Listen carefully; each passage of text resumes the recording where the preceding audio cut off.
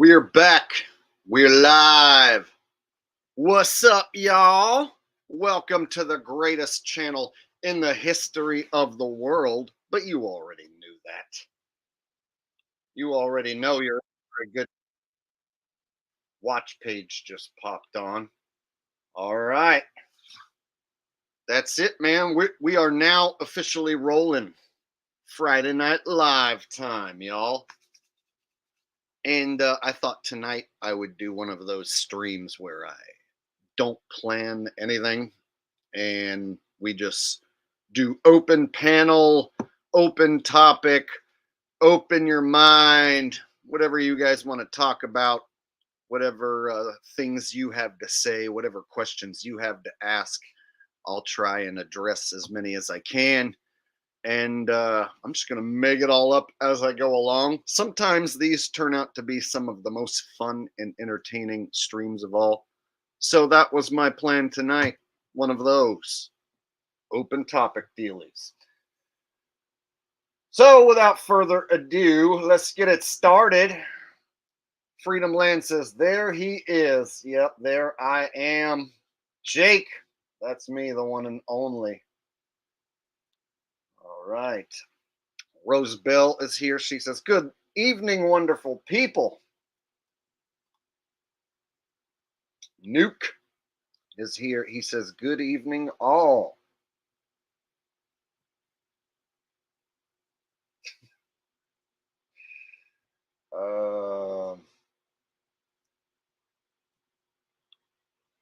EMCC says, Jake 2024. I'm on the ballot. I'm not going to win, but I'm on the ballot. No, actually, I'm not even on the ballot. Not going to win, not on the ballot. All right.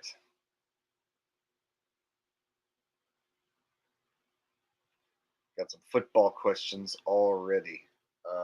I personally think that the Chiefs won't three-peat, and that's like my last football type pick that I have made that I'm sticking by. I'm going to say some other team wins it. And I feel like the Chiefs will get knocked out in the playoffs, like AFC Championship game, maybe even the game before that, like the divisional game or something. So I feel like the money's going to be on the Chiefs super heavy, and people are going to just think that they're going to ride the Chiefs to that three-peat and just, keep doubling up their money all the way there. And no, I think that they're going to run into some trouble. So I'm going to say the Chiefs don't three-peat. That's just me. All right.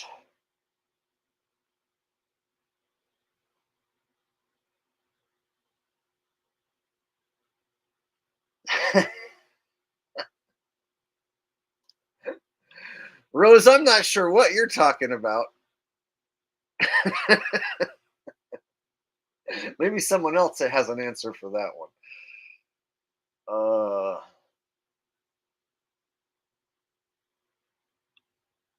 Vikings because Hawk Tui chick is Sam Donald new girlfriend. Oh, well, lucky him. All right, OJ and Toothpaste coming in with the first super chat of the night says, what up, Jake? That Lib Cruise video was awesome. Yeah, unplanned. I was leaving town, and they were standing in the same spot where I actually almost got in a fight with a guy dressed in a mailbox years before, and a random Mexican dude. So I've actually almost got in a fist fight altercation with other libs in that exact same spot. And you can find that video on my Bitch Oot channel. But in this circumstance, I saw the 5 ladies who were standing there, and I drove past them, and I thought, do I want to make a video about that? And I thought, dude, you almost got in a fight last time you did that. Like, is it worth it? And I was like, yes. So I pulled a U, and I go back by them again, and they're out in front of a Starbucks on like one of the main roads that you come into town on Santa Cruz. And So I pulled into the parking lot and decided, okay, I'm just gonna, since it's only 5 ladies, I'm just gonna like make a video. But I figured I'm gonna be nice and make sure not to like stir up any onlookers, and to where I don't want to ever be arrested, and I don't want to ever get attacked by multiple people at once. And so I wanted to make sure that I was like a bit more stealthy with my approach. So I made sure to get the footage, ask them a question, but at the same time, I waited for like one of the ladies to come over to me and talk to me first. I didn't like go confront them. So I played my cards a bit differently this time around, and I was pleased with the result. And YouTube gave it a bump, like YouTube pushed the video along. So when I first uploaded it, it didn't do much. But then, like I don't know, 6 7 hours later, it started to pop, and new people were watching it and hitting the subscribe button. So I might have to do a little more of that in the future. It opened my eyes that I need to get my ass out of this office and do some more man on the street stuff. Glenn Lake says, second super chat. Thank you very much, Glenn. Thank you, OJ and Glenn, getting us started on our super chat journey. OJ says, your thoughts on going to the dentist? Is it bad getting a cleaning, or if you have a very bad breath? Do whatever you think you need to do, man. I mean, it's expensive and shit, it depends on your insurance and what you can afford, but like it's a business like anything else. So all the health industry is a bit crooked, but sometimes you gotta do what you gotta do. So if you have a bone sticking out of your leg, do you need to like go to the hospital? Yeah, putting that back in yourself ain't gonna be a good idea. But would I recommend you go get checkups every 6 months? No, I'd stay away from the hospital. So the same thing goes with the dentist or any of this stuff. It's like, if you have an immediate problem that you have to have repaired, then you got no other choice. I get it. But like, as far as like, if you can figure out a way to do it at home for cheaper, more effectively, even, then avoid it, no matter what it is. And this is everything across the board when it comes to the health industry, not just dental, because it's all basically the same shit. So if you can avoid uh, getting ripped off by going, you know, to see any health professional, if you can figure out whatever you need to do online yourself, you're going to save yourself a lot of time, money, and hassle. But there are occasions where you got to do what you got to do and bite the bullet and pay the big bucks. So just all depends on your situation.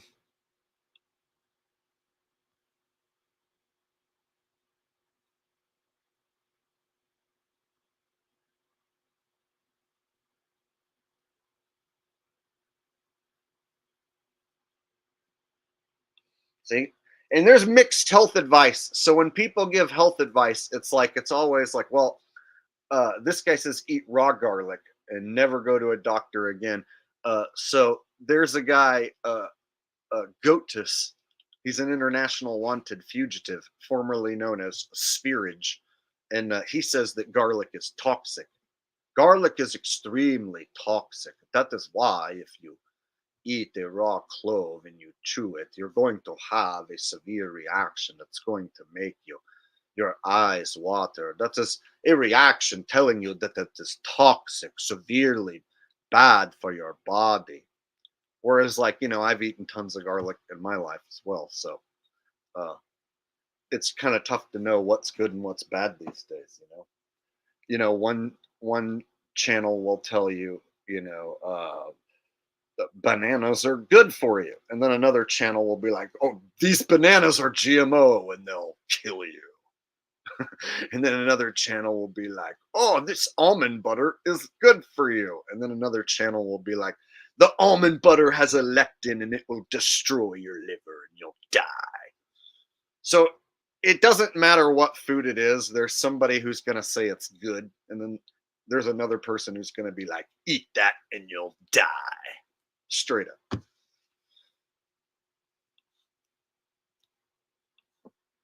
Nathan Milham says, you should grow a beard and wear your hat for Halloween. Be psychedelic Abraham Lincoln. I don't like to grow out my beard because then I touch my face all day and at night. So anything more than just a light stubble, I start messing with my face.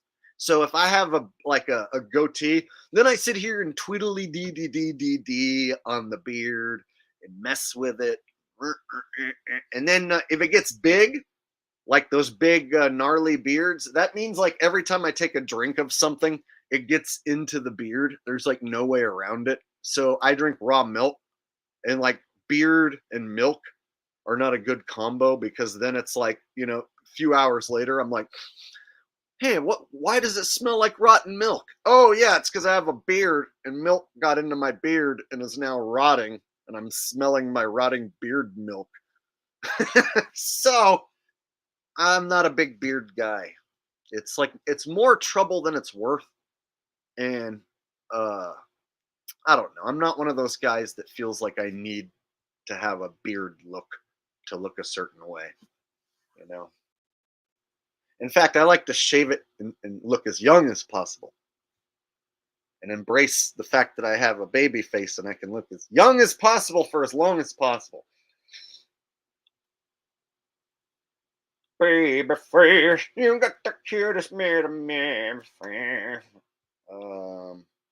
OJ and Toothpaste says biggest scam, medical insurance or voting. I would say insurance because it can just get really pricey and expensive. And so I don't pay for it. And then I just say I have a financial hardship. And so yeah, dude, I would say insurance because voting, you just don't. I've never voted. And but the insurance thing, there was for a while there, like it. I was working with a company years ago, and I felt like I had to have it, and it's like this extra expense that I never really used.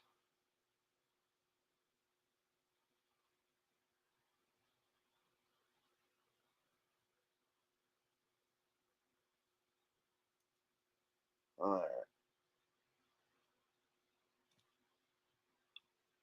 Luke says brush your teeth with baking soda. Yeah, I use that because I'm a coffee drinker, so it's like I'm every day I drink coffee. I know I need to give that up.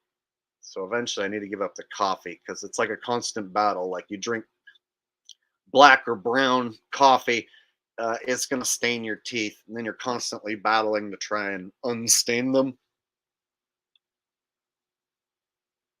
Throw, you know, some smoke and some beer into the equation. And it's a constant battle to try and keep them nice and white.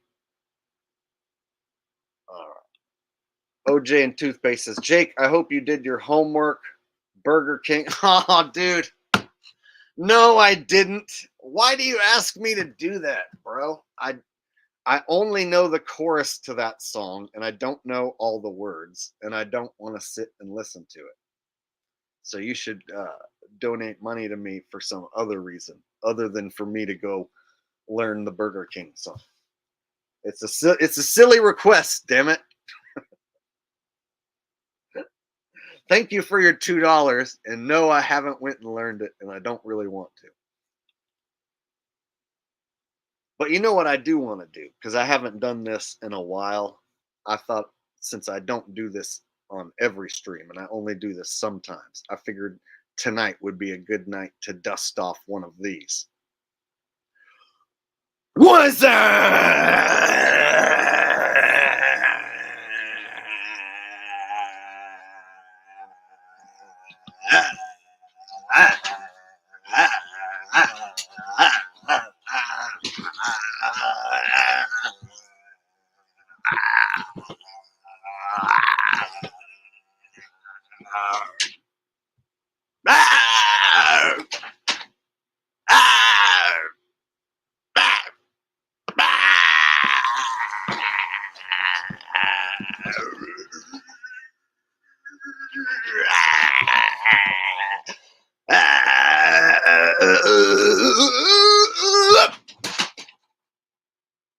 There we go. Now that we've got that out of the way, we can get serious.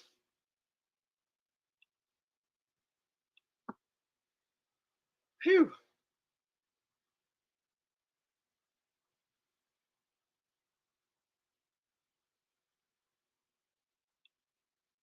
Oh, Nachakita says Jake's not an asshole. He's just nuts. Am I? Or is this all part of my strategic plan to entertain the living shit out of all of you and tell you the truth at the same time to the best of my ability while simultaneously entertaining the living shit out of you like you've never been entertained before?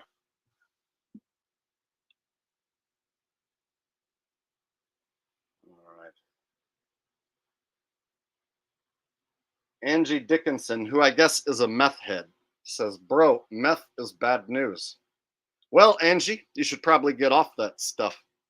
I tried that once when I was like 18 years old, and it's gross. I won't do that shit ever again.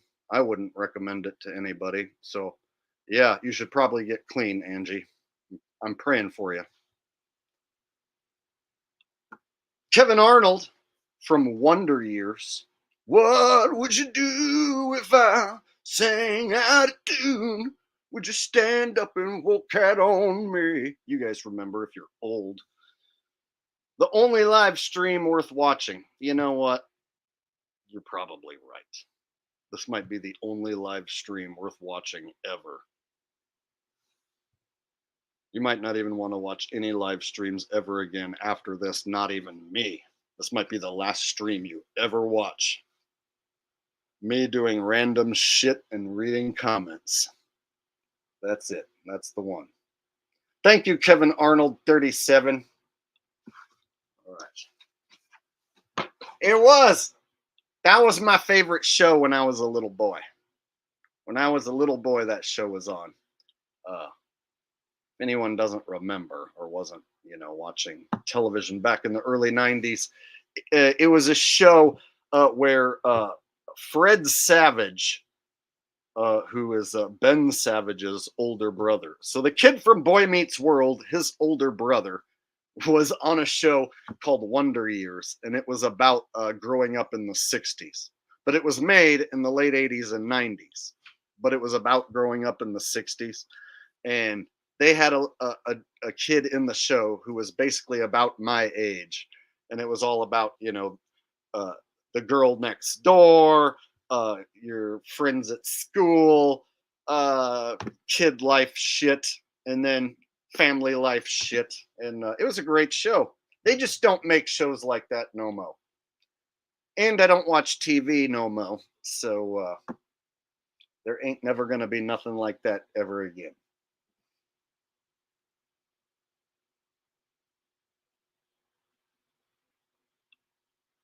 Yes, he was the mole guy from Austin Powers movies. Yep, same dude.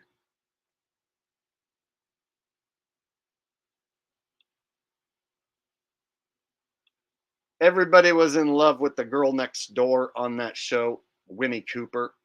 Even though she was a bit of a slut, typical slut. She was like dating all these guys, and Kevin would be like, "Winnie, do you want to be with me, or do you want to be with that 6'5" football player?"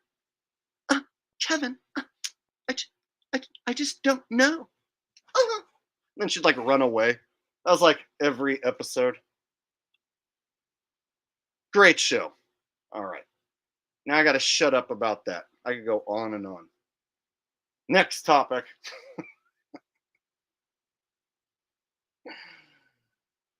All right.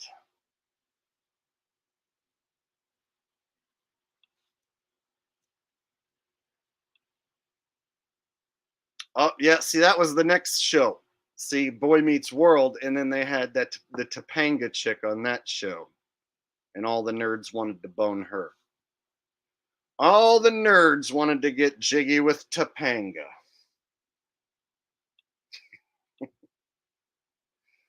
All right.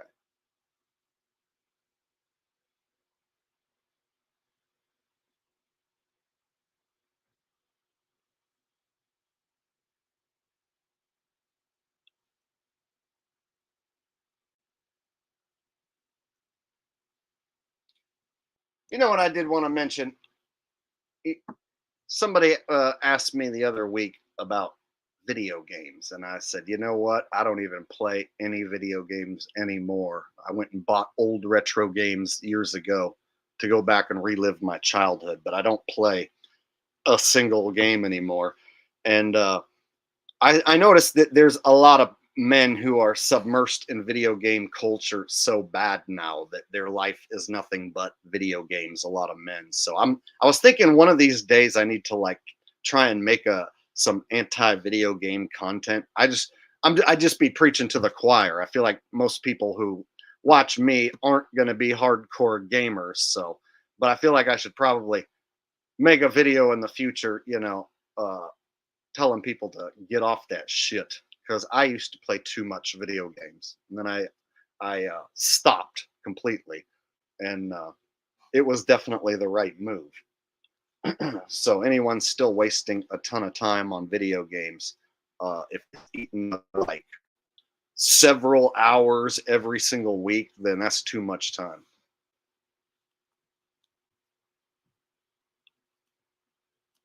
All right. Goblin Grundle says, thanks for sticking up for fake space scene and shit. Please make a nice with Thomas Scott so he may help make great music videos with Jake. Those vids killed laughing like hell. There's certain people who stab you in the back along the way who you just don't really want to give another chance. And Thomas kind of falls in that category, and the reason is because after I stopped being friends with him, he went right over to Jaronism, and told him like where I'm at, and basically tried to go make friends with the enemy. It was like right when I didn't want to be friends with him anymore, he decided he wanted to go be friends with Jaren, and that type of shit just no, like you can't go like be friends with my enemy right when I stop being friends with you and like divulge information to the enemy about me. So he's kind of in the category of like I can't forgive him and go back down that road. It's kind of like once you stab me in the back like that, then I'm kind of done with you for good. It's a shame it had to be that way, but that's what he chose to do. So that's that. So what I got to do is pull my head out of my own ass and make my own music, and that's one of my plans I've been meaning to do. It just requires me pulling my head out of my ass and stop being lazy and learn how to record myself and make my own music without the help of other people. So that's something I need to do, and by golly, one of these days I'm going to do it. I have people who can help me. I just need to reach out to them and make it happen. Thank you, Goblin Grundle. I think I missed another super chat that went on by. No, that's the one I read. Hunter Thompson said, dude, I switched from coffee to yerba mate. I brew it in my coffee pot. It's a different caffeine molecule. No crash, no jitters. Just a steady buzz all day long. Not as tasty as coffee, though. Yeah, I know I need to give up the coffee shit. It's not healthy to drink it every day. And so, yeah, I should probably look into something else.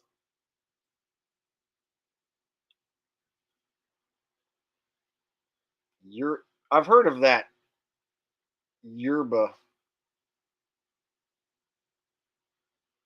Thanks, Hunter Thompson. I appreciate that. It's probably a good suggestion. FF says, can you explain the current understanding you and Q and Fee have regarding the nature of the Earth? Is it an artificial reality or something else? That's a good question, and I can't totally answer that for you. And Q and Fee cannot answer that question for you either. All I can tell you is what we've been told about the Earth by mainstream science is wrong. It's not a spinning globe in a space vacuum. with a giant fireball sun 93 million miles away. It ain't that. And it's also not a AE map with an ice wall and a single sun and moon going around in a circle. It ain't that either. And so it's looking like, okay, water does lay flat and level when you just let it sit. It just lays flat and level. And we've never been shown any sort of experiment where water sticks to the outside of a ball that spins. And none of us have ever been to outer space uh, and seen the Earth as a ball with our own two eyes. So we're always stuck wondering how long and how big this place goes, what shape this realm is, and there's no way for us to know because we're basically barnyard animals caged in. And so all I can do is speculate a bit, but I don't want to speculate too much because I want to be as honest as possible. And the honest answer is I feel like this realm is artificial in some way. It's not completely organic. The things going on in the sky don't match any map or model and really don't make any sense. And it doesn't match what we've been told. So, with that said, I lean towards this place being more like computerized, artificial, and then perhaps we, the bags of flesh, here standing on the physical ground, we are the ones who are possibly the organic material within the artificial realm.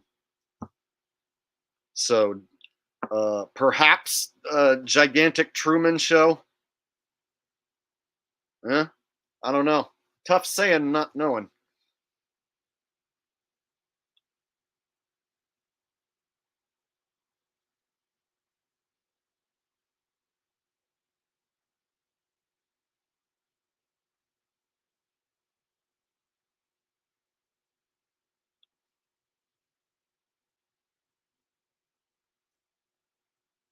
I think I might have missed a super chat as well.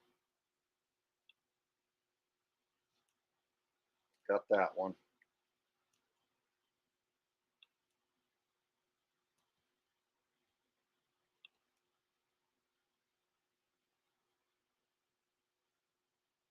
The yearbook coffee. Oh, yeah, I did miss one.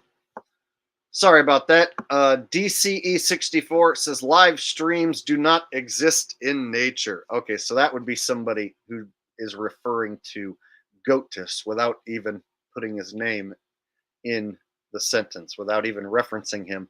That's a Goatus reference. Anyone who says does not exist in nature or is very natural or is not natural, it's like that's always some sort of Goatus reference. And Goatus is an internationally wanted fugitive.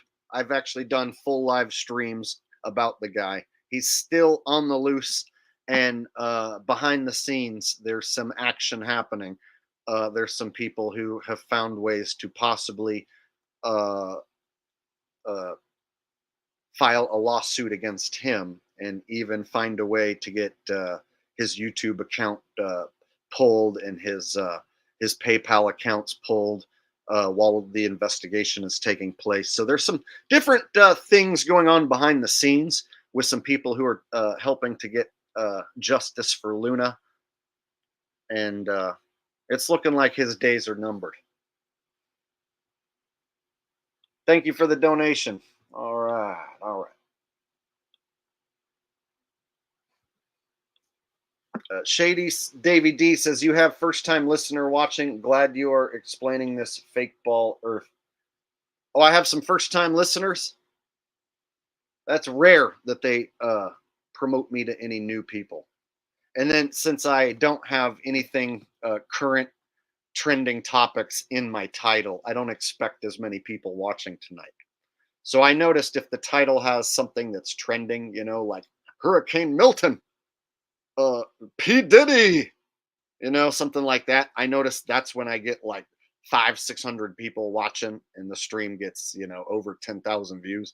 But if I don't have a trending topic in the title, It's like I get half as many and they don't notify a bunch of people. So yeah, that's the only trouble with doing a stream where I don't talk about any like trending current topics in the news is like it seems like they cut the traffic to the stream by half. It's like they're almost like wanting me to put like P Diddy in every single one of my titles just to make sure people show up, even if it's not going to be about P Diddy.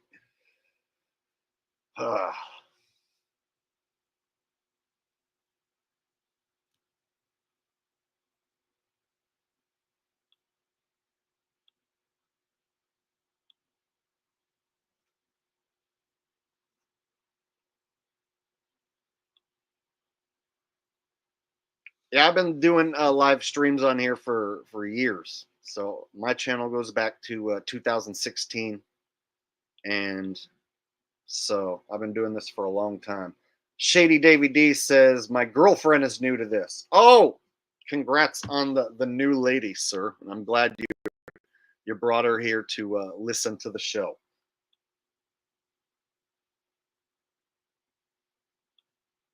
Vincent Charles says dinosaurs are fake. I totally agree. Dinosaurs are fake. They are mythological, made-up creatures that a lot of people sadly are emotionally attached to.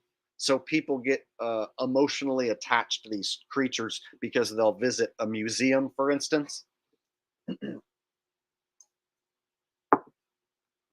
So when a kid takes a field trip, let's say with his school to a museum, and they've got the dinosaurs, and let's say they're like robotic dinosaurs, it'll like ingrain these fond memories in a child's mind about seeing these dinosaurs and all the different types of dinosaurs. And I know because I remember being a kid and watching the Land Before Time movies, right?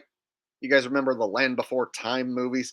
So what they do is they get you as a child to build like a bond with these damn creatures that never existed. And then when you come to find out that like yeah, things that happened millions of years ago, like no way to prove any of it for sure. Things that happened thousands of years ago, even that you can't really prove. So my thing is like, okay, anything that happened like before 1900, I have no idea. Anything that happened before I was born, I just don't. I don't even know. History is so tainted. They got so many hundreds of millions of people to believe dinosaurs. That history is so badly tainted that when you get people talking about something that happened millions of years ago, it's like, oh shit. How am I supposed to undo that? I have to I have to be the guy who tries to undo the dinosaur lie. That's tough, especially with people building an emotional bond with these creatures.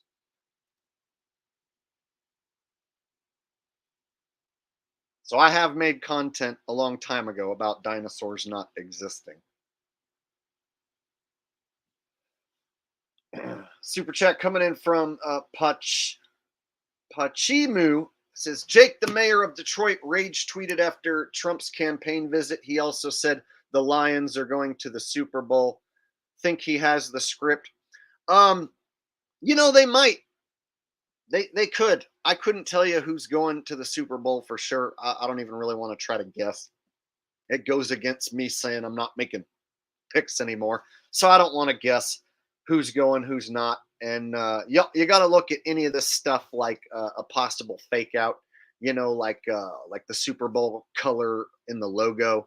Oh, the Super Bowl logo color is this, so that means it's going to be this team versus this team. No, they tricked everybody with that last year, so you can't trust any of this planted stuff. It's like 2 seasons ago there was a leaked Super Bowl script that had the Eagles beating the Chiefs by 3, and instead the Chiefs ended up beating the Eagles by 3. So I would say anything that comes out, take it with a grain of salt. It could be to throw you off, get you to make some sort of a future bet on something that ain't coming through. Thank you, Pachimu, for the donation. I'm sure Eminem, the fake Eminem will be there, rooting on the Lions in their phony games. Imagine the fake Eminem celebrating on field with the Lions after they win a fake Super Bowl. All that glitters is old, with a very generous donation, says, thanks for all you do, Jake. I appreciate that. You know, I been putting in some extra time with these damn NFL videos and stuff, and so tonight I wanted to do a stream where I just talk to you guys and uh, just take questions and statements from the chat. So thank you for being here. All that glitters is old. You've been donating to the channel regularly, and very generous donations. And it's people like you that help keep guys like me doing this job right here. And this is an amazing job that I get to do. It's very unique, and it's unlike any job I've ever had. And so, yeah, you are one of the direct reasons why I get to keep doing this. Thank you very much.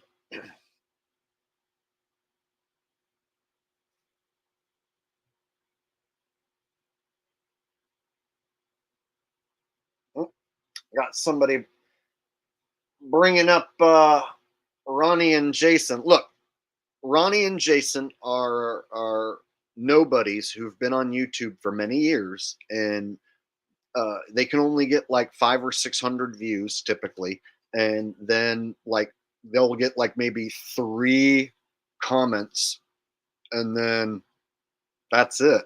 And so you have to ask yourself, like how come after like them being on YouTube for all these years, how come they don't have at least a little bit of a following? It's like Ronnie's mom is one of their mods, and then like 3 other D writers of theirs. So they have their little clique of like 10 people in chat.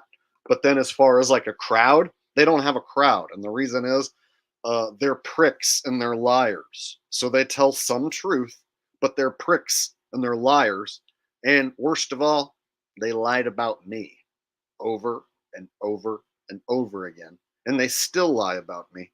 So the fact that they don't get very many views, nobody likes them, they don't get any engagement, well, it's going to stay that way.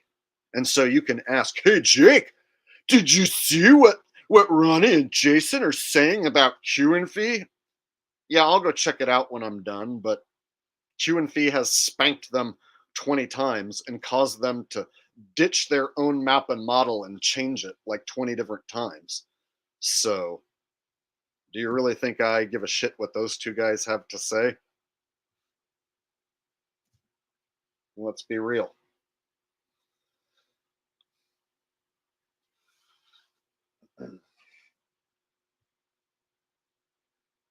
I mean, 2 guys who live together, who are like 50 years old, and they live together and have lived together for years, and there's no woman in sight, uh, and they have the same haircut, and they finish each other's sentences. I mean, if I was to guess, those dudes are a couple.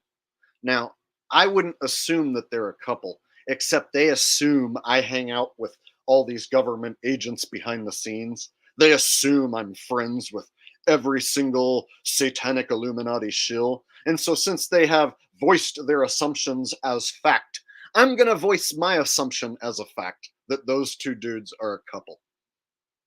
I wouldn't do that if they weren't such a prick to me and lie about me. I wouldn't do that. But you know, that's the way the cookie crumbles around here. Lie about me and slander me, I might just return the favor. But in a much more truthful manner. That way it's not really slander or lying. It's just me telling the truth about you. All right. Moving on. Moving on from that.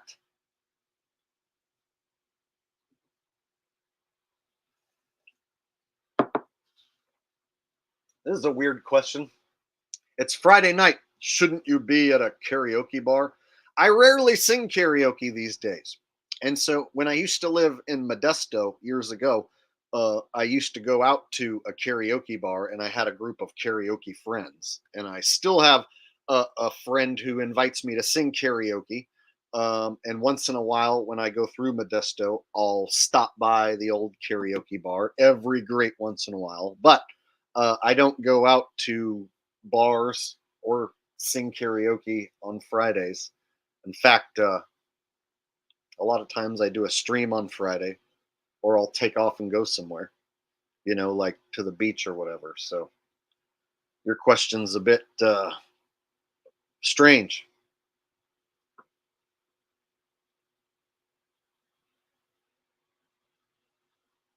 Looks like I missed the Super Chiznet. Super Chiznet.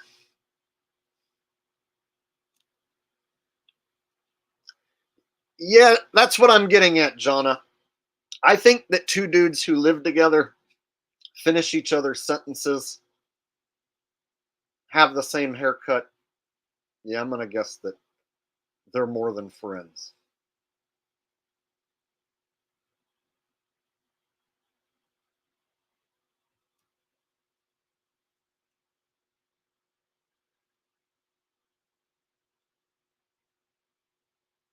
Someone said I missed the super chat. I'm going back to look for it.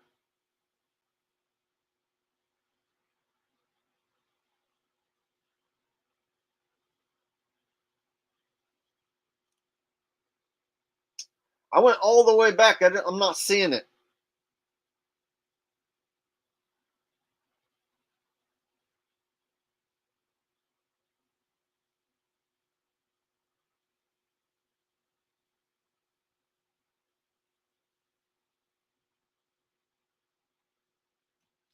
I got this one.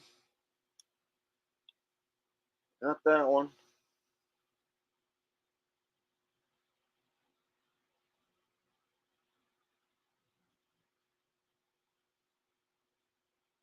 Sorry, guys. I don't want to miss any of the super chats. It makes me feel bad when I go back and see that somebody sent a super chat and I scrolled by and didn't read it.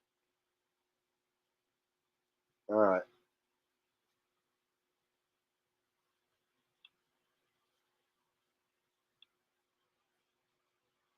Okay. Well, I'm pretty sure I read all those, but all right. Thanks, man. All right. Looks like I'm caught up.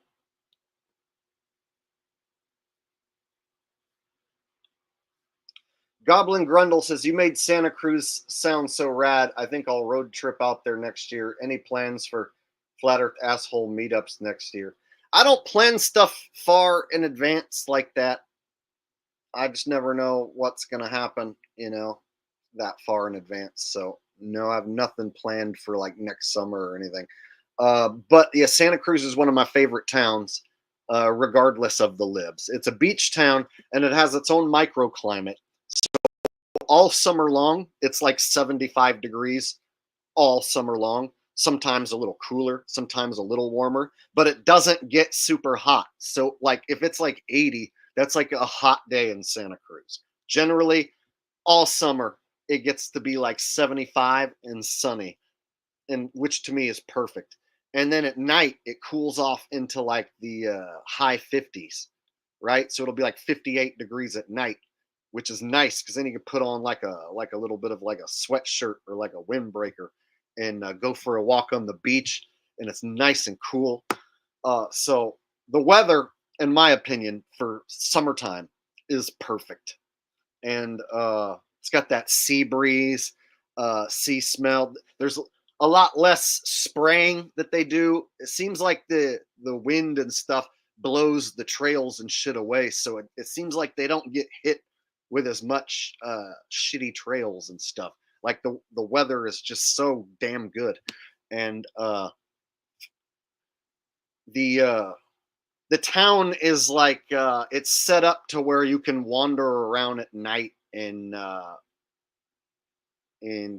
it's like I don't know, it's just really nice. I just really like it, and so I'm the type of dude that like I've eaten psychedelics in different places, and eating psychedelics in Santa Cruz is the best town that I've ever tripped in, and so I like to keep repeating things that I've done there.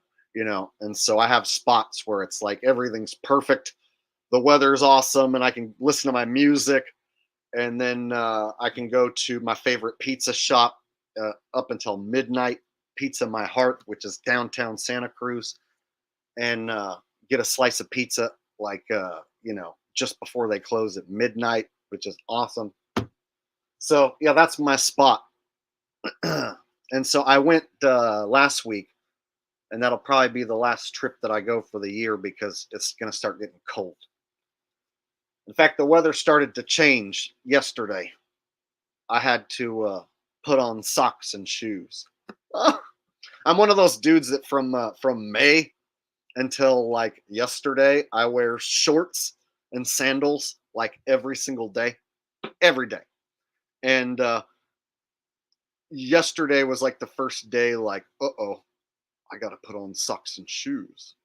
It's finally cool enough that like sandals and shorts ain't really working. So it's kind of a sad day. That's when it's officially fall, is when I have to put on socks and shoes and pants.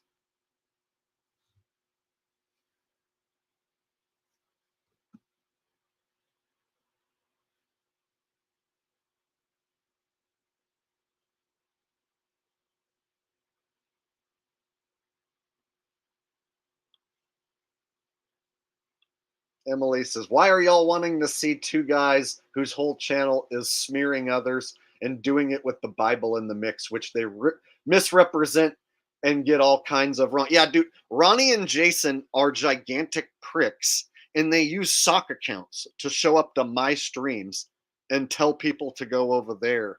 It's like, and they think they're slick by bringing them up over here, but here's the thing. If you want to try and go watch those lying pricks, it's like you won't make it long before you abandon them and come back here. And so anyone who thinks like, oh, I'll go check that out, you won't last long. There's a reason why they have a very small audience and nobody comments. It's because they're lying ass pricks and they think that they themselves are the chosen ones from the Bible. And so they think that they have all the answers to everything, and they call everyone a satanic Illuminati shill, including me. And I've tried to tell them, like, no, I'm not that. And you have it wrong about me. But they don't want to listen. And so they've slandered me enough times to where I'm like, fine, you guys are butt buddies. I'm going to tell everyone in my audience that you guys are butt buddies. And they're going to think you're butt buddies because you probably are.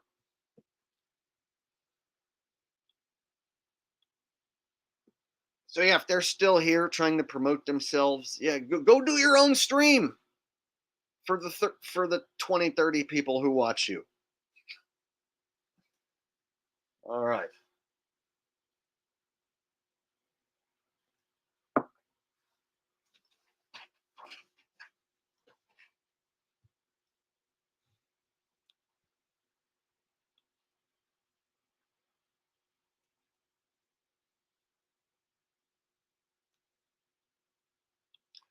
Here's a good question. It says, Jake, what have you learned regarding nukes? I can't get myself to feel as confident about them being fake as I am about, let's say, NASA being a sham or gravity being made up. What do you think? Oh, well, here's my thing. Go look at the old test footage from like the 50s and 60s. It's models that they're just blowing up. And so with regular dynamite and old school movie effects, you can create the illusion of a nuke. So literally all they're doing in the old school footage is just getting that big mushroom cloud. They can do that with just stacks of dynamite. And so, and then they can enhance their old shitty footage with their old movie effects. And so they're using just updated tricks. And so there is no world ending bombs. There is no crazy cuckoo world leaders with their finger on the button about to press it. There's no such thing. And so if you go look at like the North Korea missiles that they have, like, oh, here's our display of our military, and they have these big gigantic missiles on the back of these trucks and tanks. It's all just stage prop shit. When you really look into it, you'll find out that like any displays of these gigantic missiles, it's a stage prop. So it always comes back to like, I've got a weapon that's so big, it'll end the world. And I might use it at any moment. Be afraid of me. Be very afraid. Now, if I get you to believe that I actually have that and get you to be afraid that I actually have that world-ending weapon, well, see, I got you duped, right? So they can put on this charade like Russia's got a bomb, and North Korea's got a bomb, and China's got a bomb, and we got a bomb. Only question is, who's gonna hit the button first? Yeah, right. So there's no such thing as world-ending bombs, and no, you can't end the world if everyone hits the button. And so all that's just fear-mongering bullshit. It's right up there with a world-ending comet. So world-ending comet that killed the dinosaurs is right up there with world-ending bomb that can kill all the humans, in my opinion. So my thing is, you won't be able to find any proof of this shit. And when you go back and think, like, look into like, okay, what about Japan and when they were bombed? I always say, what if you carpet bomb the living shit out of an area, and then that country waves the white flag, says they give up, and then you say, all right, we'll stop bombing you, but you have to tell everyone we did this with one big bomb. Do you agree that you give up? You have to tell everyone that we did this to you with with two really big bombs. Okay, okay, just stop carpet bombing our country, and we'll tell everyone that you did this with two bombs instead of 2,000. See what I'm saying? So my thing is, you drop 2,000 bombs on an area, and then be like, we did that with two bombs. We're badass. See. Everything's a big trick, right? Everything's a big illusion.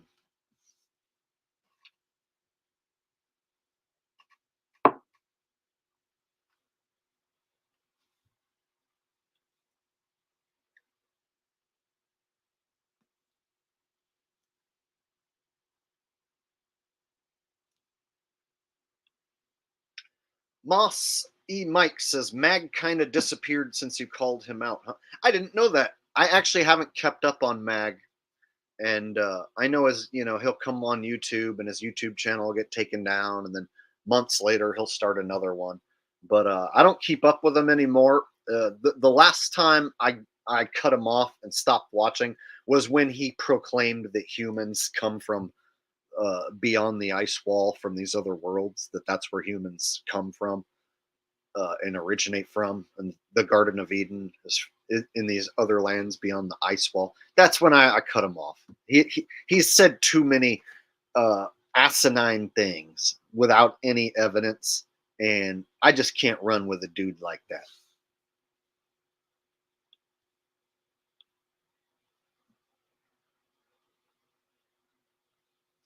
People, let me tell you something. You need to wake your ass up right now. Vern Troyer is an animatronic robot. The little mini me from the Austin Power movie. You need to wake your ass up right now. There's no way that that's a little man. No man is that small, people. Wake your ass up right now. That's an animatronic robot. Do you really think that the Austin Power movie is going to have a mini me with a man who's that small? You need to wake your ass up right now. That's an animatronic robot. That's literally something Mag said. I'm not just trying to be funny. Mag said Vern Troyer was a robot. In his evidence, he's just such a small guy. There's no way it could be a real guy because he's so small. That was his evidence. So when I would tell people, like, dude, Mag said Vern Troyer's a robot, they'd be like, yeah, but he says a lot of other truthful things. So you're going to give him a pass when he said Vern Troyer's a robot? I guess so.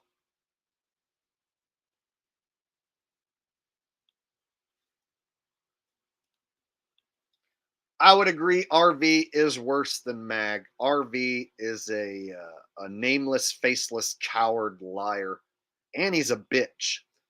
And and he's lied and slandered me enough times to where, yeah, I would say he's one of the worst shilly shitbags of all.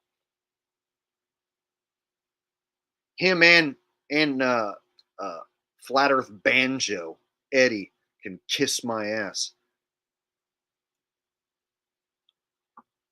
OJ and Toothpaste says, your opinion on Jesus after we die, church or trutch. Uh, I'm not a guy who follows any mainstream religion or any religion at all, really. And so I'm not a Bible thumper and I'm not an atheist. Yeah, I don't.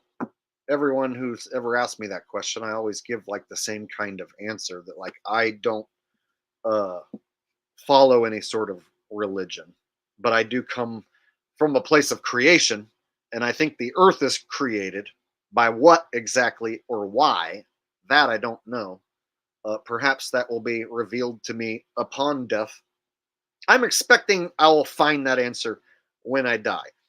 And so I have an idea of the afterlife because I have tampered with certain psychedelic compounds, such as the Deemsters. And if you smoke a crystallized version of the Deemsters, you know what I'm talking about. You can come up with an idea in your head after you get done tripping your balls off of what the afterlife might be like. And maybe it's similar to that uh, trip experience you had. And so I can kind of guess in my mind what the afterlife might be like, but there's no way for me to know. So I might totally get a different experience when I get there than I'm expecting. So, yeah, I guess I'll find out when I die what all this was about and why. Or maybe I won't. That would suck.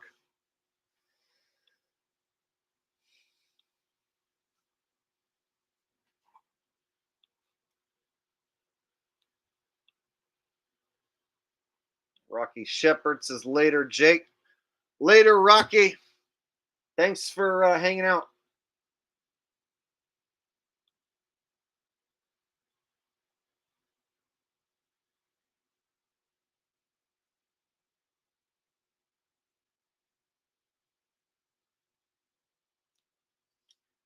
JT says, hey, Jake. Hey, JT.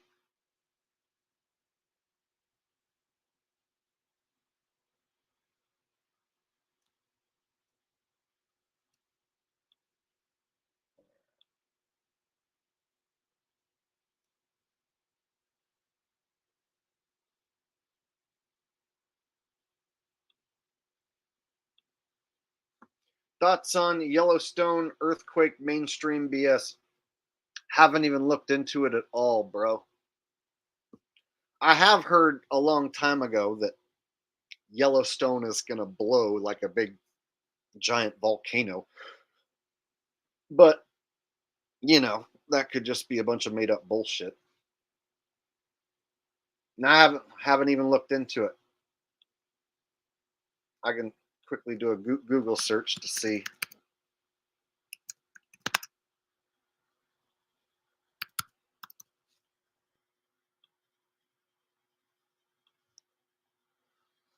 It says 700 to 3,000 earthquakes occur each year in the Yellowstone area.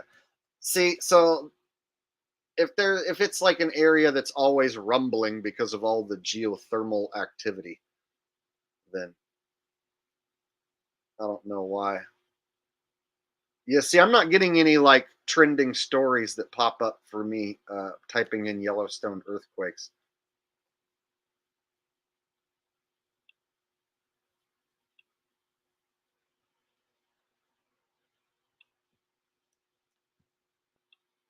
I've been there once, and it was a beautiful national park, though. I would recommend if you like national parks to go to Yellowstone. I've been to a bunch of really beautiful national parks. Uh, Like, for instance, some of my favorites here in California, of course, Yosemite is very, very popular. In Utah, Zion and Bryce Canyon, those are both really good. And yeah, but Yellowstone, that was really nice. That's one of my favorite national parks I've ever been to. And so I haven't been in a long time, but I remember it being very beautiful. And you could walk out on these like wooden, uh, like deck things along the geothermal areas where there's like boiling mud and geysers and stuff. So it was cool to be able to walk on these wooden decks right next to like boiling mud. And then we watched Old Faithful geyser go off. So yeah, I did the Yellowstone National Park, and that one was really nice.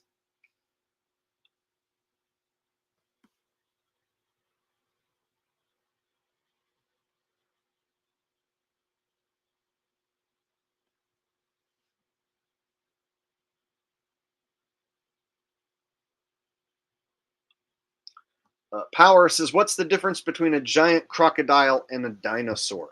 Well, dinosaurs they claim lived hundreds of millions of years ago, and if you look at the different creatures they have that they call dinosaurs, they don't really match crocodile. And so, if you look at a Tyrannosaurus Rex, it's got these like little itty bitty baby arms, and then these like big gigantic like legs, and this big gigantic tail, and it just doesn't make sense that like this creature is going to stand on its legs but like have no use for any of its arms, to where its arms are like these useful or useless little fucking things.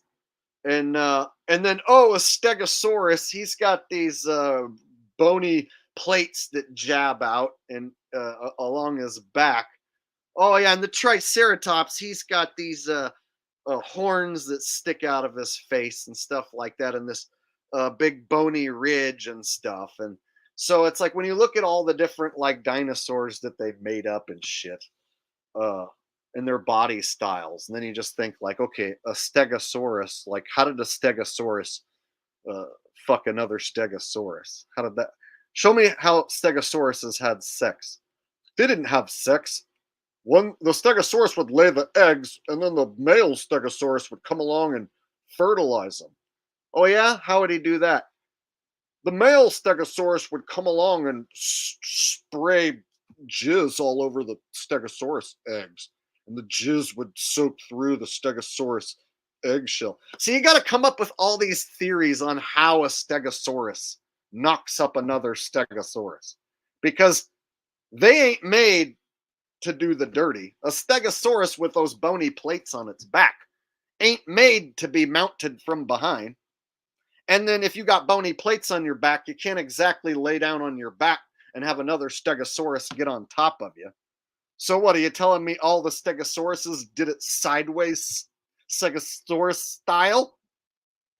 No, Jake. The female would lay a stegosaurus egg, and then the male would come along, and he would spray it with stegosaurus jizz. The stegosaurus jizz soaks through the eggshell. Don't you know how dinosaurs work, bro?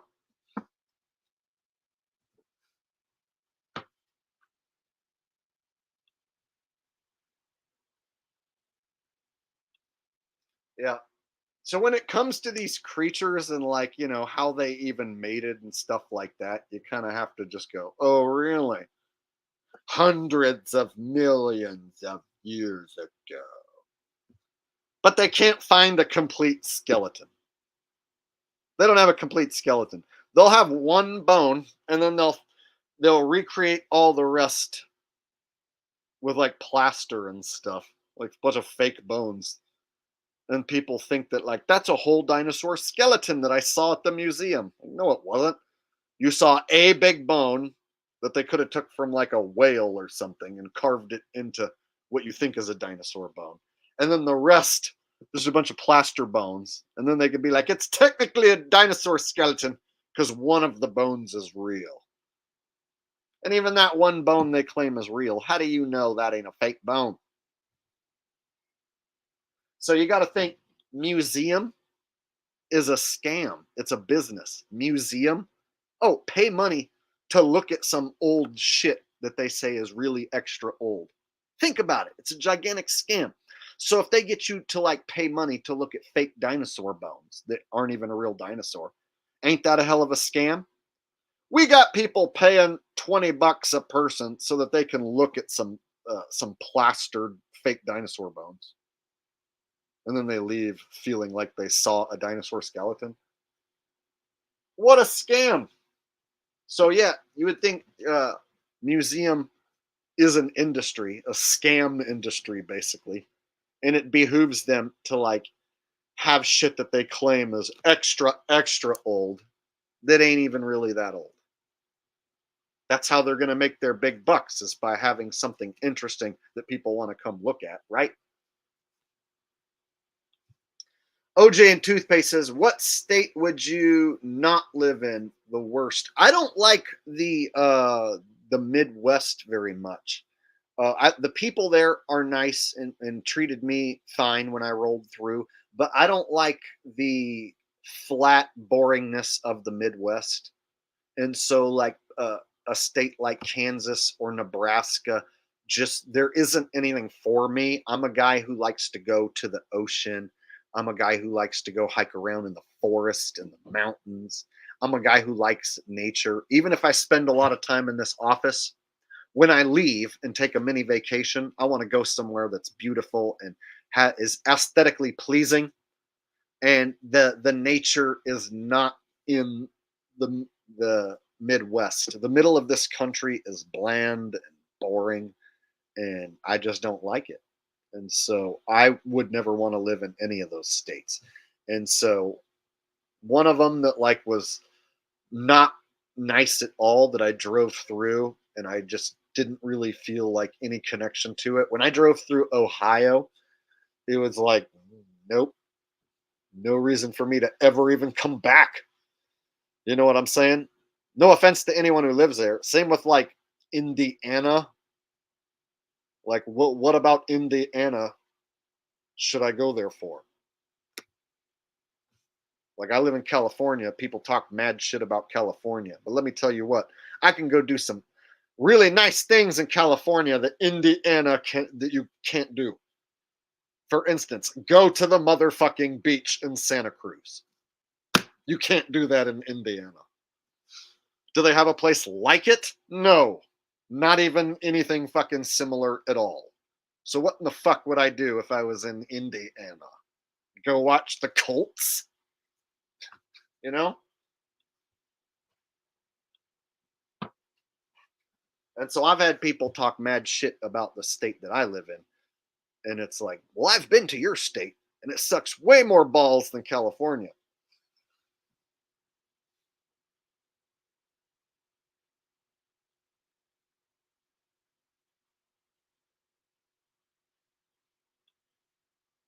See, I would argue New Mexico is nicer than Nebraska and Kansas because it has the desert and mountains aesthetic. So they still have some really nice, like, national parks and forests and deserts and stuff. Whereas Kansas and Nebraska, they don't have a forest that can touch the beauty of California. Like California's most beautiful spots are like world renowned. Whereas like Nebraska, you don't have people flying in from Japan so that they can go visit Kansas and Nebraska. But they want to go visit Yosemite National Park here in California. I like New Mexico because it's it's uh it's a little different than the other desert states. Now, I understand that places like Albuquerque have like a really terrible side, and there's places in New Mexico that are ravaged by meth and drugs. So I know there are some nasty like tweaker towns in New Mexico that nobody should live in, but the nature in New Mexico is unique, and I do like it. All right. Oh yeah, in the food, I ate at some Mexican food places when I was there that were really good. Uh, there was a place in outside of Albuquerque that specialized. I can't even remember what it is, but they specialized in green chilies. Like every dish had like green chilies in it. Green chili burger, green chili omelet, green chili this, that, and the other. And it was like, oh my god, every damn green chili thing that I tried was awesome.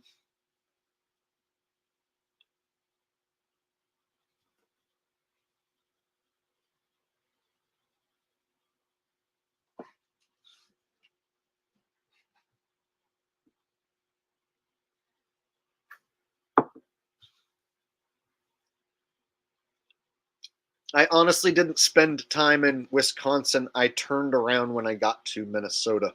So last summer, I was going to go to Maine and back, and I was doing van life videos along the way. Problem was, the van life videos weren't getting very many views, and trying to do meetups while on the road, not knowing, when I was going to roll into each town, not knowing, uh, what place I was going to even do the meetups and stuff. It was too difficult and proving to be. Uh, it wasn't. I wasn't making enough money from the videos, and then the meetups weren't doing good because I was rolling in the town like unexpected and a lot of times, and then announcing a meetup for like the next day. So it's something I would have to plan out better. So I didn't get to check out Wisconsin. Anyway, I went into this story that might not make sense to you guys, but like I started out across the United States, but I took this really long route where I went up to Oregon and then Washington, and then cut across through Montana, started going east, and then by the time I got to Minnesota, I had been on the road for 3 weeks, and the van life videos weren't doing very well, like I said, and the meetups weren't doing very well because I was just showing up, you know, unexpectedly into a town and trying to throw together a meetup out of nowhere. So I realized if I'm going to do that, I need to have it more planned out, and so I'll have to go check out Wisconsin, another like on my way to Maine maybe next year. So I still want to go check out Maine and some of the East Coast states that I haven't ever been to, but that was my plan, and I didn't make it. I turned around and came back. So I need to get out there to Maine and check out Wisconsin. That's one of the states I still haven't checked out. Shady Davy D says likes, thumbs up for Jake Colorado meetup. You know what? It would be fun to plan something, a month or two in advance at a spot, and then go drive out and do a meetup. That would work. As long as I planned it in advance, I'm guaranteed to draw some people. Whereas, like, if I just show up like I was doing when I was in the van and then try and randomly throw together a meetup, then I'm lucky to get, two or three people.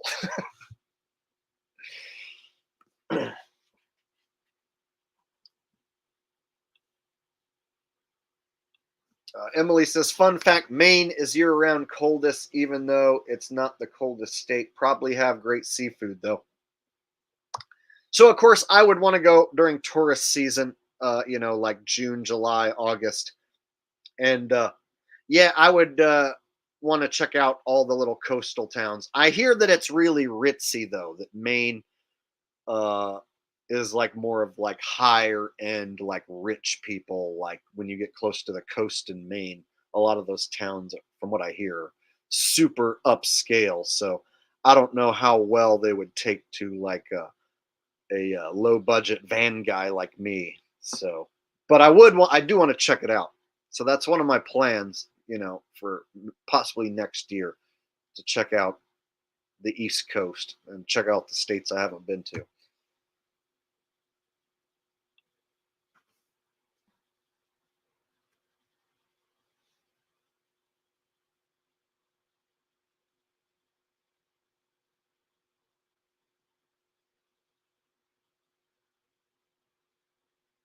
You know what? Now that I think about it, I did technically visit Wisconsin because I think there was like one of the towns like that I was in when you go across like a little bridge to the other side, it was like Wisconsin. So maybe I did technically visit Wisconsin, but I didn't really spend any time in the state checking it out. Anyway, Dirk Zink says cheers from Victoria, BC, Canada. Well, cheers from the Sacramento area of California. Yeah, yeah. See, it was in Duluth. That's right. I was trying to remember if like I drove through like a piece of it. So yeah, I think I drove across the bridge and was technically in Wisconsin for a little while.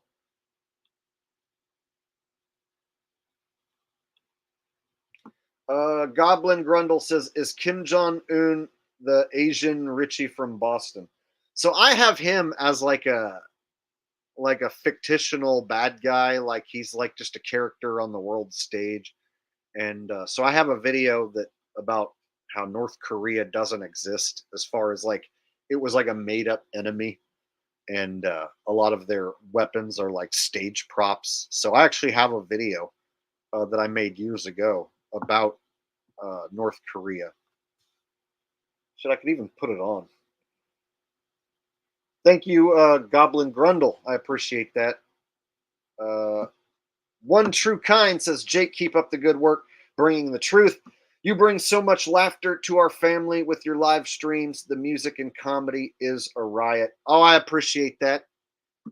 And thank you to everyone who is watching and who has been supporting me over the years. I really do appreciate that. I do have the best audience in all of YouTube.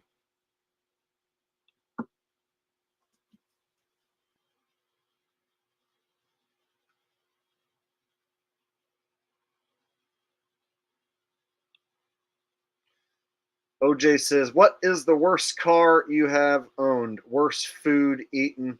Worst movie? Worst ex girlfriend? And then what's the place to visit in Yosemite?" Well, Yosemite, like, it's got a bunch of different touristy spots. The whole park's really nice, but there's like a waterfall that everyone likes to go hike to and stuff and get pictures with. God, I'm forgetting the name of it off the top of my head for whatever reason. But anyway, there's like a famous waterfall there. Um, let's see. Um, Worst ex girlfriend. I've only had like one really serious girlfriend that like I was with for 8 years, who like came over for Thanksgiving and Christmas, and I went over to her family's house and stuff. So I only had like one hardcore serious girlfriend like that, and all the rest was like just dating, or like when I was back in like middle school and shit like that, you'd be like going out with someone at school, but that wasn't like, an adult relationship or anything. So as far as like an adult hardcore relationship, I've only had one. So I guess by default she would have to be the worst.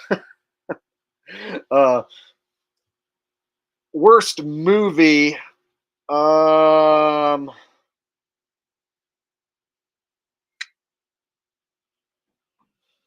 that's hard to think of the worst movie. There were plenty of movies that I just shut off because they were bad. Uh, so it's hard for me to think of one that's like that I shut off the quickest or whatever. Hmm, that's a tough question. Whenever I have to answer like a best movie question or a best song, it's just as hard for me to like pick one thing.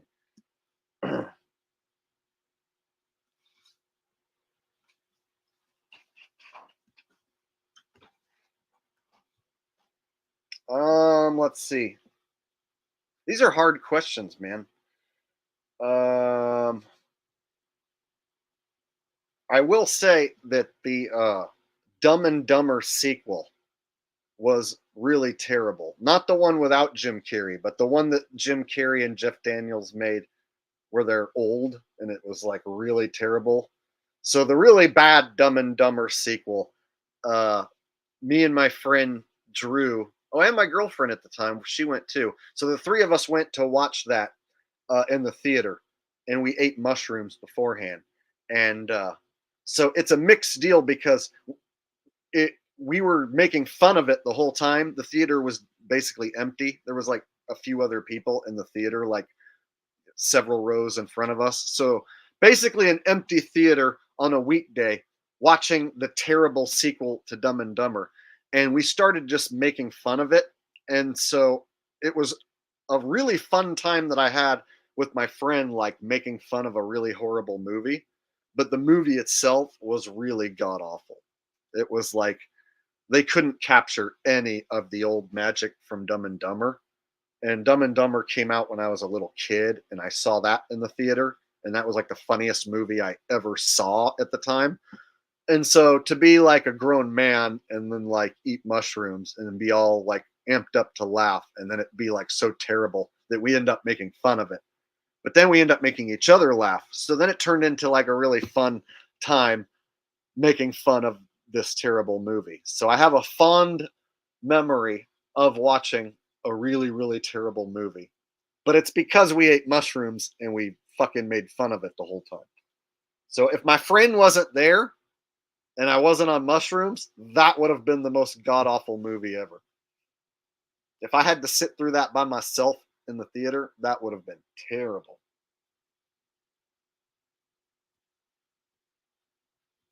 Oh, I think I missed one of the things you asked too. I think you asked something else.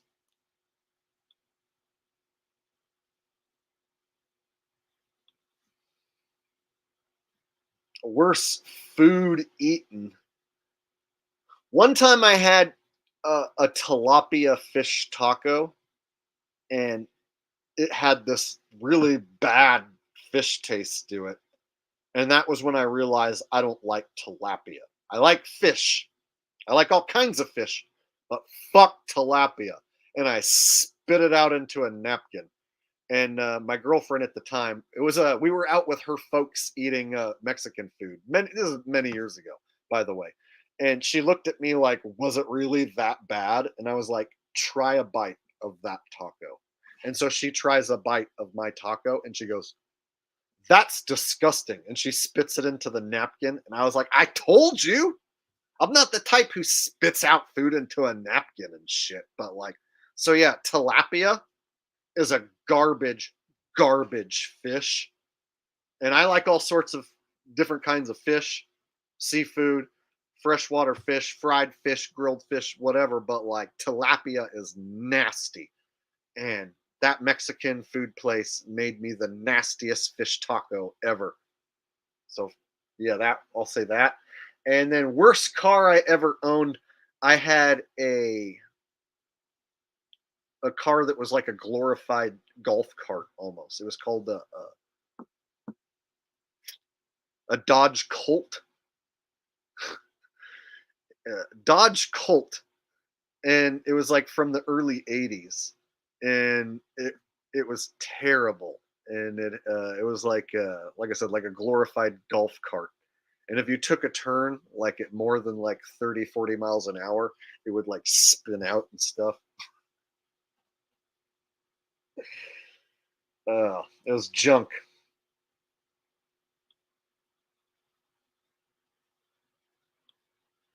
There you go. I answered all that shit. I hope that made you happy.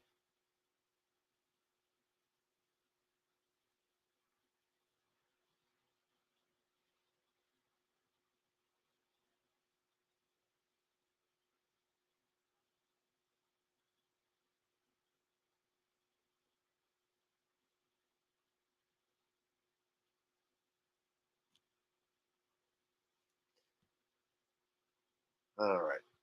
Let me go ahead and show a video since I haven't shown any videos this whole time. Because I was talking about North Korea earlier. So I think I'll go ahead and show some of that video if I can find it on my channel. Yeah, it's from like 2008 or something.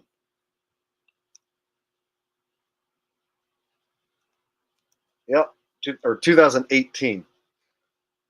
6 years ago.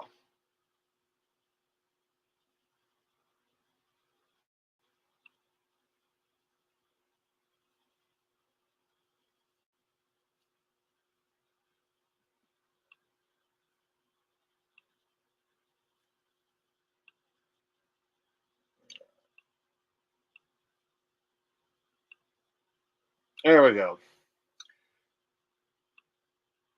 Old video that I made a long time ago.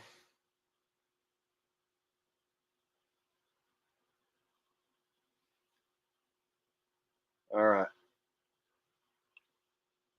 Let's watch some of these awesome North Korean army men. 사령관 동지의 용도가 있어 우리 인민군대의 전투력은 백방으로 다져지고 있습니다.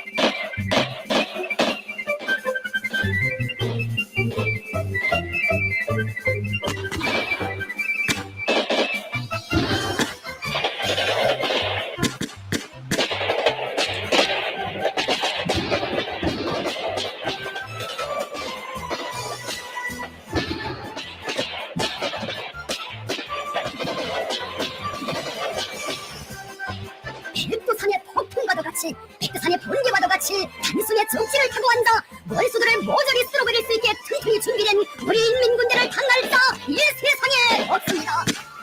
Pretty scary, huh? You can see why America was so afraid of these guys, right? Afraid these guys were going to come over and invade the USA and kick our ass, right? Look how scary this North Korean army is.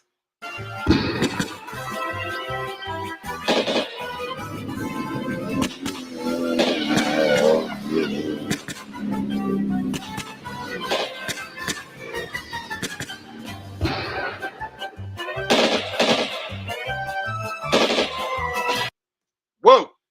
Don't want to mess with those guys. I mean, that is a sophisticated unit, to say the least. Did you see how well organized those men were? See the little barrel rolls they were doing? You see that awesome little like motorbike setup where all the dudes would like do a barrel roll and then go jump on the motorbike and speed away? I mean, we just don't have the military capability to keep up with such a badass army like that. No way we would win a war against these guys. 경의하는 최고 사령관 동지께서는 전투훈련을 더욱 강화하여 모든 전투원들을 정찰, 침투, 습격, 파괴 등 그 어떤 어려운 전투 임무도 훌륭히 수행하는 만능 병사, 다병종화된 싸움꾼들로 준비시킬 때 대한 과업을 지시하셨습니다. 조선인민군 제525 군부대 직속 특수작전 대대는 최고 사령관이 특별히 중시하며 제일 믿는 전투단이라고 하시며 영광의 기념사진도 찍어주신 경의하는 김정은 동지.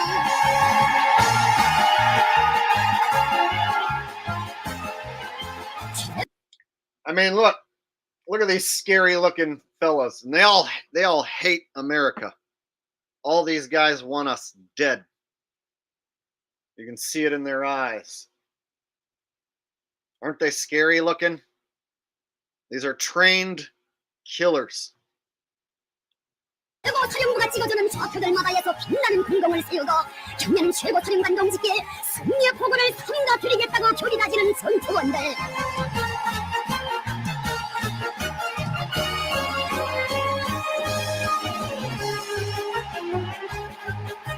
백두산 혁명강군의 멸종의 청창을 더욱 날카롭게 벼려주시려 정력적인 선군 용도의 길을 이어가시는 경례하는 김정은 동지를. Look how happy they are to see him. You guys think that that the MAGAs go crazy for Trump? look at these guys going crazy for Kim Jong-jing, right? He's like their Jesus. He's like their Messiah.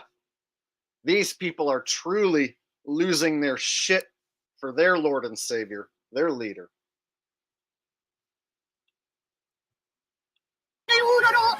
터치는 환호성 하늘 땅을 진감했습니다. It's like the Beatles, right? Kim Jong-un is like the Beatles, basically, in his country.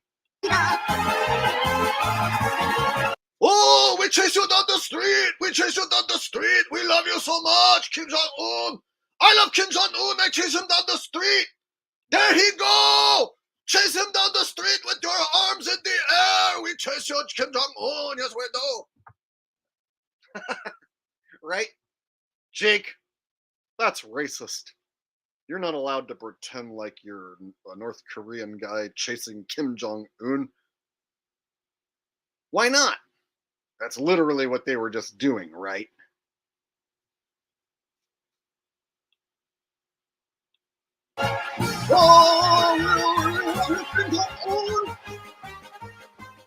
경례하는 최고 사령관 동지께서는 부대 부분대들에서 어렵고 복잡한 전투조법들과 동작들을 숙련시키기 위한 훈련에 힘을 넣어 모든 군인들이 그 어떤 불의의 중간에서 그 어떤 적과 맞다들어도 전투 임무를 자립적으로 능동적으로 수행할 수 있도록 지도하시었습니다. Oh! What? Holy cow! We have to fight these guys? We don't have a chance. How are you supposed to contend with dudes who can kick through concrete slabs? Huh. What are you going to do? Pull out a gun and try and shoot a guy who can kick through concrete slabs? Yeah. How's your bullet going to fare against a guy who can kick through concrete? I mean, these guys are so badass with their karate kicks. You think they're afraid of our guns and bullets? Ha! They laugh at our guns and bullets and our bombs and our weapons. These guys got kicks, yo. 경례하는 최고 사령관 동지께서는 명령을 받은 군인들이 적들의 아성에 번개같이 돌입하여 호되게 답대길 수 있는 일당백의 공격정신, 그 어떤 대상물도 일격에 죽탕쳐버리는 전투적 기질도 훈련을 통하여 다져지게 된다고 하시었습니다.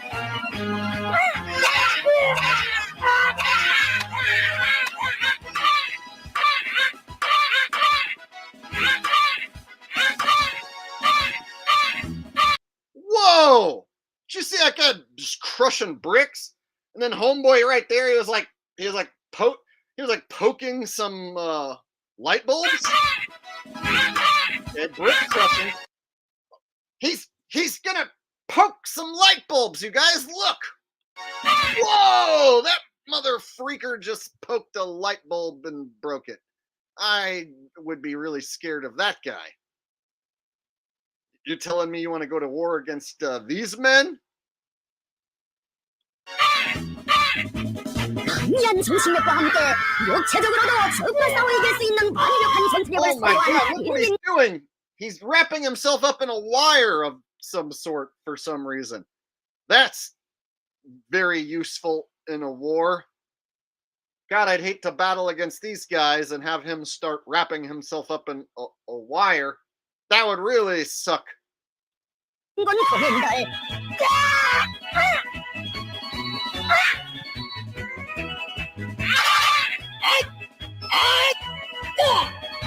특수상 훈련 열풍 우리 군인들은 Whoa!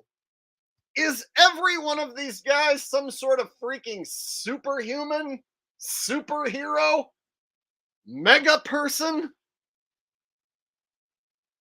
All right, you guys. I give up. North Korea is going to rule the world. I mean, look at these dudes. They're unstoppable. You try and hit that guy in the leg with some sticks, and it breaks the sticks and shit. I mean, clearly you saw this guy's legs break sticks. Look at this. What? How is that possible? These guys are freaking magic. I don't think there's any other way to describe what we're seeing here. These guys are magical warriors.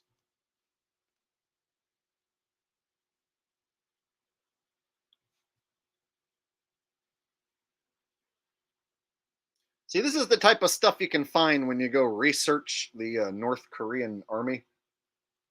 When you look into the the weapons.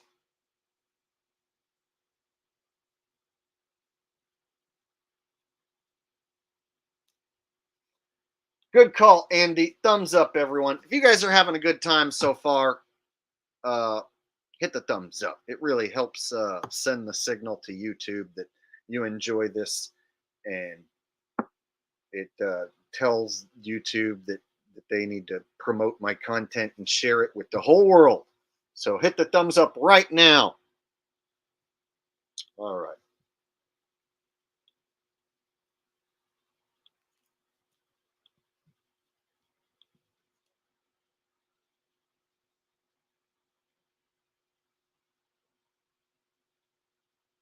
All right, let us continue.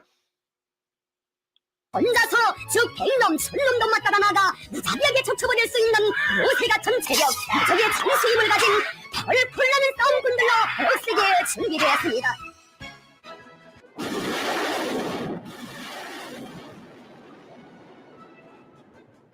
투쟁이 나온 파랑찬 결심이라고 높이 평가하셔. 인군 해군 무력의 실전 대비계는 신형 반함선 로켓 앱이 아낌없이 과시됐다고 하시면서 구체적 해군 무력 한마예지께서는 통쾌하게 들어맞았다고 멋있다고 목표 식별. Look, guys, Kim Jong-un watches 3 old TVs outside, and this is supposed to be like live footage of stuff that he's like having his armies blow up. Look at this, you guys. Look at this technology. This is Kim Jong, and this is years ago, right? And he's got these 3 old ass TV sets. These are not the kind like today, the smart TVs, you guys. These aren't TVs that can connect to the internet. And he's got them outside like this. This is how he sits sideways and he watches the TV like this from a sideways view. This isn't made for TV. This isn't a production. No. He has his desk position to where he's got to watch sideways while he's outside. No reason to do any of this inside, right? And there's people that like used to believe that this guy was like some serious threat to America. Like my dumbass dad would read in the newspaper that this guy's gonna like blow up America with a push of a button, and he's a real scary fella. And I would tell my dad, oh, Dad, he's not really a real bad guy. Like, if you actually go look at the footage, it's all pretend, and it's laughably stupid. But he won't believe me. He'll think that that's some tinfoil hat, crazy online cuckoo shit. But when you do go look at the actual footage, like, holy shit, what are we even looking at? This is what the bad guy looks like when he watches his army bomb stuff. This is what he does. This is how it's done. This is like backstage footage of the bad guy. Why do we have backstage footage of the bad guy? None of it makes any sense. 목표 식별 능력이 대단히 높다고 하시면서 커다란 만족을 Well, there he is, folks. The boogeyman himself. The most scary, diabolical dictator on Earth. Not only is he the biggest nuclear threat to the United States, he's also the biggest threat to the world. One push of a button, and this guy could blow up you, me, and everybody you know. I mean, just look at him. If you were to come across this guy in a dark alley, wouldn't you just tuck tail and shit your pants and run away scared? I sure as heck would. Alright, am I the only one that thinks this is hilarious? I hope you are catching my sarcasm because I'm laying it on pretty freaking thick here, people. Is this guy actually scary to anyone? Does this guy's army scare anyone? Am I the only one that finds this whole thing completely friggin' hilarious? North Korea isn't a terrorist threat. Look at these guys. Look at this army. It's a bunch of 90-pound weaklings. They look like a bunch of vegans.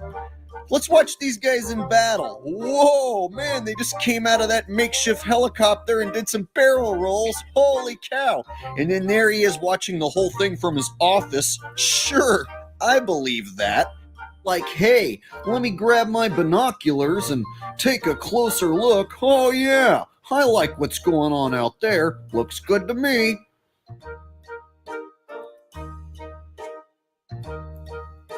And at this point, Kim Jong is kind enough to take us through a wonderful tour of the Karate Chopping Institution Training Center and facility, where they, of course, teach them how to do why-all and what-alls, as you can see here. If you were to lose your gun and your knife and be stranded in Korea and then have to do hand-to-hand combat with these guys, you can see just how strong they are. I mean, look at these guys. This dude right here can punch through these banners. And then this other guy, you can throw a stone at him and it doesn't even faze him. I mean, you can pick up a big old rock and toss it and it doesn't even hurt these guys. This guy's using his fingers to poke some light bulbs. This guy's twisting himself around in a rope or something. I mean, obviously, these guys are some tough dudes. These are not the type of guys you want to be doing hand-to-hand combat with. And of course, my favorite part is when this one guy puts his hand over the concrete slab and then this other guy chops an axe into the guy's hand, which then breaks the concrete. Very useful in times of war. Extremely useful.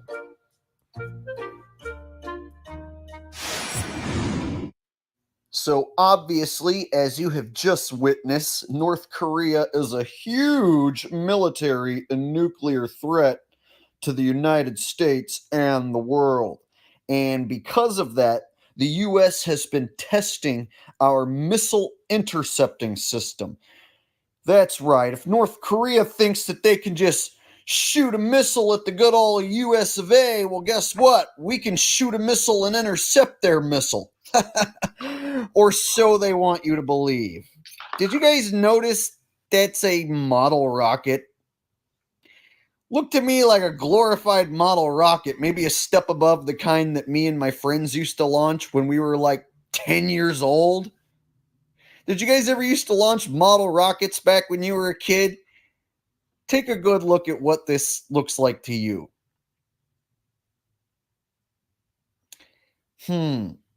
Military grade missile or toy model rocket? I'm leaning towards toy model rocket. Let's watch it in super slow-mo. Look at the way it deploys. And then watch the thrusters come on now. Yeah, that looks like a toy rocket. So that's supposed to represent the nuclear missile attack that would be coming from North Korea.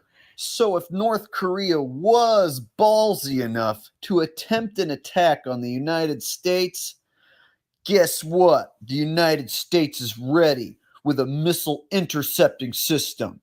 You see, we got this here hole in the ground, and we can do a little something like this. We can shoot us a rocket out of our hole in the ground. Yeah, did anyone notice if you watch it slow-mo, the rocket comes out above the flames, but it doesn't seem to come out of the hole. It looks like a bunch of fire coming out of the hole. And then if you look above the flames, suddenly a rocket appears. It's as if they shot some fire out of a hole and then CGI'd in a rocket. Like, screw them. We'll show them a model rocket the first time. And then the second time, we'll shoot some flames out of a hole. And then we'll CGI in a rocket at the end. They won't know. They're stupid. Okay. So this ties back to a question a guy asked about nukes not being real earlier in the stream. So if you really go back and look at the stuff that they show you, dude, it's cheesy as shit sometimes. Like, so they were lying about this Kim Jong-un fella like being a threat to the United States. And if you go look into any bit of that, Yeah, you find this. So I made this video 6 years ago, and it's still a good video, still stands the test of time. I did a good job on this one. I'm patting myself on the back. John Zimmer, who I saw, said that he had trouble buying a super chat. He got this one to work. And he says, this is a generic comment to appeal to YouTube censors. Hello, all shiny, happy people. Yeah, there's been instances in the past where people have had trouble sending a super chat where it won't approve your super chat message for whatever reason. And then there's been times where people like are just not able to donate. It just won't let them. And so it just is chalked up to weird shit that they do to my channel to mess with me. So they unsub people from my channel. They don't notify people when I post content. They take away likes and views and do all kind of weird shit. And they've been doing that for years. And they're going to continue to do that. I keep seeing people talking about RV. I don't see his account here. So how do you guys know RV's here? I'm not seeing his account. I think I have him blocked anyway. But my audience knows RV is a deep state tard that spreads fear and hate. That's 100% correct. Yes, he now calls himself They Live Truth. He thinks that he is Rowdy Roddy Piper. He steals another man's likeness. He thinks he is Rowdy Roddy Piper from the movie They Live.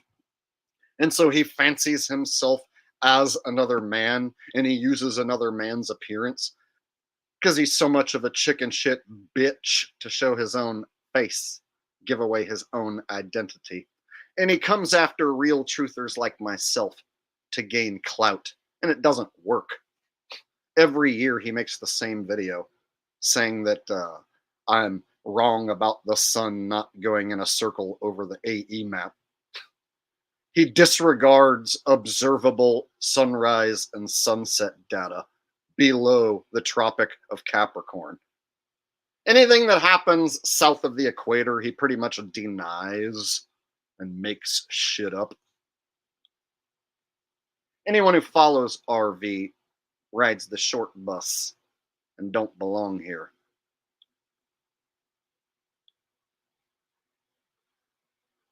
Is he using his regular account? Because I swear I have him blocked and I don't see him here.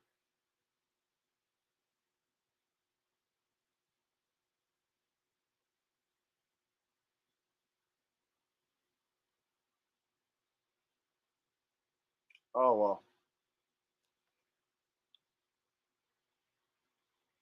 None of your hit pieces ever did anything to me, RV. None of them. You might have got one or two people to flip-flop against me and go over there to your side, but I just pick up tons of new subscribers with my NFL content, and them people don't know who you are, and they don't give a shit who you are. So I have a whole audience here that enjoys what I do, and they ain't going nowhere. So nothing RV does or says will stop me. And that also goes for Will Duffy, his little bullshit observation in Antarctica with a bunch of shills. Not gonna stop me. Not gonna put a dent in what I do. Not at all. Got Jonna coming in with a super chat. She says, "Hi Jake, could you please sing the Chinese national anthem extended version?" Thank you. Okay, Jonna, Chinese national anthem coming your way. And it goes like this. The official Chinese national anthem, of course. La la la la la. Ching chong, ching ching chong, lick a dick, lick a ding ding dong. Ching chong, ching ching chong, lick a dick, lick a ding ding dong. Me Chinese, me play joke, me go pee pee in your coat gong. There you go. I think that's the extended version. The me Chinese, me play joke part. Yeah. Jonna likes those silly songs. I notice the sillier the song, the more Jonna likes it. I have a certain audience that enjoys my silly songs so much that they pay me to re-sing silly songs regularly. So imagine, you sing a silly song, and then the next month somebody wants you to re-sing it, and then the next month, and the next month. And then you're like, holy shit, I'm getting super chats over a year later to sing a silly song that I made up fucking, I don't know, a year ago, 2 years ago. I love it though. Wouldn't have it any other way. I think I missed another super chat that went on by from Plumber. Says, thanks for the entertainment and your perspective on things, man. You are welcome, Plumber. I try and bring you the truth and make it funny and entertaining and digestible. And I try and bring you a unique blend of truth and comedy. And that's basically my brand. So I'm glad you get it, and I'm glad you dig it.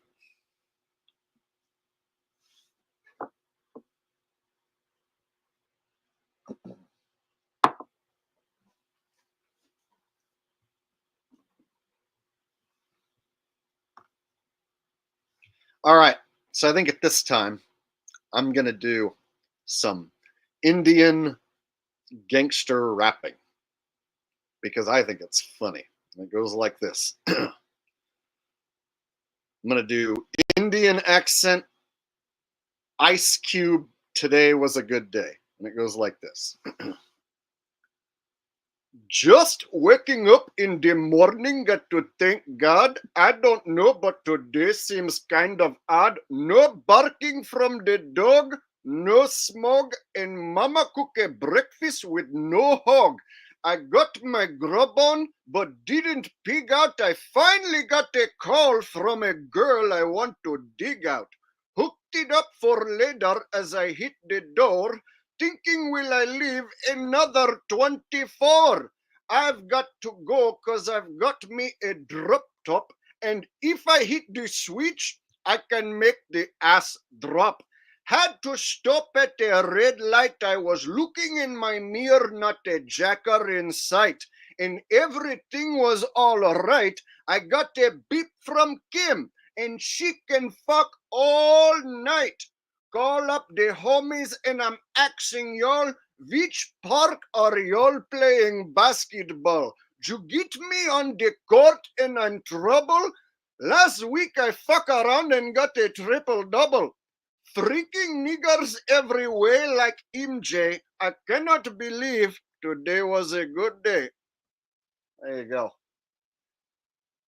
Indian version of today was a good day. You guys like it? Yeah? Is that a winner? Good? Okay.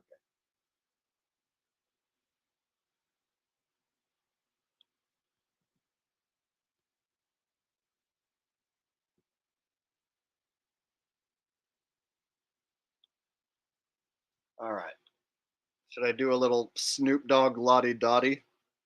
So then I dilly-dally, I ran through the alley, I bumped into this smoker named Sally from the valley. This was a bitch playing hard to get, so I said, what's wrong? Cause she looked upset. She said, it's all because of you. I am feeling sad and blue. You went away, now my life is filled with rainy days. I love you so how much you'll never know, cause you took your dope away from me. And on and on and on she kept on. This bitch been around before my mother was born. I said, you're up, and then I gave her a hit. I says, you cannot have me. I am too young for you, bitch. She says, no, you're not. And then she starts crying. I says, I am 19. She says, stop lying. I says, I am, bitch. Go ask my mother. And with your wrinkled pussy, I cannot be your lover. TikTok, you don't stop, my friend. To the TikTok, you don't quit, biatch. All right, there you go. There you go. Indian Snoop Dogg Lottie Dottie. for that ass. There you go.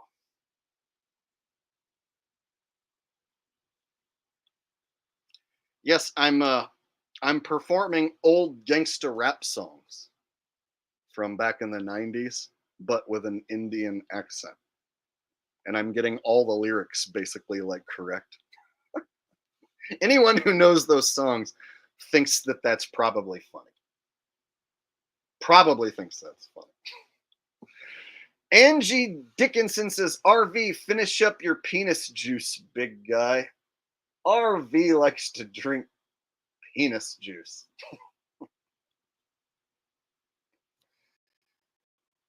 And swallow.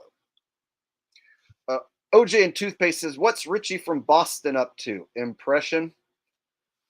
I've been driving around the country in my Overlander, vaping away, vaping the day away as usual, they say.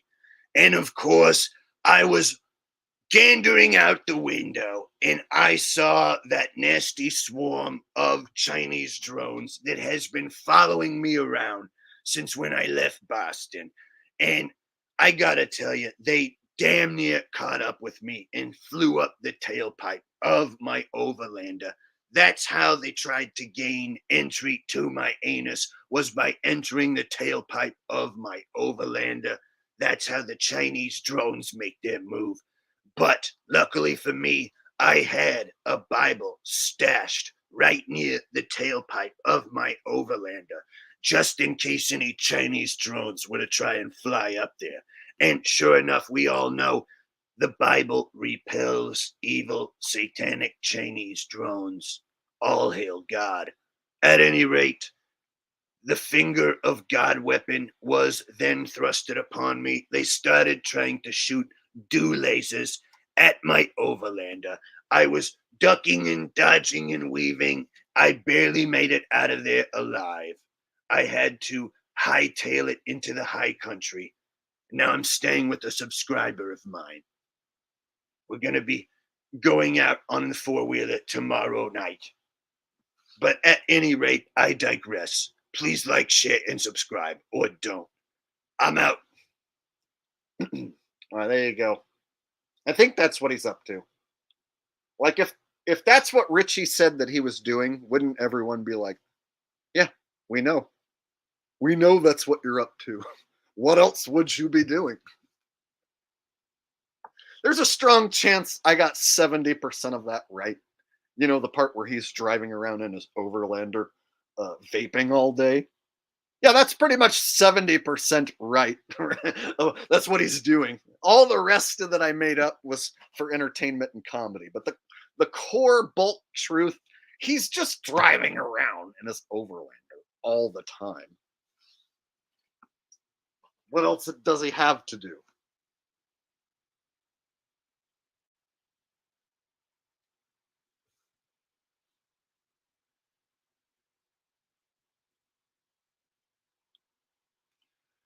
Goblin Grundle says, was Kim Jong an Asian Richie from Boston? Kim Jong, Asian Richie from Boston. I'm not sure what you want me to do with that. Like, you want me to combine Kim Jong into Richie from Boston, or do an Asian Richie from Boston? Is that what you're wanting? I'm trying to think of how I would pull that off.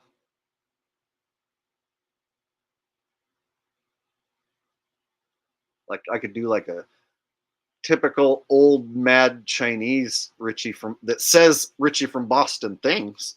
I could maybe make that work. Oh, you please like, share, and subscribe, or don't. At any rate, I digress. I was driving along in my Overlander when then I heard the Chinese drones when they tried to chase me.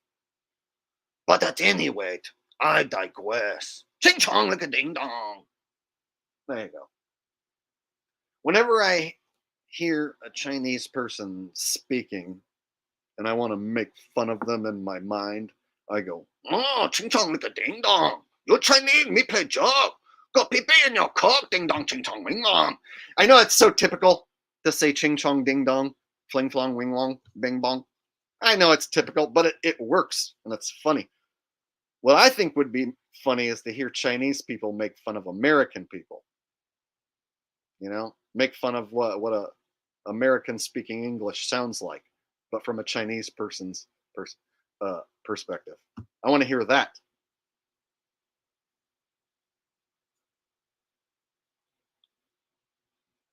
In fact, I think that might exist somewhere out there. I wonder if I can find that.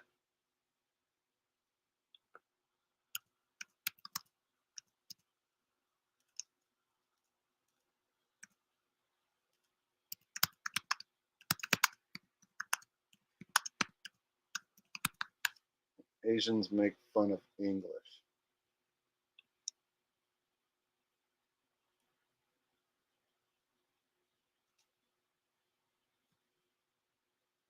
Oh, I found one, but it's got millions of views on it. So I'm gonna have to like keep it as a small screen and pause it often because I don't want them to claim ownership of my stream.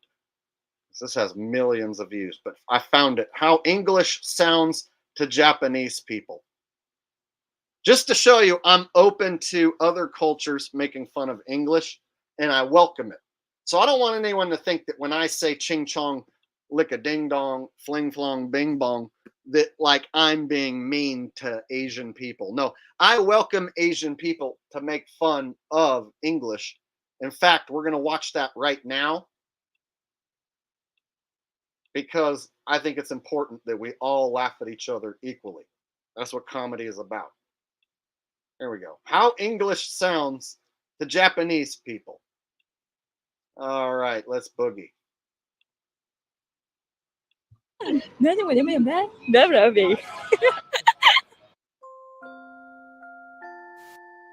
Hey guys, it's Yuta. Check this out. 海外の喋り方っぽい英語とかあるじゃないですか。ありますあります。ちょっとそのモノマネを一つもらっていいですか。外国人が喋ってる英語っぽい。 So he's asking him to try and imitate someone who speaks English. Yeah, do it, guys. Do it. I want to hear. ちょっと流暢な感じの。Wow! It's very, very, very. 外国人が喋る。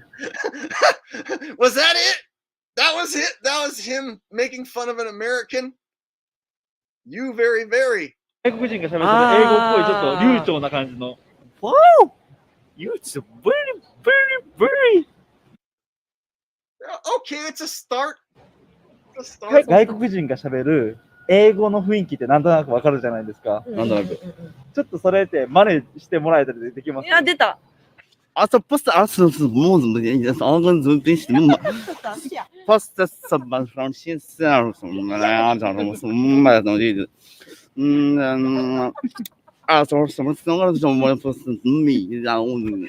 See, that's an Asian person doing the same thing as I was, except towards a person speaking English. They make that noise. See? So it's not racist if I say ching chong, bing bong, licka ding dong. Oh, me ching chong, you ching chong. Let's get together and lick ding dong. Bing bong ching chong, wicka bing bong. Right? That's not racist. He's doing the same shit, just in reverse. You see what I'm saying? He's making all those funny noises that he just made.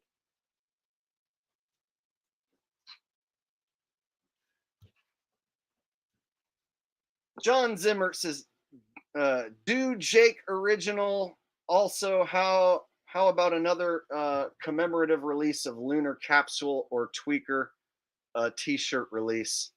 I'm good for at least half a dozen. Oh, like make like a different version of the same shirt? I could probably do that.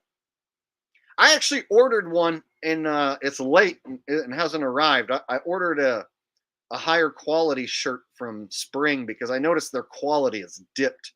And so I ordered the higher quality shirt to see if it's going to be any better because the last shirt that I ordered like wasn't very good.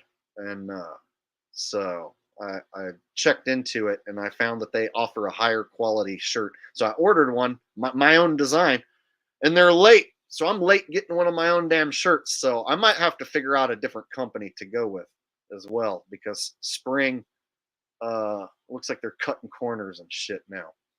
Anyway, do a Jake original. Oh, you mean like the T-shirt is one of my originals? I think that's what you mean. Okay, that's the only part I'm confused by, where it says do a Jake original. A Jake original what? I do a lot of stuff that's original. But thank you very much, John Zimmer. I appreciate the multiple super chats.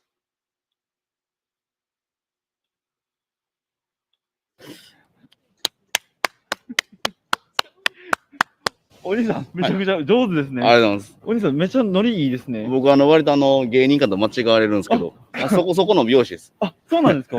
どんな雰囲気で喋ってるかってちょっと一回見せてもらってもいいですかね。どんな雰囲気で？Many bus with the place when you show this down when they try to with so every single thank you. Is that what we め sound ちゃ like? くちゃ上手ですね。ありがとうございます雰囲気めちゃくちゃ掴んでます。お兄さん僕ちょっと無理です。はいありがとうございます。意味とかを全然考えずに、ちょっと適当に、まあ、英語っぽい、まあ、マネをちょっとお願いして。We Asian girl, we are too embarrassed to do that. Right? It's like every Asian girl in Asia does this routine. I'm so embarrassed right now. まあ、これはも I'm so nothing too much and the competition now and to fifth year みたいな感う、じよね。めちゃくちゃうまいです。それ、すごいうまかったです。ありがとうございます。お姉さんは、やめときます。海外の映画とか見たりとかされますかね。はい。やっぱり字幕で見たりもちろんですよ。うんはい。吹き替えじゃなくてやっぱ字幕の方がいいです。吹き替え嫌い。気持ち悪い。Public is democracy. Yeet! もうええんちゃう。ありがとうございます。はいすいません。お二人って英語とか使われる機会とかってありますか？私はないです。そんなないつもないです。Oh my god! Oh, really? Wow, really beautiful! みたいな。That's pretty good. 私も。できるのなら、 That kind of sounded like something that a lady speaking English in America would say. It's pretty good. I was expecting worse. ありがとうございます。私も。できるのなら、 She doesn't even know how to do it. 難しいです It's like, no, I can't do it. Hey, let me watch the other lady again.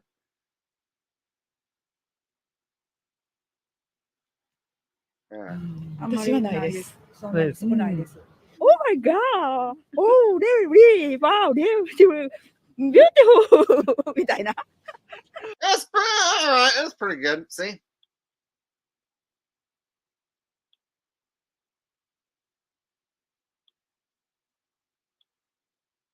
Yes, the old South Park one is probably the funniest version of that. Yeah.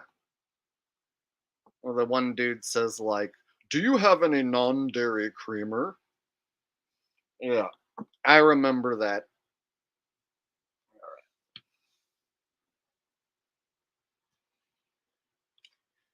Yeah, them people in their masks, they're funny people. They'll go to a casino that's crowded, right? Where you're like crammed in a building with lots of people. But then they think that like that thin piece of material is somehow saving them from bad stuff. They're making the healthy, correct choice. What can you do?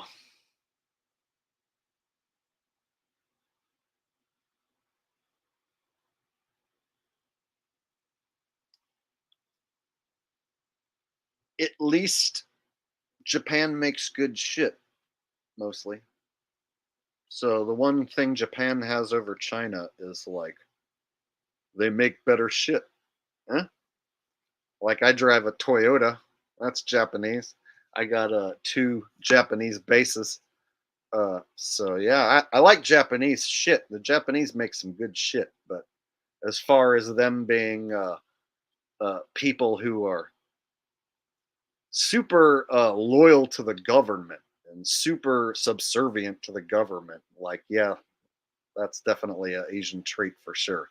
Bow down to authority, bow down to Big Daddy government. You don't hear about many Asian conspiracy theorists.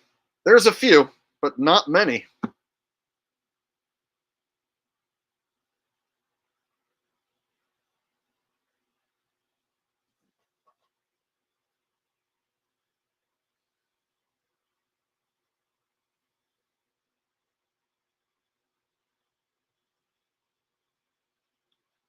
Can't cross Antarctica says, is that the name of our frat or what? I'm not sure what you're referring to. I said a bunch of things, so now I don't know which thing you're talking about. How's your new spot working out for you? And how have you got into a new job or anything over there?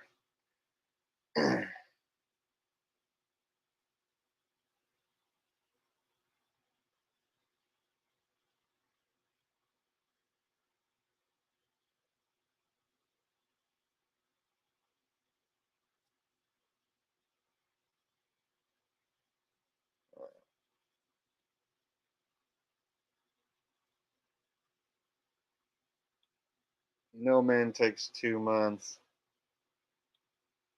but I got a nice spot. All right, cool, cool.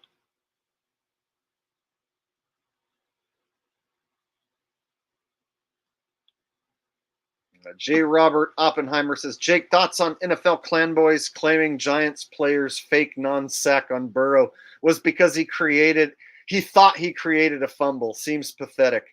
Yeah, that's their excuse on that play. And frankly, it is a pathetic excuse. So what I've been saying is, show me an example of a guy in any football game, college or pro, who has a quarterback wrapped up like this and then lets go and looks at the ground thinking that he caused a fumble. Like, that's never happened before. That's not a common thing. I've never seen that before. So why act like that's a good excuse when that isn't something anyone's ever done before? Oh, you have a guy wrapped up and then you think the ball's loose, so then you just let him go? I don't know. So my thing is, like, go find another example of that, and then maybe I'll consider that excuse. But yeah, that was the last grasp of the fanboys for that play. But they always have to come up with some excuse, right?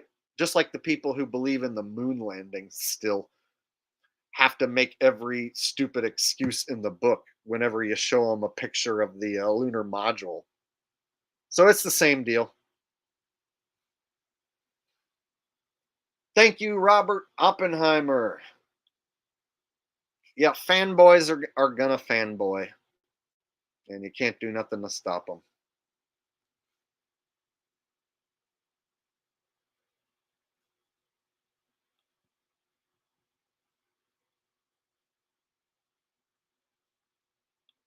Uh-oh. Goblin Grundle says, you're positive the Earth is concave. Well, how the hell's that going to work? So you got a little sun and a little moon going around inside your concave shell?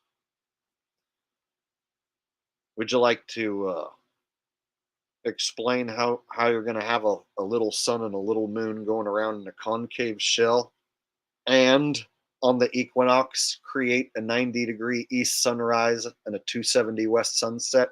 I'd like to hear it.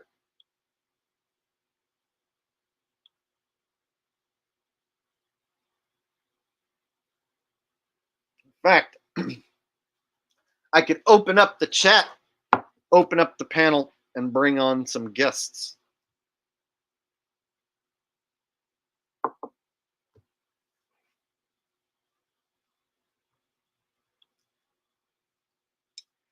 Yep, Banjo only gets like a couple thousand views and he just reposts other people's TikTok videos.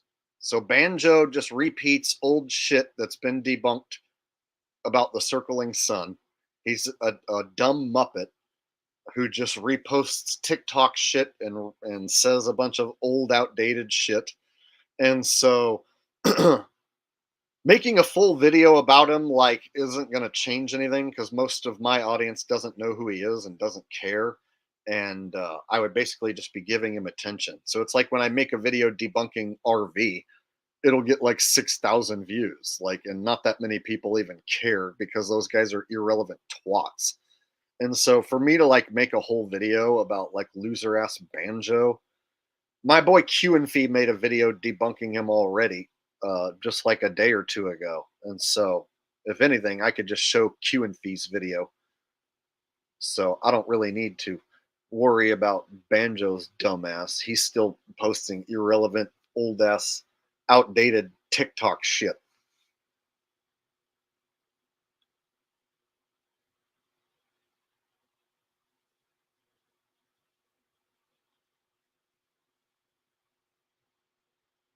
All right. Okay, I'm going to post the link for anyone who wants to come on and say hi. And whatever you guys want to talk about. Here's the only rule set I'll put is that if you're going to bring up something really controversial like the V, call it the V or call it the jab. Don't call it the whole thing, because then they can get me, because you're saying something, and they can say it's misinformation, medical misinformation. So don't say anything that can get my stream taken down. Basically, keep it like somewhat code language. You can get away with saying whatever you want. Just don't say certain things, like that one school where that one thing didn't happen. Yeah, don't say the name of that shit. You get what I'm saying? So if you are going to come on and talk about certain things, use the code lingo that I use. All right.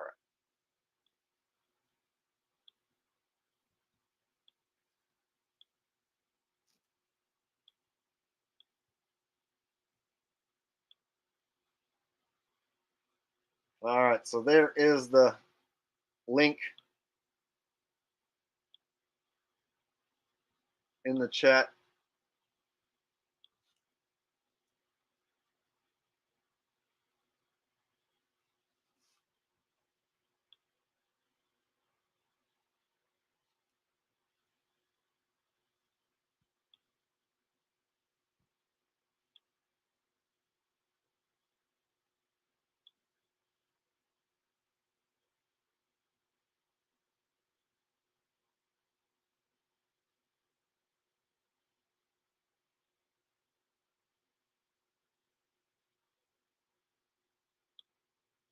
Magnets in the poles. So Brian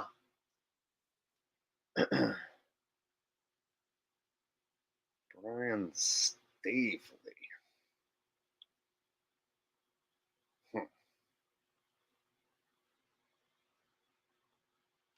Is it the real Brian Stavely?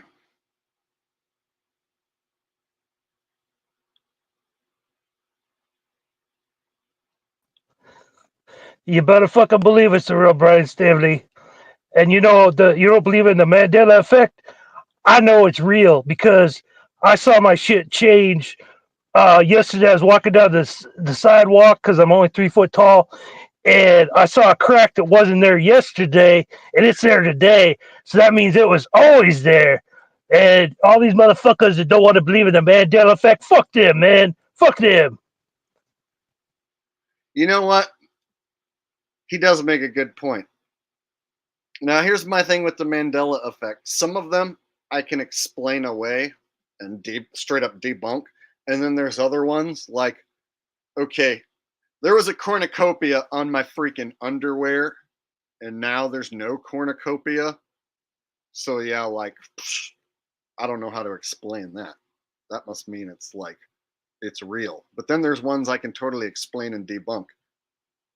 So it's kind of one of those things where, like, there's a bunch of shitty non-real Mandela effects, but then the cornucopia on my underwear, that shit's for real.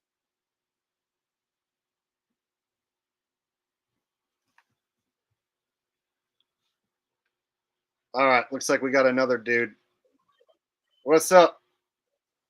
New. Hey, what's up, chat? What's up, chat? What's up, Jake? How you guys doing? Um, I'm doing good. How you doing, bro? hey, man, I just wanted to say I appreciate you and jump into the chat for a minute and just, give thanks in person to you, man. I appreciate all the entertainment and just wanted to tell you how much, you make me feel less alone in the world talking about this stuff, and I'm sure for some other folks in the chat. So I just wanted to give you a shout out, man. I love across the country from you, so probably will never interact in person, but this is the next best thing. You're glitching out a little bit. You might try shutting your camera off. Maybe that'll help.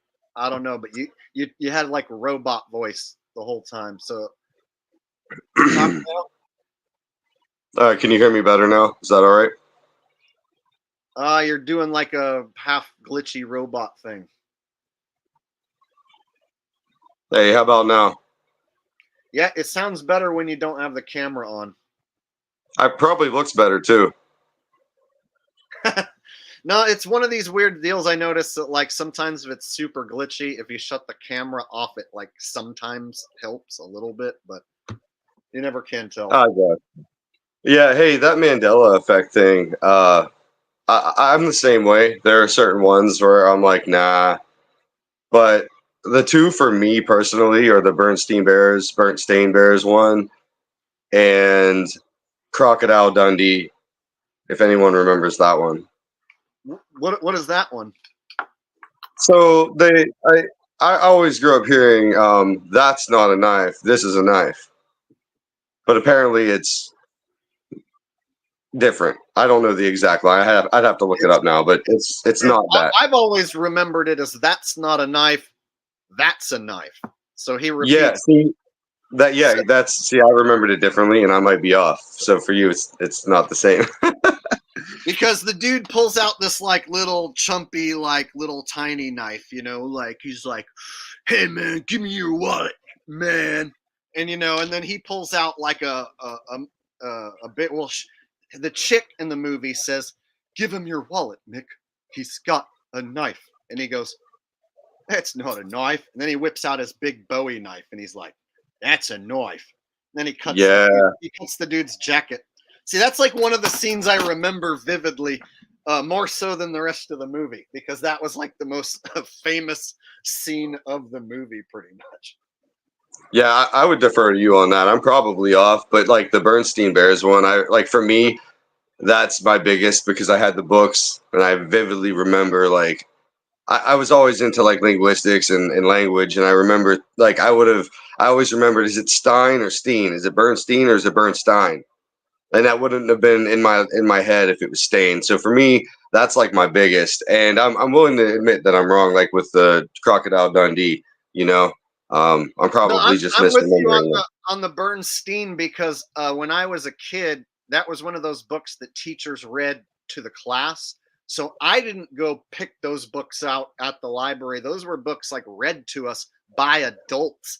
And so I would have remembered them saying stain too. So my introduction to Mandela effect is the Bernstein stain one. And I'm a guy who remembers Bernstein as well.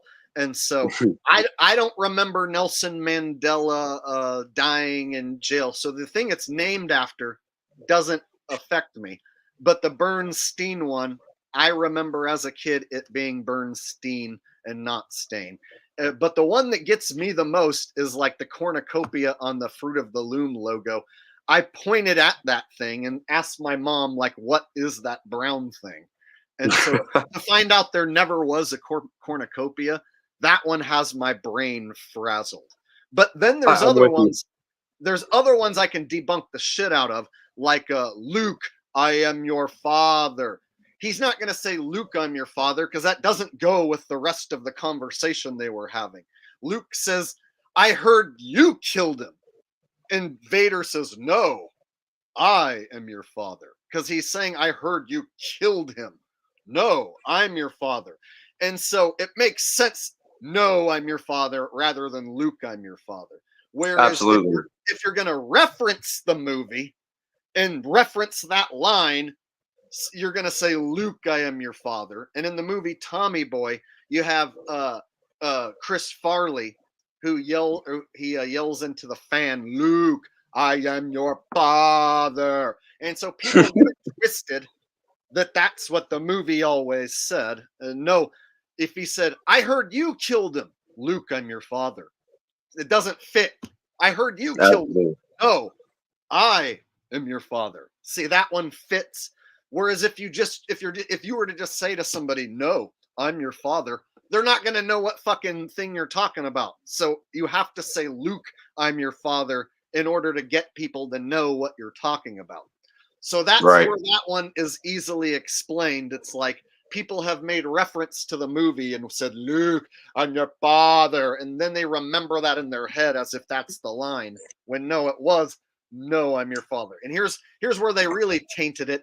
On YouTube, they have Luke, I'm your father, no, I'm your father, and no, Luke, I am your father. So somebody went and tainted the evidence by combining both lines together. So there's 3 versions out there on YouTube. And so it tricks people into thinking like, I discovered the proof that Mandela's real, you know? And now with AI, it's pretty much over.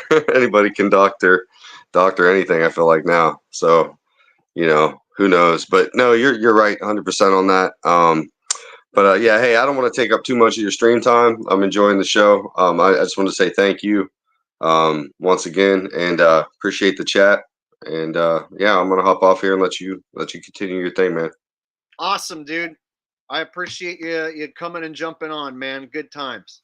Thanks. Take care. All right, everybody. All right. That was fun.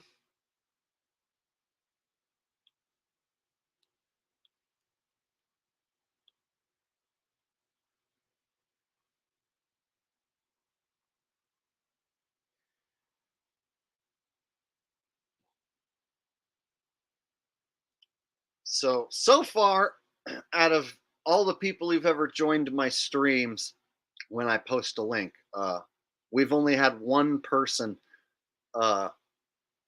try and partially call me out, but they claim that I was a 60-year-old man who's dead.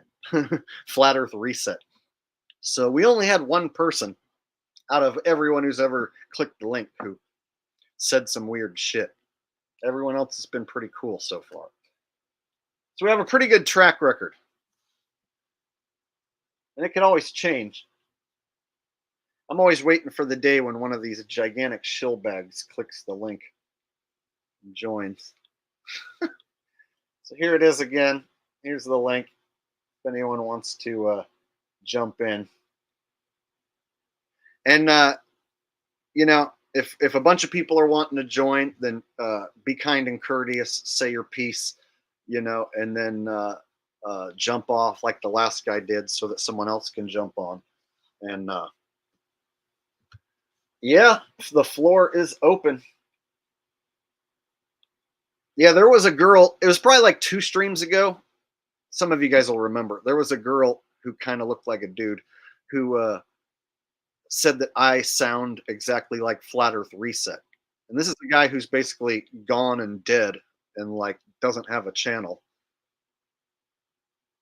It's like Nachikita's joining us. Yo, what's up? How you doing? Oh, not too bad. Just Friday night random open topic stream. So, I heard you were talking about the Mandela effect, and so you just don't buy into the Mandela effect. You just think it's a mismemory, right? Well, actually, I said that there's some of them I can explain, and then some of them I can't. So, like, I was telling that last guy, like, the cornucopia on my underwear, I remember asking, like, what is that brown thing? So to find out there's no brown thing on my underwear, and there never was, that blows my mind. I can't explain that. But I can explain, Luke, I'm your father, and no, I'm your father. So certain ones people just got fucking wrong, you know? Like, Yeah. and there was 2 published clearinghouse companies. One of them Ed McMahon was with, and then there was a different one that he wasn't with. And so Publishing Clearinghouse was one company, and then Ed was with a different company, and people get the 2 companies confused. And so there were certain things that are explainable, but then there's ones that I can't explain, because I remember asking my mom what the cornucopia thing was. Well, I didn't ask her what the cornucopia was. I asked her what that brown thing was in the fruit, because I knew what all the fruit was in the fruit of the Loom logo. And she said, that's a cornucopia. And no one ever said that word to me. And that's how I learned that word. So to find out there never was a cornucopia on the fruit of the Loom logo is really weird to me, and I don't know how to explain that. It's a rabbit hole. I mean, I was obsessed with the whole Mandela effect thing, like from like 2019 to 2021, and I just looked into it, and at least my conclusion is that something is happening. Mandela effect is real as far as I'm concerned, and then the other thing is that people seem to have different memories. Like for example, like that example that you were giving about like, no, I'm your father, or Luke, I'm your father. People could genuinely have, some people, like whatever it is now, like I think it's no, I'm your father or something like that. If that Yes. is now, then the original most likely was like Luke, I'm your father. So people do have that memory, and then some people call it what it's called, like it's the download. Like you've gotten the download or the upload of like whatever version that is now, because like whatever the version that is now is what it is. So everybody can look back and say, well, like I remembered it, and that's the proof, because that's the way it was said, right? Like, so nobody can deny the fact that that's what it is now. But if there are like anomalies of, like, for example, like if you have seen the movie Moonraker 007, there's a famous scene with like Dolly meeting Jaws, after the car crash, and they both smile at each other, and Dolly has braces, and a lot of people remember Dolly having braces in that movie. But now you look back, Dolly doesn't have braces. So there are like so many examples of like Mandela effect that a lot of people cannot explain away. So I partially agree with it, and I can't explain it. But then there are some that, like I said, I can't explain, and that like, Yeah. so some people want to act like their memory can never be wrong. There is a Right. such thing as people remembering shit wrong. Right. Yeah. You Yeah. know what I mean? Absolutely. I have family members that remember lots of shit wrong, and it ain't Mandela Yep. effect, because they don't know what it is. Sure. Sure. So I know what it's like to have a family member tell a fucking story where I was there, and them swear that that's how it went down. It's like, that's not how it went down. You know what I mean? So people do misremember shit. And so for Absolutely. instance, like Jif peanut butter is a thing. Skippy peanut butter is a thing. Jiffy peanut butter, people are going to swear, oh, it had to be a thing because I remember. So therefore, Mandela effect Jiffy peanut butter. Well, there was Jiffy cornbread mix, and there's Jif peanut butter, and there's Skippy peanut butter. So I could see how somebody could get mixed up about there being a Jiffy peanut butter and there not have been a Jiffy peanut butter. But I still can't explain away that damn Bernstein stain thing, and I can't explain away the damn cornucopia on my underwear that used to be there. So I'm There stuck are a in lot of examples. I'm There stuck are a in lot a of boat examples. where I don't know what to do about that shit, because it's like, okay, the world suddenly changing. That's like, I don't know what to make of that, because like, well, I can't do nothing about it, and like talking about it, like only some of them affect me and some of them don't, and so I can't do nothing with it, and so I feel No. like talking about it, it's like it doesn't really get me anywhere. So all I can do is point out that it's fucking weird. And Yeah, then it is. I kind of just It is leave it at fucking weird. that. I don't know what else to do with it. Well, I mean, I guess only thing that I've ever done with it is that, people, like, you can do a couple things. You can talk about like, hey, do you remember like stovetop stuffing, for example? Like, do you remember what brand that famous stovetop stuffing was? The Jake? Stofers? Stouffer's, yeah. I remember also as Stouffer's, but it was never Stouffer's. It was always Kraft. And so there are like movie lines and songs and like you name it, there are so many different Mandela effect changes. And that's the thing, like not everybody's going to be affected in the same way. And that's the confusing aspect of it. Like when people talk about like uh things changing, like from that moment on, that history never existed for some people. And that's why like when you talk about the Mandela effect, it's predominantly about memories, and then there is what's called residue afterwards. And residue would be like an example of a residue would be like like a lot of people remember Lion and the Lamb, Isaiah 11:6, and there are like a lot of like memorabilia or paintings or yarn things or whatever that is like Lion and the Lamb. But where does the Lion and the Lamb come from? So it's a really difficult topic for people to talk about, because it can be kind of confusing. But all I can say is, categorically speaking, that Mandela effect is real. Is actually something is happening, and it doesn't. Yes, I do agree that people are remembering stuff, and there are like situations where like people are conflating things. But there are some things that you can be pretty sure about, like for example, like if you woke up and then you like one day and then you realize that you had 6 fingers, like tomorrow morning you woke up and you got like 6 fingers, and you're like, for sure I had like 5 fingers, like on both my hands, like all my life, like, and everybody's got 6 fingers. That would be pretty messed up, when you don't you think? I haven't had anything personal like that. So here's the deal with Mandela. It's all media based. So it's always like, oh, Bernstein, my underwear logo, Chick-fil-A logo. So it's like media based. And so nothing has happened to me to where I was like, oh my God, there used to be a bridge right there. And now there's not a bridge, and nobody knows the bridge that I'm talking about. There's not like a thing. So there was a girl that used to be a mod here on my channel who I've booted off, who claimed that that her mom changed because of Mandela, and she has a different mom.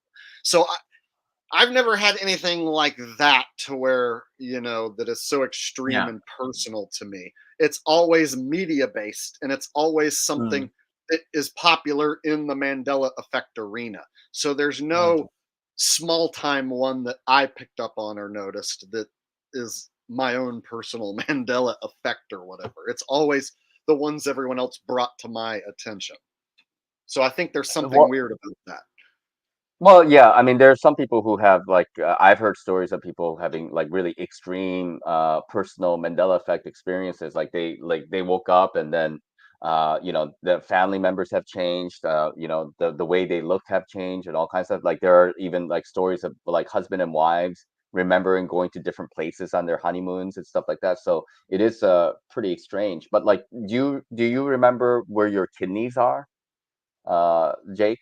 Where are your kidneys? Have you ever been taught about your kidneys? Oh, right around this area, right in here. Right, But what about man, boxing? Do you remember from boxing? fucking, They talk about like where the right all up, all in that it's region. yeah, it's like the lower back. Like in boxing they had like the kidney shot, and it was like the lower back. But like for a lot of people who are affected, uh, the kidneys have moved up. Like it's like under your ribs now. And people believe that the heart has relocated from the left side of the chest to the center of the chest as well. So I don't know. I'm not here to try to convince people, because the problem is, when you try to convince people, they're going to be like, no, they're going to come up with all kinds of reasons as to why the Mandela effect is not real. I'm not here to try to convince you that the Mandela effect is real. I'm just here to give my testimony that, in my mind, the Mandela effect is real, and some kind of strange thing is happening. Is inexplicable exactly what is happening, but it's crazy stuff. It really is. And I admit to the fact that there's a few of them that totally have me stumped. The damn cornucopia on the Fruit of the Loom logo is just, I don't have an answer for it, because I know I asked my mom what that thing is. And she told me it's a cornucopia. And so to say that it was never there, that messes with my mind. So I'm a dude who thought I could explain them all, but then there's always that one that I'm like, I guess the world changed and my underwear logo is fucking changed for whatever reason. So I'll give you that. All right, and then I got another guest who wants to pop on Okay. here. So All right. thanks for stopping by, Nachiketa, and I'm sure a lot of you guys have seen Nachiketa. He has a channel and he live streams all the time, and so I'm All right. sure you guys Take can care. check him out. Take it easy, Bye. bro. All right, got a guy here, Glow Rider. What's up, Glow Rider? You're on. Hey, can you hear me okay? Just barely. Can you see me? Yeah, can you see me or hear me or anything like that? I can hear you better now. Shit. Can you see my screen? Can I share my screen real quick? Okay, is there any way I can share my screen, buddy? What are you trying to share? Or can I just talk to you straight up? Or can you share my screen? What Screen are you share? trying to? What are you trying to share? I got like a whole thing. I a PowerPoint. You got to tell Can me you what share? it is. Can you share my screen? Well, you got to tell me what it is because now you got Can you now share you my got me screen? now you got me nervous. It might be It's something. basically well. Yeah, well, it's a PowerPoint about the concave Earth. It's a really quick version. It's like 2 minutes flat. If it's a concave Earth, can you deal with that? Yeah, you got to put it. You got to share it, and it's interesting stuff. I mean, it's yeah. You got to click the share button or present button on your end. Can you? Is there any way you can share my screen? You got to click it on your end. I'm trying, dude. I'm trying. And then it'll show up for me on my end. Shit. Okay. Okay, I'm trying. It seems like it's collapsing the more that we connect. Hold on, I'm trying. So, bro, do you have a hold on, before we even start? Do you have a sun and a moon going around in a circle inside of a concave shell? Are you going to show me a sun and a moon going in a circle? Sure. Yeah. Well, the Earth is a giant cavity. Uh huh. Well, yeah. Essentially, yes.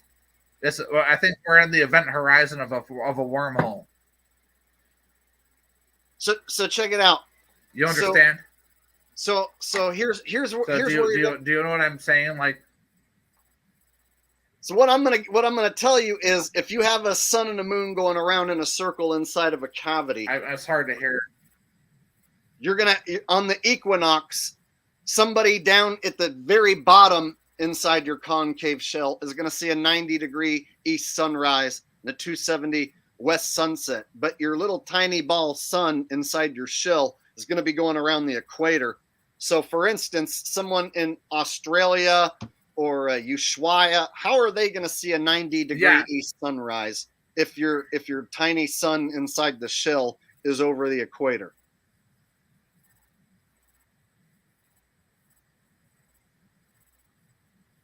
Sure. I think that it has to do with basically lensing and atmospheric effects, and like you're looking through a telescope when you look into the sky a lot of the time. It's that simple. It's projecting like a nightlight out into the world. It's that simple, man. It's just basically like a little nightlight shooting through a lens or through a bunch of lenses, and it's gonna shoot through a shitload of lenses, and it's gonna end up arcing out, and it basically light scatters as it goes through lenses. It's a fact of nature. It's a fact of science. Light, as soon as it hits any kind of a lens, it just scatters like hell. So you're gonna see it from any point. It's basically localized to a degree of in that regard, sir. I'm positive the Earth is concave. I'm fucking positive of it. I've actually studied this shit for. I've been with you since the beginning, dude. I've been fucking right along with flat Earth asshole since the beginning, and I was like, what? These people calling the Earth as flat is like, what the fuck? You're out of your mind. You got to be out of your mind, All right? And I just kept kind of just joking around with this concept, and I just like, holy shit, like maybe they're onto something. All right, Q and Fee sent me a concave debunk. Eventually, where he modeled it up, and so you're gonna have to try and explain this away. I'm gonna bring up SunCalc and show you what I'm talking about. Sure. Yeah, I'd like to chat about it for a minute if you don't mind. All right, one sec here. I'm open ears, and I'm willing to take any, rags against me. Whatever. So, for instance, we'll go back to the September 22nd,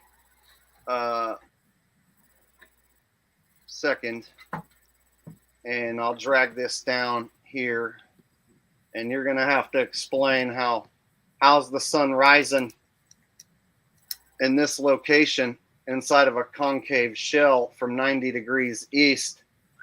I'll be honest with you. I'm not the most coherent when it comes to like the verbal technique, when it comes to like knowing every little like the Oh, I got you. So check it out. On the equinox, every location is going to see the sun rise from basically 90 degrees east anywhere in the world.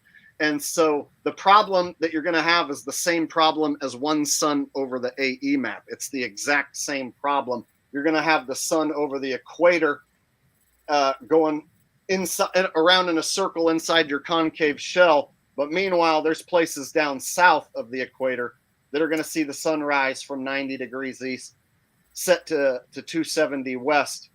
And so inside your concave shell, how are you going to have the sun down at the bottom creating a 90-degree east sunrise, and up at the equator creating a 90-degree east sunrise, and up at the top of your concave shell creating a 90-degree east sunrise? It's got to create a 90-degree east sunrise for everybody. And so if you're spinning around a little tiny sun inside of a concave shell, it's going to be pretty difficult to get the sunrise right there. Right. Are you seeing what I'm getting at? This is why I came to the conclusion that everyone sees their own sun. We have to go with models, right? We don't have a space plane that we can shoot ourselves up and fucking go and visit the sky clave for ourselves. We can't see it for ourselves. We have to do models. But a model isn't a perfect organism. It's not fucking gonna show you the 100% truth. So what I'm getting at, the sun and the moon are doing something that don't match. A model is not 100% perfect. So the sun and the moon are doing something that don't match that model. And okay, but I'm saying that the lensing effect, when it comes to, when you're thinking about a sky plane, yeah. I'm sorry, I'm misreading. I can't understand you when you're speaking. The way that our interface is, I just have to lay it down like that because I can't understand you when you're talking right now.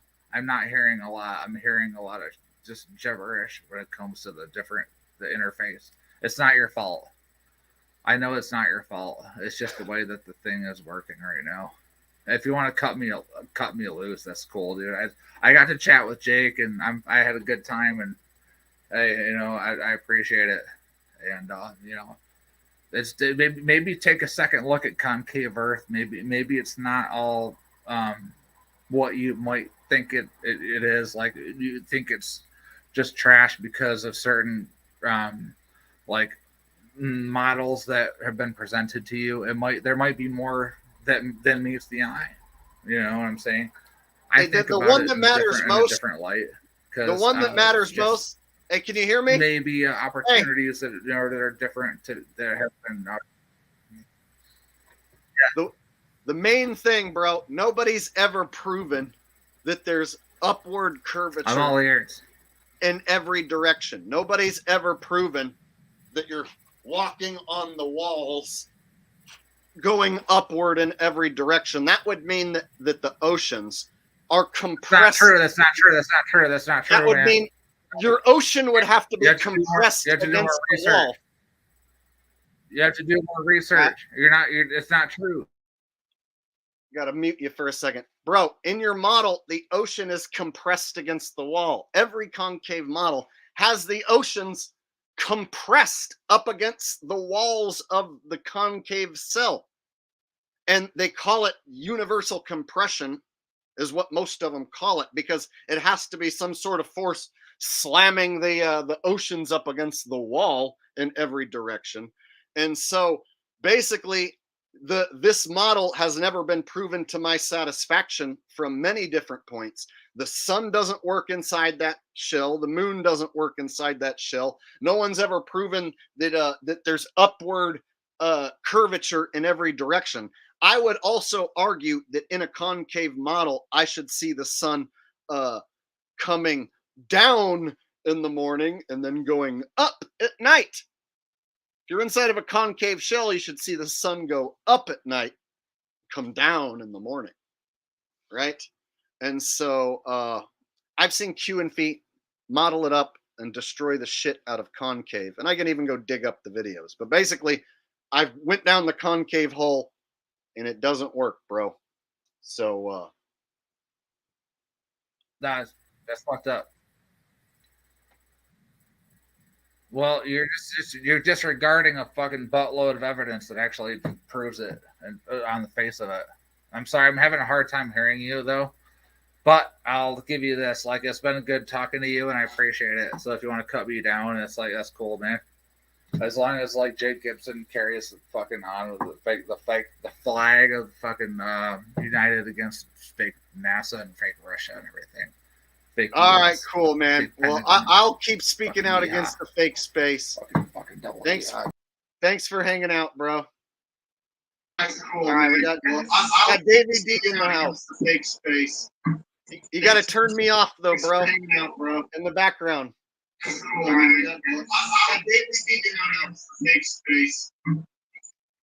Davey D, here's the deal. If you ever call a radio station or anyone who's live, you can't have that thing playing. You have to turn that down. All right? So turn that down. Otherwise everyone's going to hear what I'm saying 3 seconds from now. Man, I always got a problem, buddy. There you go. Sounds good. Maybe I need you to load me up here. No, you're good now. Because I can't hear none of you singing. Oh, I got him on mute, so I mean. Yeah. Sounds good. Maybe I need you to load me there. No, you're good now. I can't hear none of you singing. All right, buddy. I got you. You have some weird setup. Yes, a little bit of lag, but buy the shirt. Oh, you got one. Sweet. Looks good. But anyways, last time I was on here, man, I talked about your passion. And the reason why I was talking about your passion, because when I was going down this journey, bud, you know, I got down that same path kind of like you. I ran into the shields. And for real, man, with all that propaganda stuff that they had going on, I just knew that wasn't for me. And last time that Cesaro guy, I don't want to butcher his name or nothing, and I was going on about, you know, where they at, why don't they come in this chat, why don't they come up here and say something? Well, that's why, because, you know, when I was down going to this journey, you're like a year or two younger than me, so it's like we was almost doing this journey together, man. So I just want to say, man, appreciate you. And buy the shirt. Oh, that's cool, man. I didn't know you were. I thought you were younger than me, bro.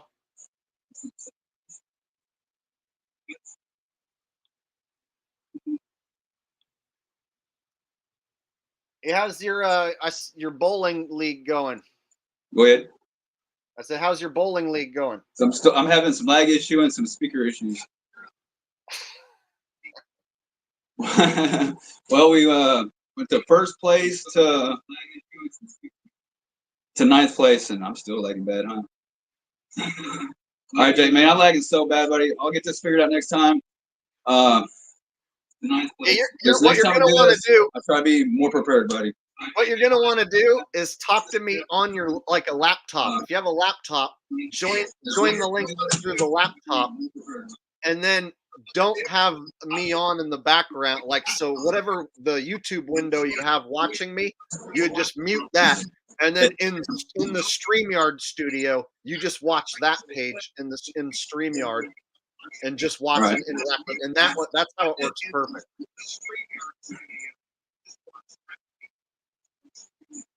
Right on, I got you, bud. But as soon as I did that, the laptop died. So this is what happened. Weird. As soon as I did that, laptop died. So laggy. So All right, yeah, it's lagging bad, bro. But anyway, thanks, man. I appreciate you jumping on and go get this shirt. get one of them shirts. Get this for sure. shirt. The link is in the description down below. Go get this shirt. Like, share, subscribe. The Flair 420. Subscribe to push Jake to that 100. Get that push button in the background. Subscribe to push Jake to that 100. All right. There we go. Got some live guests tonight. So yeah, if you join, if you click the link and join, then what you want to do is then, like, on the YouTube tab that you were watching my stream, mute that, and then just interact with the stream link, StreamYard link that you clicked into, and that's how it works to where you won't get echo in the background and junk. And here's a guy who I've actually met in person, and he used to live near me, and then he just moved. Here's Can't Cross Antarctica. What's up, man? What's up, dude? You know my Las Vegas story, dude. I told you I bought this sweater. I don't know if I remember. Oh, yeah. You're gonna make me say it live here. I found some mushrooms somewhere, and then I went through the airport in Vegas, man. And I was just tripping my ass off, and the fucking floors moving all over the place. I barely made both my flights. But yeah, I was freezing when I walked in the Vegas airport. For some reason, I was freezing. I was like, I got to get something. All they had was Vegas. Oh, okay. Okay. Yeah, but dude, I tried to warn you that, like, it was late, and that, like, eating those at that time when you have to go get on an airplane might not, but you were like hardcore, like, I'm a fucking badass. That's the mistake people make with psychedelics, is like, I'm me and I whatever. Like, okay. Oh, dude, it was crazy, man. I was breathing like the whole airplane ride. I was like, just breathe, just focus on your breath. So basically, guys, I gave this fella here, before he left to go get on an airplane and fly across the country, I gave him a little bit of fungus, and just a little bit, and I warned him that, like, dude, you're getting on a red-eye flight, so, like, this isn't something I do you know, at 2-3 in the morning or whatever. Like, you're like, this is going to be quite the trip for you. And I've never taken it and got on an airplane, so I can only imagine, like, what the fuck that was like. That was an adventure. Yeah, I was hanging out with this asshole here at like 3 in the morning before I had a flight because I had some time to kill. And we hung out at a studio drinking Sierra Nevadas and shit. And then right before I left, he's like, "Oh, look what I got!" And he just talked me into it, persuaded me into it, peer pressured me into it. I blame you. Not really. Oh yeah, right, dude. You were like, "I'm gonna take a little more. Well, maybe a little more. Okay, just a little more." I go, all right. Anyway, man. Yeah, dude, I made it. Yep. No, it's dude, Mandela effect, by the way. You know, that's all based on, like, just Mandela went into that prison. I went to that prison, by the way, in South Africa, but they, like, you know, I mean, he's not actually, like, they're like, oh, he's dead for sure. And then he turned out he wasn't dead. No, everyone just thought he was dead because he was in jail. I'm like, oh, he definitely killed him. Right. But it's like, no, but not really. He actually, like, lived or whatever.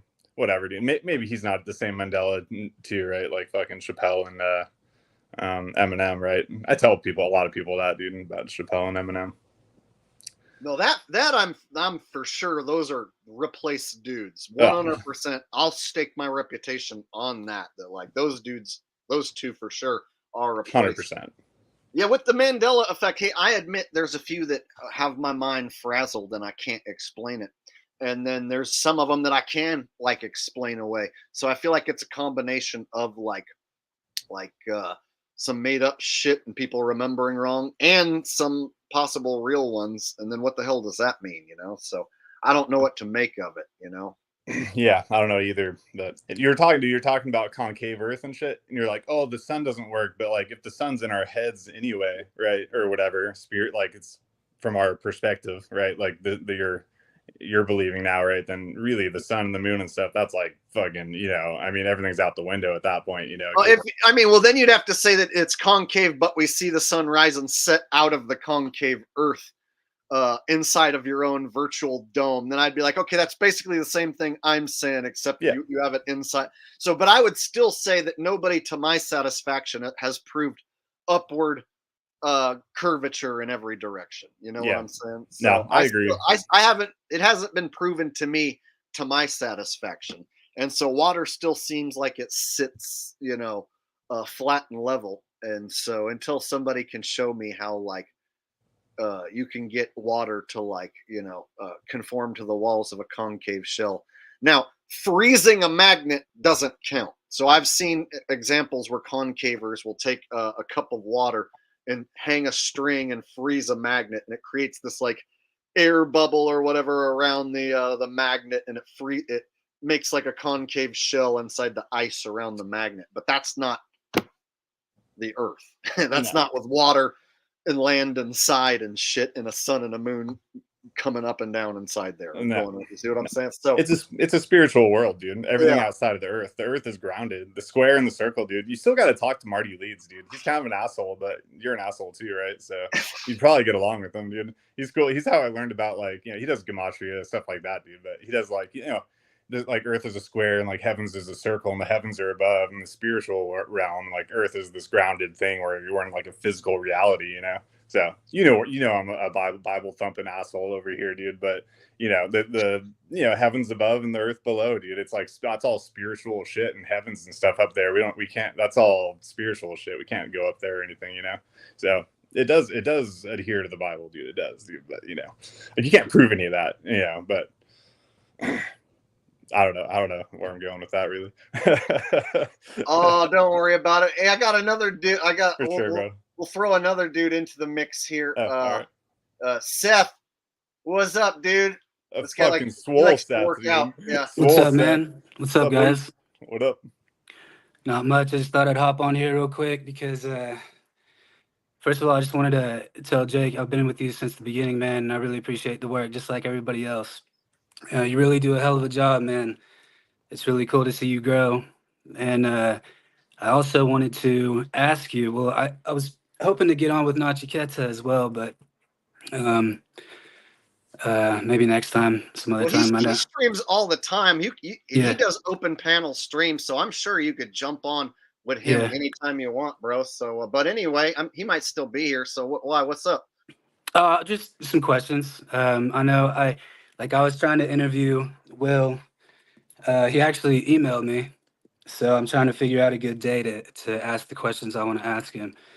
But I watched the interview he did with Nachiketa did with him, and I think he did a good job. I just wish he would have asked some. Hang on, sorry, my dog. I wish he would have asked some more deeper questions. You know what I mean? But it's okay. I've thought about having Will on my stream, but I have my reservations because I feel like I would just be giving him extra fucking publicity. Like I called him out already 3-4 months ago. I said what's going to happen. I already predicted what's going to happen with Jaren, and he already basically has proven me right already. And so I already know what's going down. And it's like, I feel like no matter what I do, if I get in front of it, like I already have, and be like, oh, these motherfuckers are shills. Yeah. They're fucking liars. Blah, blah. No matter what I do, they're still going to do their shit. And they're going to just ignore me either way and do their shit in December. And so me and Q and Fee were talking about it the other day. Like we could do a stream and get, 10,000 fucking people to watch it, but that's literally that's it. But they're still going to do their shit. You know what I mean? They're still going to go down there and say they see the sun do the 360. Yeah. And so I'm on record getting out in front of it and calling it out. And so I thought about if I have Will Duffy come on here, he's just going to want to promote his shit. And then me talking about it It's just Yeah. it's just promotion for him, because my audience, I've already told everyone he's a lying shitbag. Mhm. So nobody from my audience is supporting him. And No. and also his observation won't do anything to this channel. So if No. he's like, "Oh, we saw the 360 sun, so you flat earth grifters are done." My Right. audience ain't going nowhere.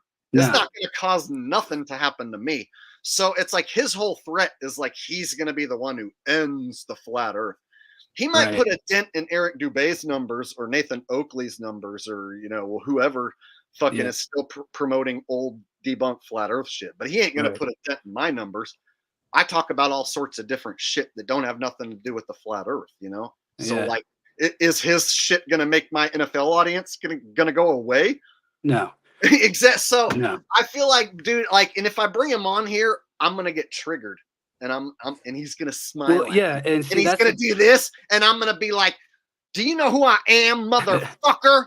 I'm Jake the motherfucking asshole." But I Jake know how asshole. I am. I'll Right. I'll get triggered when Yeah. if he tries to say, "Oh, that's not true," or "You're wrong about this or that."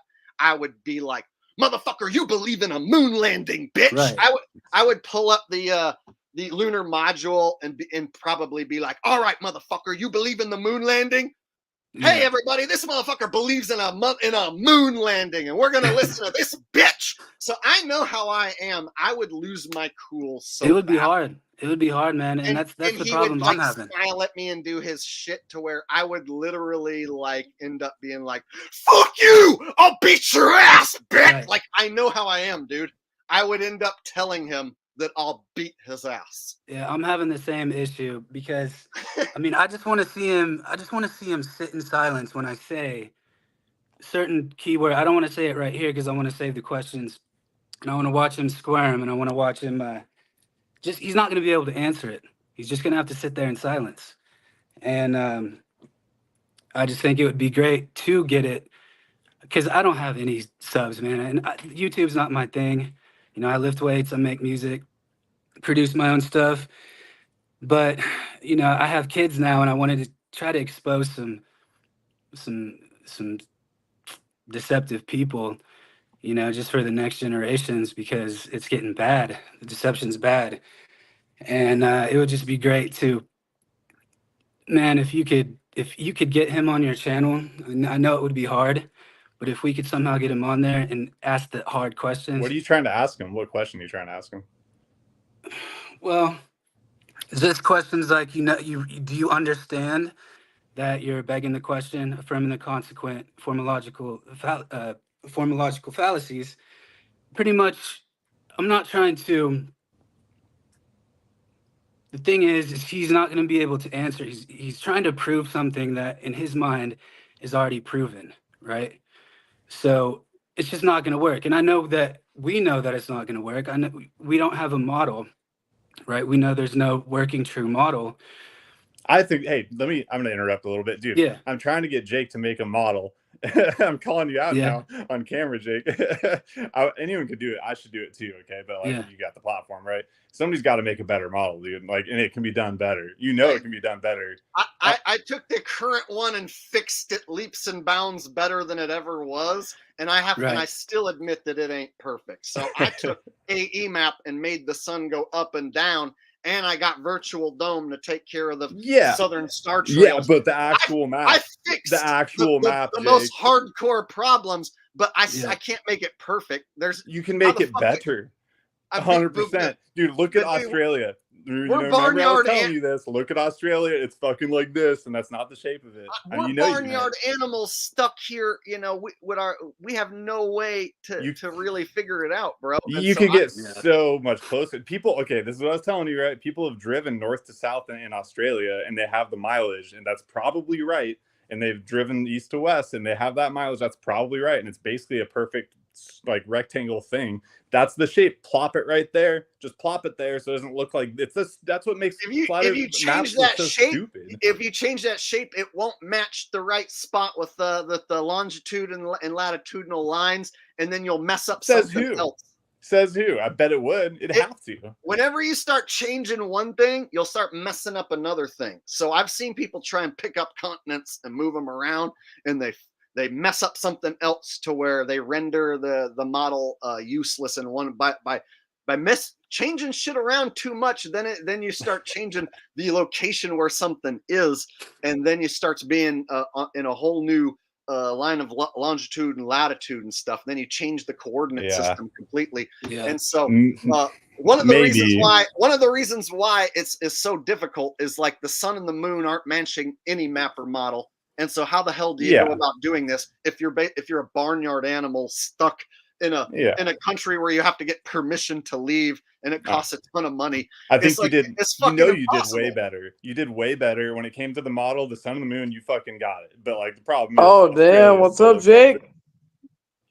OJ Toothpaste joined in, and he sent me a super chat and wanted the link. So now you're here, bro. Yeah. Sorry, the lights, man, with the sunglasses. That's why I got the sunglasses on. Shit. You the wear your light. sunglasses at night. I do, man. How you doing, man? Shit. Good, dude. This is my first time seeing you. You've donated many times, and you always ask questions and have some funny stuff to say. So nice to finally talk to you. Hell yeah, man. And you from Sacramento, I'm only like 45 minutes from you in Colfax. Up at I-80. Okay, yeah, I drive by there whenever I go to Reno. Yeah. Yeah. You always go to Reno. I'm like, damn, come on, Jake. Stop by. Let's smoke a bowl or something, you know? Shit. Can't go wrong with that. I'll shoot you my email, and you can shoot me an address, and then I can Yeah, I'm right off I-80, man. So it's good to talk with you, man. Shit, man. I'm glad I found your channel because, damn, man. When I came into conspiracies, there's a lot of channels like Call for an Uprising and some other BS paid channels, I think, in my mind, making There's a lot just of BS, yeah. stupid ass shit, fear mongering, clickbait crap. He's still and doing I found that. your channel, man, and I love it, man. Like you make good content, and I love it, man. Yeah, I'm not trying to fear monger, and so like I don't want to scour the internet for the bad news every day, and then try and make it like as fear mongery as possible. And that's what I feel like Call for an Uprising kind of does. Is like he scours the internet for anything bad, and you know what I mean. And just makes it as doom and gloomy as possible. Just for views. And it's like, I don't really want to do. I'm one of those dudes that'll admit, like, I don't really know what CERN really does. I'm not gonna like speculate. Well, you know, it's weird when he sits at home probably and makes like 5 videos a day with all these like cringe thumbnails. The world's gonna end. Oh my god! Like, it's like, dude, the shit gets old, man. Every day, and it's clickbaity shit, like all in caps. And shit's annoying as fuck. Other I can't guys stand do it. the same thing. Strange things are happening. Yep. Every single day, more strange things are happening. I know, man. Fuck. Yeah, so I can't stand that shit. I try and tell people like the truth that the fear mongers won't tell you. Like, you know, maybe Epstein was a made up dude. Maybe all that stuff on his island is made up. Maybe the P. Diddy party stories are a lot of made up bullshit too. Maybe the P. Diddy thing isn't quite what they're making it out. Maybe he's a player on the world. See, they don't go there. They instead they'll say, "Oh, P. Diddy trafficked a bunch of children. Him and Justin Bieber and Russell Brand did a." I think they make up a bunch of bullshit. Circle jerk. And did you know, like you're saying, P. Diddy's parties, they found 1,000 bottles of baby oil because they were oh my god, and the booty. Yeah. So instead, I'm the dude that's like, time out. Maybe that's all a bunch of fake made up bullshit, so that they can get you to think a guy like P. Diddy is the kingpin of the trafficking industry. Oh, it is, man. To me, man, I think they make up a bunch of, like you said, like fake bullshit for people to like Like, why do you care about what happened at the parties? Like, that's what I don't get. It's like, why do you give a fuck? Like, god damn, people are so dumb, Yeah. so stupid. It's all a big mess, but Jake, I'm gonna go. But I do appreciate you exposing the deception. I mean, that's one of the main things. And we all know everyone on the TFE team is controlled, actor, agent, reading scripts, all of them, both sides. Yeah, I got the dirt on we all know them that. guys. Hey, whatever date you set up, and then I see that it's set up live, let me know, and then I'll I will. spot it. I'll be there. I don't have shit to do. I'm a YouTuber, so if I see that you're Right. going to go live with Will Duffy, I'll plan to be there. Okay. And who knows? You could maybe even bring me or Q and Fee up, and Dude, we could jump in with you. See what I'm That's what I saying? want. That's what I want because I want this to hit hard. You And know see, what I mean? if you started the interview and then I jumped in like 2/3 of the way through, and then hit him with Exactly. some unexpected shit. Yeah, Because that's like my plan. I don't want to give him an opportunity to hit my audience with his goon squad. You know what I mean? And all the McToon and interviews his he's sock done. accounts and shit. Yeah. Yeah, and all the interviews he's done with people, they'll ask the questions, but then they'll go right off the subject. They won't even let Will answer, or will flip the script on him, and it makes me wonder. All of these interviews are also scripted. But I'd like They are. I'd like to nail him down for each one of the people he's associated with. So I'd like to go like okay, Simon Dan. Here's a video of Simon Dan lying, saying an astronaut's passing something from one hand to the next when there's nothing in the astronaut's hands. This isn't something that can be argued. So I'd like to show like, the simple like the things where these guys are caught lying. Fight the Flat Earth Craig. So he's endorsed Fuck that him. channel. Yeah, so I can show that he was caught lying about being a war veteran Yep. because he was high on opioids. Right. So I'd like to show Will examples of all these people who he's promoted Yeah. are all proven liars and shitbags. You know what I'm saying? And Yeah. then and then show him how Jaron also. I'd like to show him that the guy he picked, challenged me to a penis measuring contest and doesn't have any flat earth content of his Fucking own weirdo, bro. and that like Shit. and so I would basically show Will that all the people he's fucking picked out are frauds. And Right, so exactly. I And would make him explain to me that no, they're not. Yeah. You know? I think it'll work, man. I think since you have you have such a big following now, I think it would be great. I mean, it's gonna reach more people with you, no matter what. So, but that's just me. I'll let you know, Jake. Okay, and it's nice to meet you guys. You get it set up, dude. Hey, man. I'll be there in the chat for sure, man. All right, brothers. Take care. Yep. Good seeing you, Seth. Yeah, bro. Stay swole. Yeah. Let's see if I can get off. Hey, here. Jake, I got a question for you. Yeah. What got you into conspiracies? Like, what woke you up?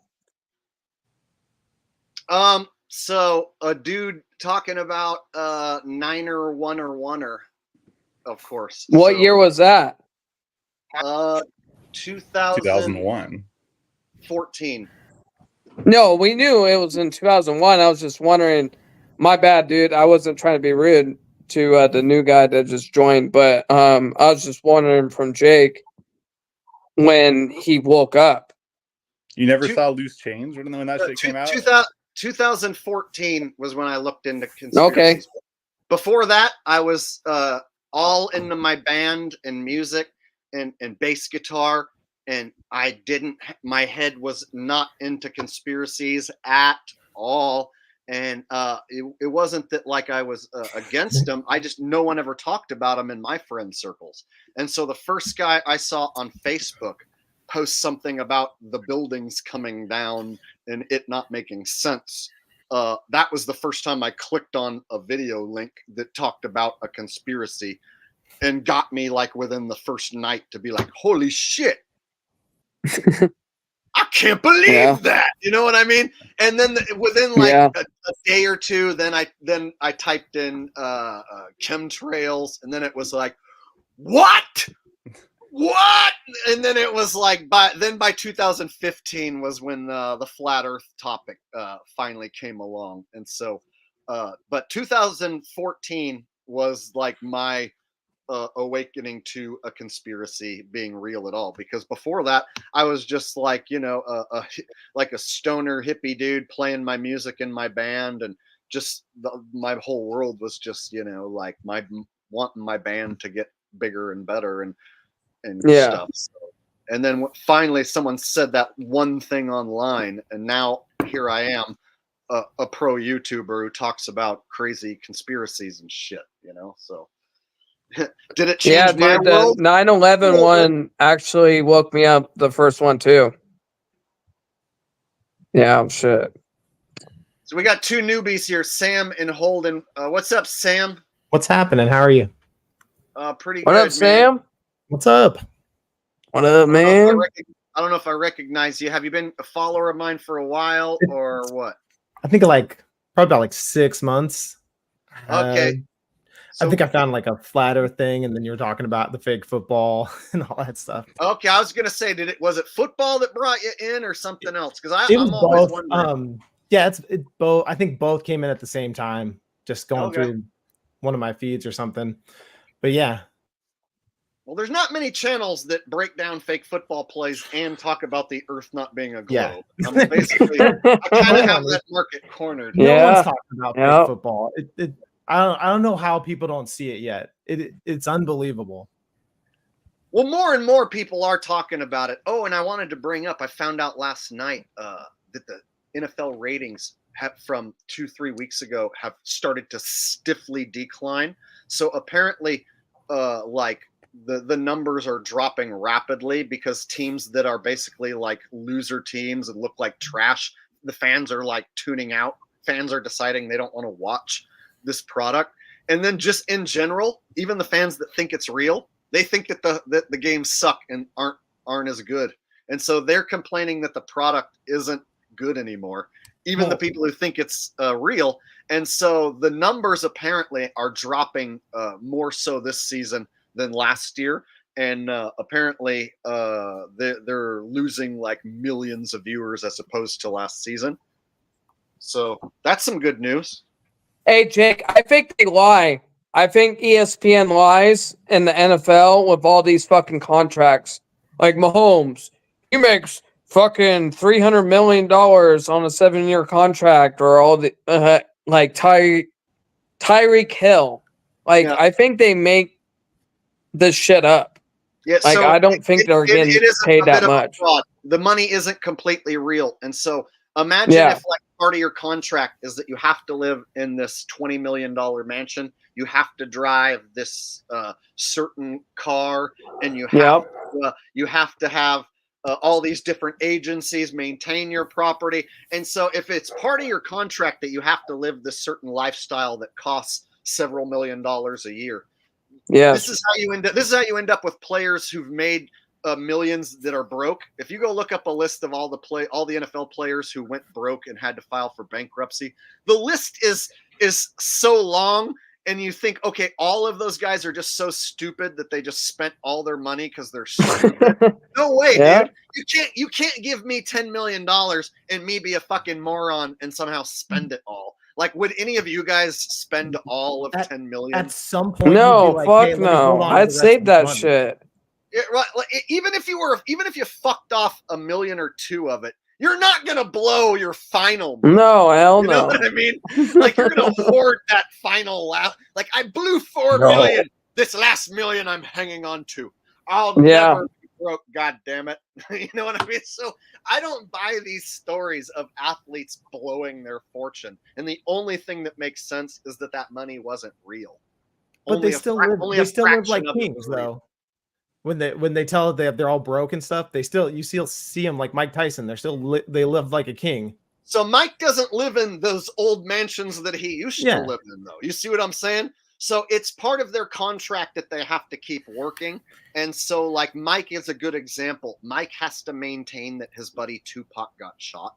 Mike has to maintain that he's still going to try and fight Jake Paul and beat him up. You know, when the hell is that supposed to happen, by the way? Yeah, I thought that was going to happen.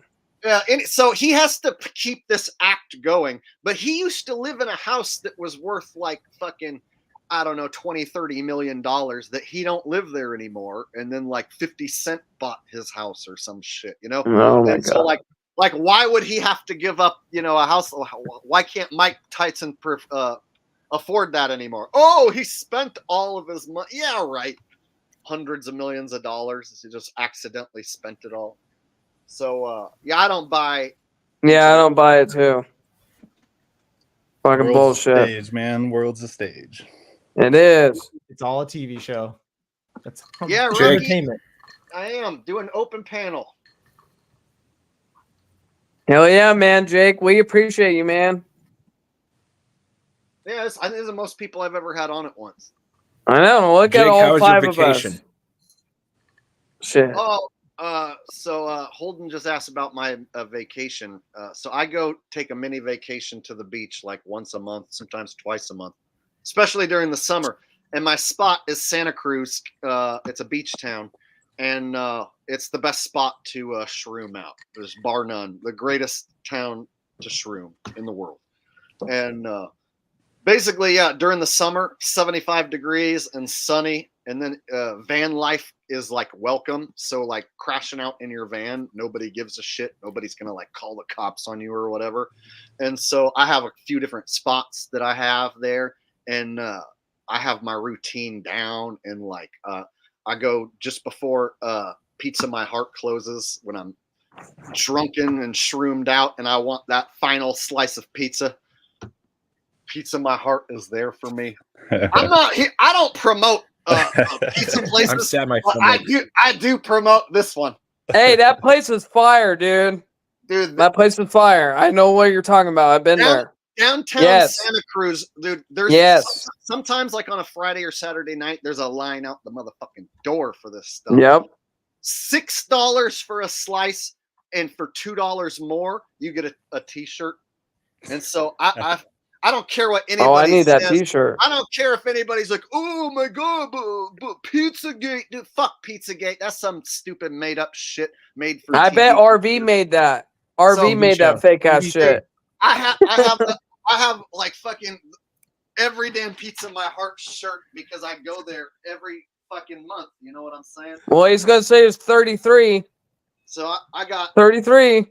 I get for $8, I get a slice of pizza and a shirt, and then so yeah, it's a good promotional campaign because people in Santa Cruz, they wear Santa Cruz logo. They're proud to be in Santa Cruz, and so people walk around with this like it's pride, like they're proud of this shit. Like, yeah, we live on this shit. It's our shit. Yeah. So what I like about that town is people have pride in the town, and they like to wear the logo, and there's like a style that the kids are into it and the old people are into it. So old people will wear a Santa Cruz shirt. You know what I'm talking about, Holden. And fucking the kids are wearing Santa Cruz shit. So it's like across the board in Santa Cruz, it's hip to wear a Santa Cruz shirt. Now, did you go to that spot yet that I was telling you about? Oh, your spot, the one you talked about? Yeah, my spot. No, I didn't. No, you got to go there. It's nice, man. So yeah, What's that spot he's talking about?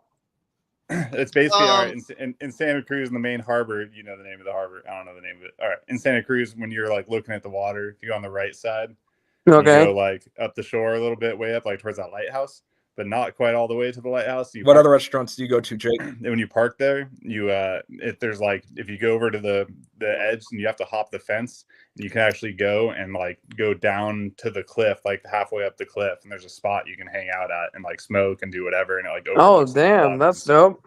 It's cool, and there's usually nobody there. So I'm gonna yeah. Yeah, I showed him exactly. I'll where it keep was that in mind. is my favorite, like probably my favorite town in the whole damn country. Now it's got, its ups and downs like anywhere else, but like the ups far outweigh the downs. And I've had so many damn good times in this town. Here, I'll pull up a map and show people. You said you're from Colfax? Yes. I'm from Tahoe Jake. originally. I just came from Auburn. Oh, no shit. Yeah, I'm from Tahoe, is where I grew up. Yeah, I've been working out at Kings Beach the last couple weeks. Nice, dude. KB, I'm from Incline, man. Yeah, All dude, right, it's so fucking populated now. It's like, god Roseville damn, for me. man. I know. Hella I know, people. it sucks. So one of my favorite spots in the entire world is Roseville for this me. rock. This rock Oh, right gotcha. here. I parked my van back here next to this little museum. God damn it. And then My I cat walk over really here, wants to get in on this. and then I jump over this little fence and I walk down to the edge of this rock right here. And then what you look out at is you get to see the pier over here. There's a lighthouse over here. And then this, there's a little theme park. It's like Coney Island over on the East Coast. And so this is a theme park right here. And so basically, it's like one of the coolest, most unique places to hang out and party. And so the spot that Brian's talking about is over here on this side, over next to the lighthouse over here. And Jake, is that your favorite place to go? As far as taking a mini vacation, yeah, for sure. Let me find Brian's spot too. I'm gonna have to go check this one out. Jake, he You pointed have this to, out man. to me. It's really nice. Once you see it, you're gonna be like, "This is sick." Is that it right It's like, there? Or, then, or a little south of that? I mean, you're about in the right spot.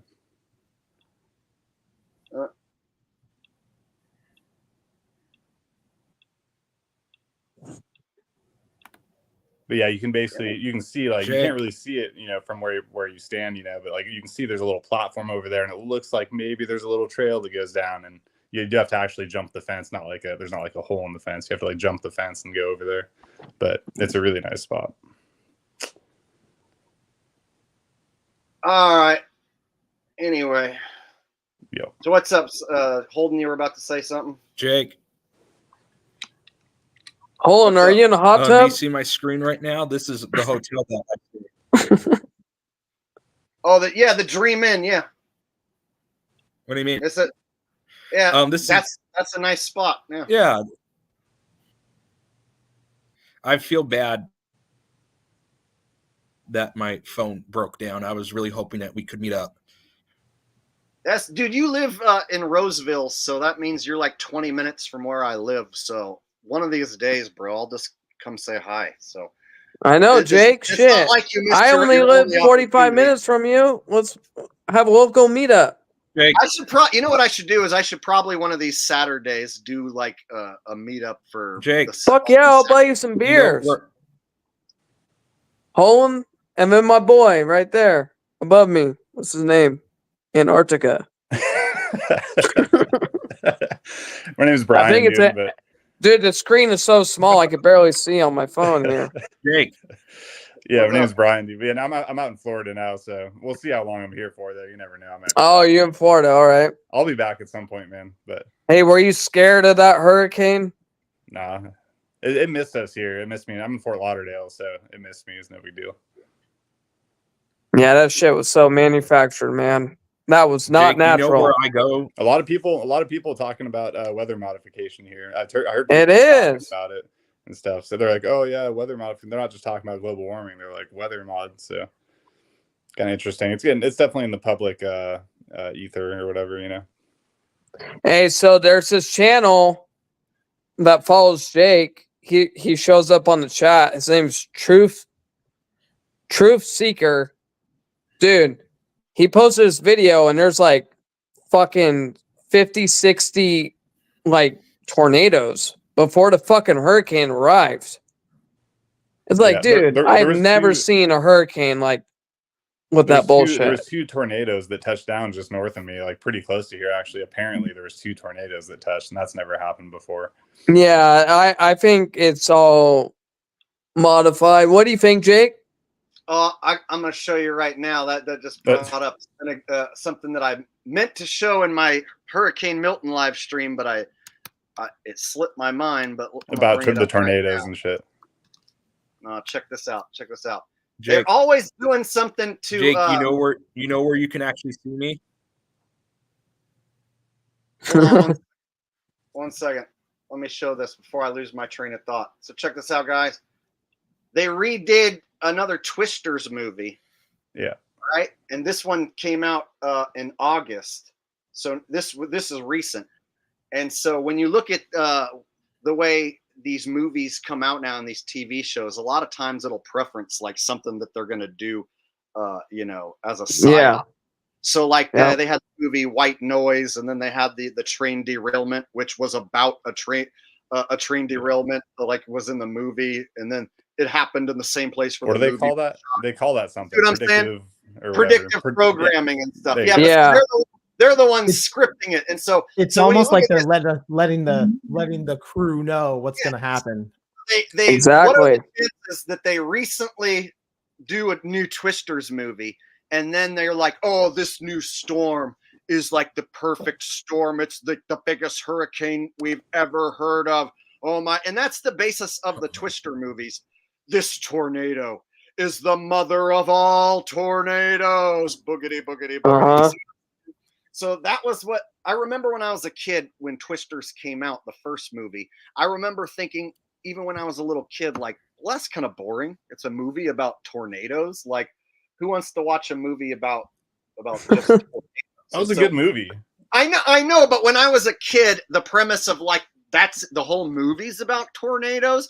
And then like, when you really think of it, it's like, it's a really stupid premise. It's like, we're storm chasers. What's a storm chaser? Well, we like to go find deadly storms and get next to them so we can maybe almost die.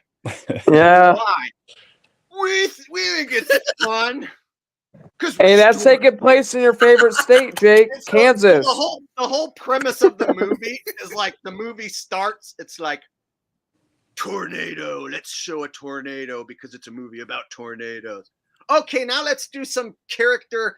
We had to get to know the characters in the tornado movie. Okay, you got to know the characters. Now the characters need to go find another tornado. Hey guys, there's a tornado happening. Let's go chase it. And so then they go chase it. And then it's like, okay, more getting to know the characters. Oh, this main lady character, she was involved in a tornado that was really big.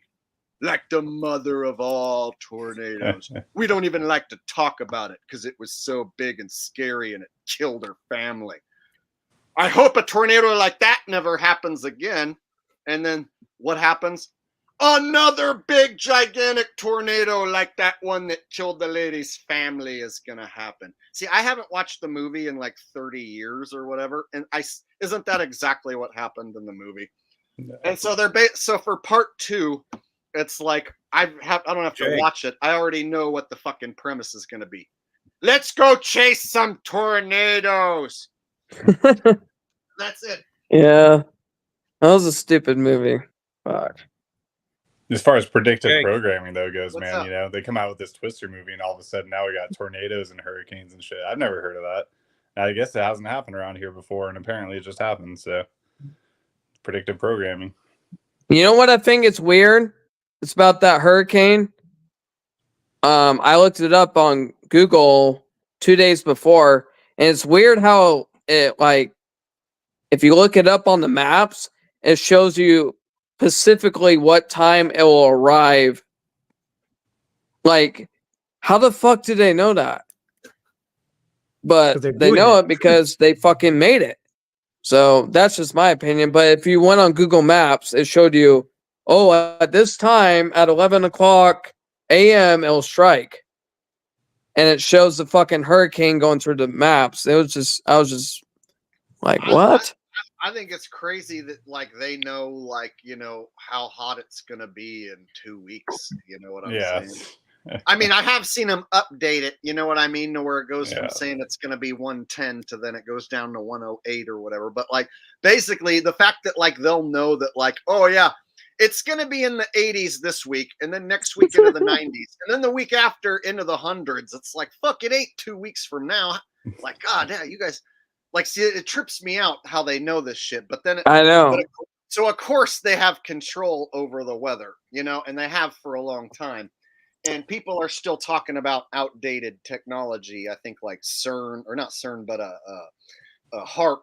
And I'm the guy that'll say like, hey, maybe HARP's old stuff that they don't even use anymore. Maybe they got new underwater HARPs, you know, all around Florida for all we know. So out in the Gulf of Mexico, they might have, you know, an underwater HARP facility where they can whip together a damn hurricane and choose whatever it's location probably where they all want. the radar systems are, where they say, oh, the Doppler radar's here, and you'll see the storm pop up right where that radar system is. Hey, Jake, when you post those news anchors, like when you post videos of the news anchors talking about the weather, I want to bitch slap them, dude. Like, they're just lying to your fucking face, dude. Just reading a fucking script. Like, they piss me off so much, dude. Fuck them. Those are just bodies for hire, though, bro. So I hate them, though, dude. They're lying fuckers. They're just dude. actors Fuck like them. everyone else. It's a comfy job where they just read the script and they think that they're doing a good job. And so Bunch of No, Joe they're Bidens. not. they're the lowest level to where, like, if you were to like meet one of them, yeah, they believe all the shit that they're reading. It's like a secretary at NASA. They think that like they think that they're doing a good job at like a reputable company. You know, so what are you going to do? Like, you know, slap some secretary at NASA because she believes in the moon landing? Like, what's that going to change? You know, like, I want to slap some secretary who answers the phone at NASA because she thinks it's real. You know what I mean? It's like that's the bottom of the totem pole. And so, yeah, a news anchor, they're just a flesh bag for hire. You know, if you offer $100,000 a year to read a script and be on TV, there's a million motherfuckers who are going to take that job. You know what I mean? And I know, but they're annoying as fuck. It's like, well, they God are. damn, man. Fuck. I think that they go Lying. out of their way to pick ladies that appear to be like evil demons and men and whatnot. So I noticed there's a plethora of like evil demon looking manly-ish lady anchors. You know what I'm saying? So every once I in a haven't while- seen that yet.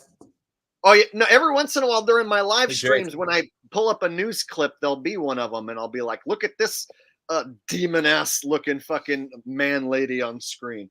I've pointed out several of them. Even if they're even real, like that all could be AI generated. Well, they have AI generated Joe Biden, and so yeah, we're to the point where if there's an AI generated Joe Biden, it's hard for most of us to tell the difference. You know, then. Yeah, they could have AI newscasters and the whole nine, man. That's why when I saw them tornadoes and stuff, I'm like, you know, how do I know that's not CGI? Hey, I hope everyone in the chat, I hope you didn't fucking vote. I hope none of you motherfuckers voted. Shit's a waste of fucking goddamn time. I wrote in. I hope one. You did? Wrote in Jake. Okay. Don't vote. Don't vote. God, you were scaring me there. I voted for him. Shit, man. Waste of fucking goddamn time. I hope no one that's watching this stream fucking voted. Fuck that shit. Dude, Jake, let me ask you for real, dude. You don't believe in Pizzagate, you're saying? You don't Not believe not the version that they tell. So do I think that elites do bad things to kids? Yeah, but do I believe their stories like about pizza places and pizza's code for this and that, and like and hot dog is code for this and that? Here's my thing is you bringing up some RV shit right now, yes, dude. for like Fuck. 5 years afterwards, if I said I like to eat pizza, then people would be like, oh my god, pizza. Yeah, well, it's not like that, dude. And so but... I want to get to the point where it's okay for me to say, hey, when I go to Santa Cruz, I like to eat pizza without somebody in the chat being like, oh my god, ignore those people, bro. But... And people were doing that for like fucking years, and it's like, okay, or they'll bring up 33. It's the like talking 33. about what happened on Epstein's Island, right? And being like, "Oh, did you hear what happened on Epstein's Island?" It's like Yeah. talking about what happened at But P. it was Diddy's more like parties. the, You the know? leaked emails, dude. There's all those leaked emails and everything. Like whether if those were real, those leaked emails and stuff, that's like some hardcore shit. Oh, you can't fake a leaked email. I know you right? can, man, but See, like so it my thing condemns- is it like, condemns a lot of is high-up bad people. stuff happening to kids behind the scenes by bad people? Yes. Yeah, but like how much? You know? Am I going to let that affect me saying that I like to eat pizza? No, dude, not that's at all. not what I'm Fuck 'em. saying. I I'm love not the accusing taste you of- of being a pizza gator. I know. because you So like what pizza. so my main thing when I said that was like, to this day, I can't fucking say I like to eat pizza without some motherfucker in the chat bringing up Pizzagate. Well, you just said you So didn't believe that it I want to get to existed. the point where nobody brings it up anymore. We should bring it is up what all I'm the time, bro, because it's like Wait a the most minute. serious problem if it's real. Like What's that's pretty what gnarly even shit, is it? You know? I'll let you go back and look it up on. Wait, I never even heard of this story. What is Pizzagate? Is leaked emails that basically implicated like a lot of high ups like Biden or Obama, Hillary Clinton and stuff, and a lot of emails back and forth with pizza being a code language for child molestation. Oh. And like Obama was just some super implicated stuff, and it's extensive and Hey shit. Jake, and it's I wanted to mention something else. Sorry, I don't know if I should be saying that word, Jake, or not. Yeah, I dude. think you just cost me monetization. Sorry, bro. Yeah. It's all good. Well, it was, at least You know- got a lot of stuff, yeah. Sorry, man. No, literally All one good. word will do Jake, one you know word where- does it. So I said that word that where- means bundle of sticks, and that was the one thing that they demonetized a stream. Like two, 3 streams ago, I said the word, that means bundle of sticks, the F word. And yeah, that one word was the thing that cost me the whole damn stream being monetized. Yeah, I could have used my words more carefully. Damn. Oh, it's all good, dude. It's all good. But yeah. Jake, go ahead. You know where we can meet up? Well, shit. If you live in Roseville, dude, I'm only like 20 minutes away, so I can. No, I'm 25. I'm 25 minutes away. What's So it's me in Roseville. Fuck it. The Safeway at Pleasant Grove. I'm there usually. I don't want to meet at no damn Safeway. I want to go to the bar. I got a bar recommendation for you guys. Let me remember what it was. Shit, man. Well, we going grocery shopping? I'm just saying, Jake. Yeah, but that way, because my mom doesn't just let me go with any person, so that way my mom can meet him, and then I can go with you guys. Yeah. So that's on you, bro. Yard House is really cool. That would be my way. Yard House, Oh yeah, Yard House I want is to do good. stuff with you. It's nice. I really do. It's a good place. You can bring Hey, your Yard mom. House Maybe is she's fire, attractive, dude. She could be Yard attractive, House. Jake. His mom might be a hottie. You don't know that. Yeah, Bring her with. Jake. Yeah, Jake, you get a new missus. You know what I mean? Jake rolling up with that hat, dude. No. Hold up, shit. I'll bring my parents too, man. We'll have a good No, time. Jake, but I want to hang out. It would be a lot of fun.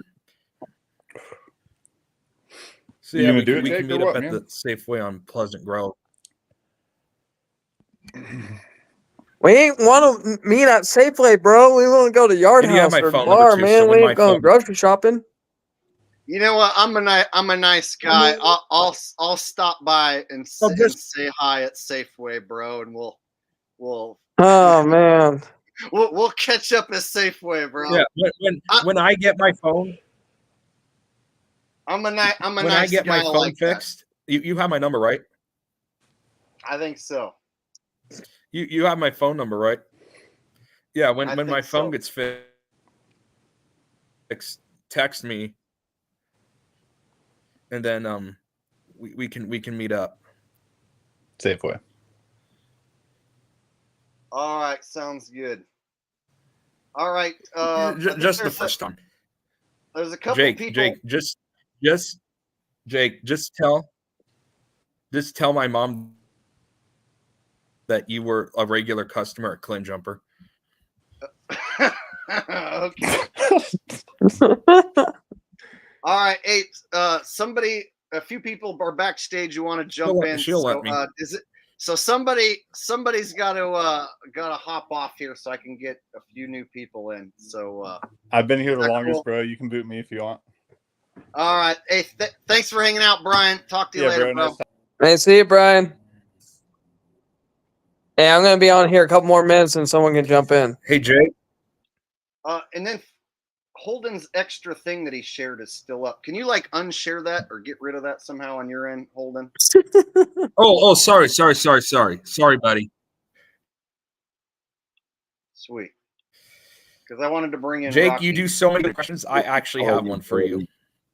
Hold on, before we get to Rocky, you have an impression, Holden? What impression do you do? Yes, I do. I have one of George Gascon. Who? The LA District Attorney.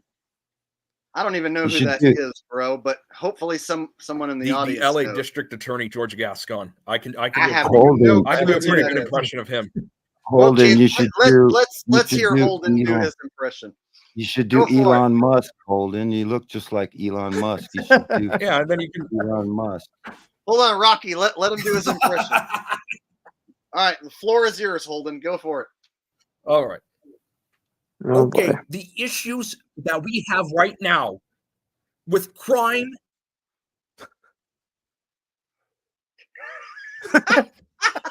He froze up doing the 666 symbol.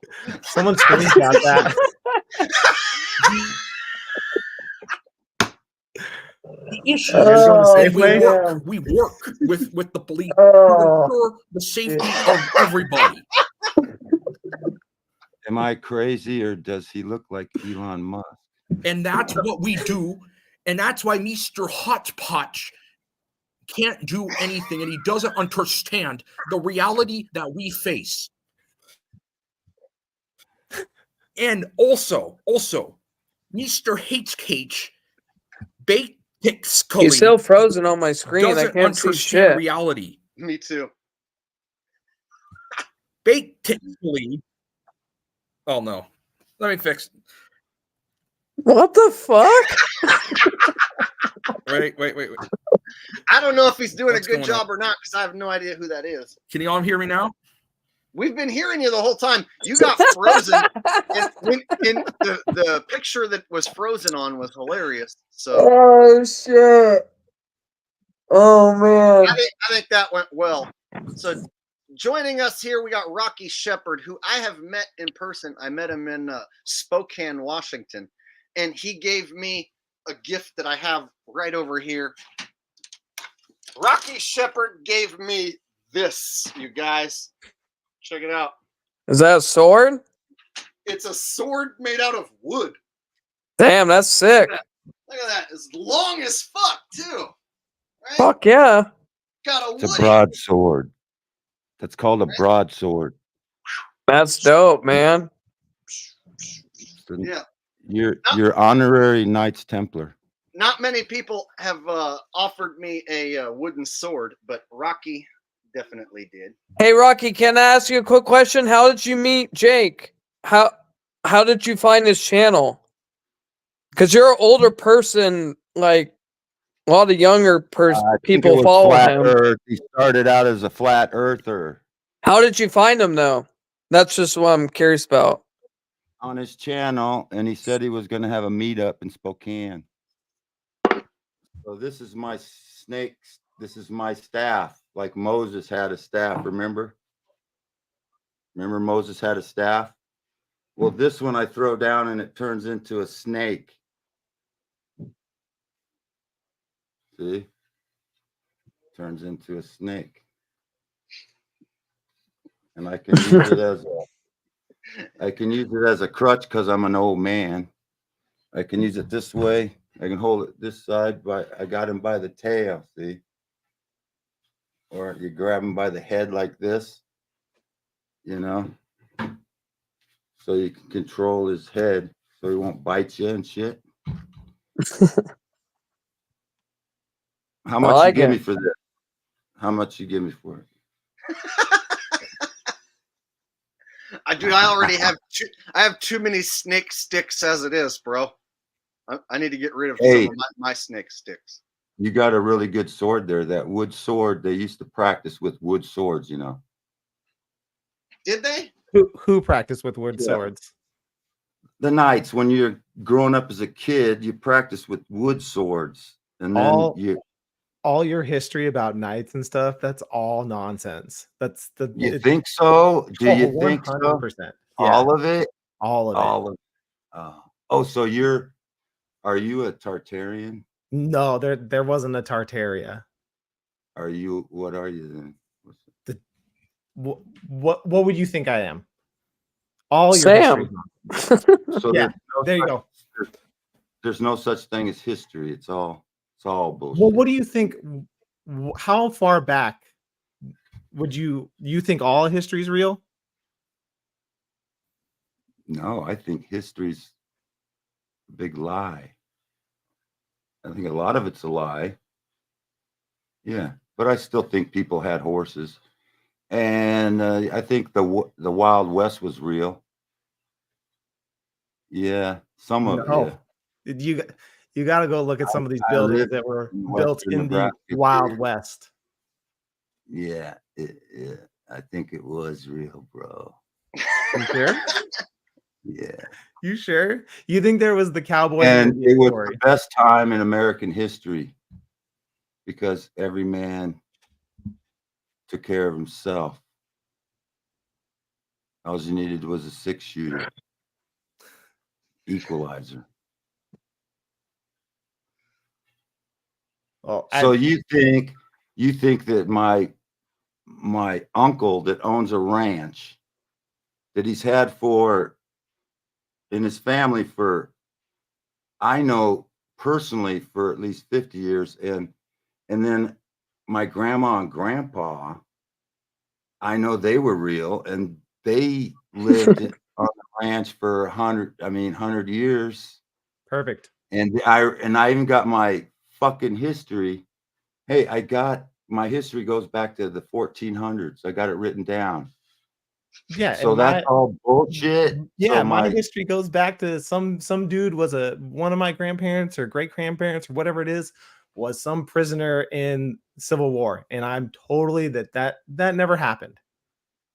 So here, if you want to, Jake, if you want to see something here in the people who built the South, or those people, go look up the slave ships and bring up the first picture, and I'll talk about it.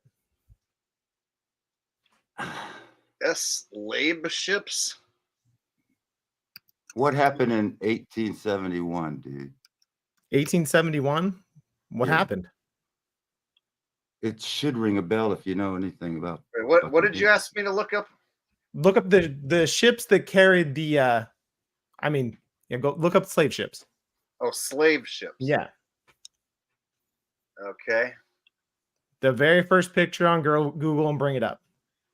All right.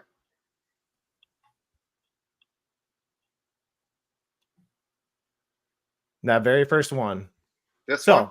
Yep. All right. So what it's showing there, it's showing where they put all these people in the bottom of a boat. And if you know anything about boats or the Navy or anything, the ships are immaculately clean, especially on like the cruise ships and stuff. The reason why is that you're contained in that boat.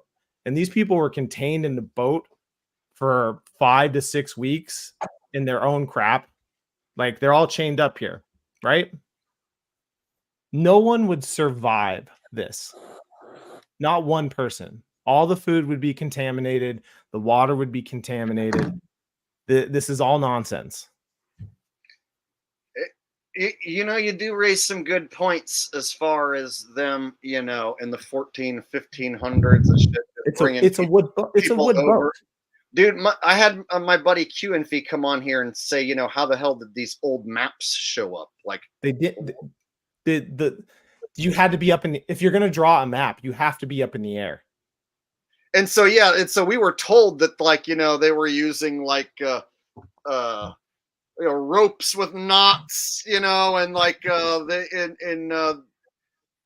hourglasses and shit like that. So it's like, so when I had Q and Fee come on a month or two ago, and he was saying like, how would you travel across a country and document like on paper like how far you went, and then on that same line of longitude, or I mean latitude, excuse me, get on a boat and then go all the way across the ocean to the next country. Like, how would you be able to line all this shit up perfectly? You can't. The way it's in the 14 or 1500s. And so whenever somebody like, says, oh, this map is from the early 1400s, I'm always like, psh, well, how the fuck did they make that? Well, they had special people that specifically were map makers, and they traveled by the stars. They had astrolabs. Because we've already talked about they had astrolabs for 2,000 years. We've already traveling talked by the about how stars. you get your own Travel by sun the and you get your stars. own moon and you get your own set of stars. It's clear as day. It's observational data. Everyone sees their own sun. Everyone sees their own moon. I agree with that completely. It's not, guys. It's not real. It's a holograph.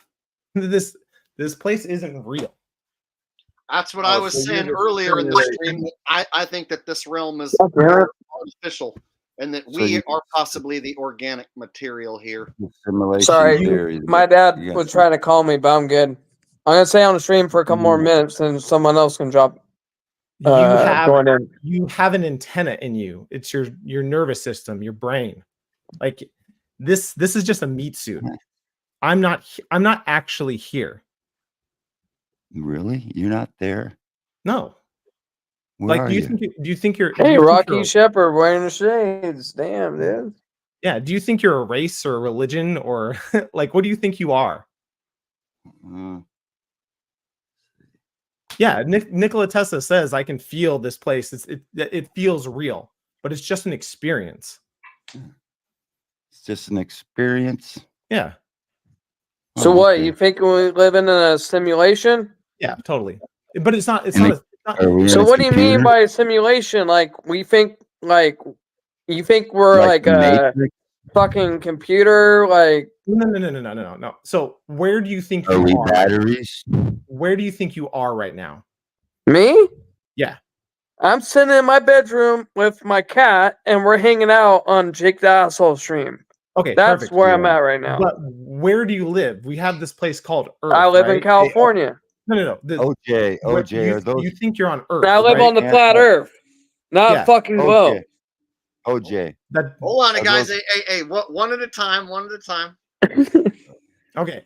So you think you live in a place that you have your own sun, your own moon, your own stars, right?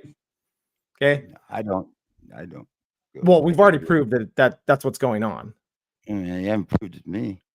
Jake's proved it. UNP's proved it. Like it's observable data. You can totally see. You can go So outside. we're all seeing different stars, but they're the same pattern, but they're all different. Depending on what And there's- spot you how are many in this. suns are there? How many suns are there? 24. No, you get your own sun. 16. That's it.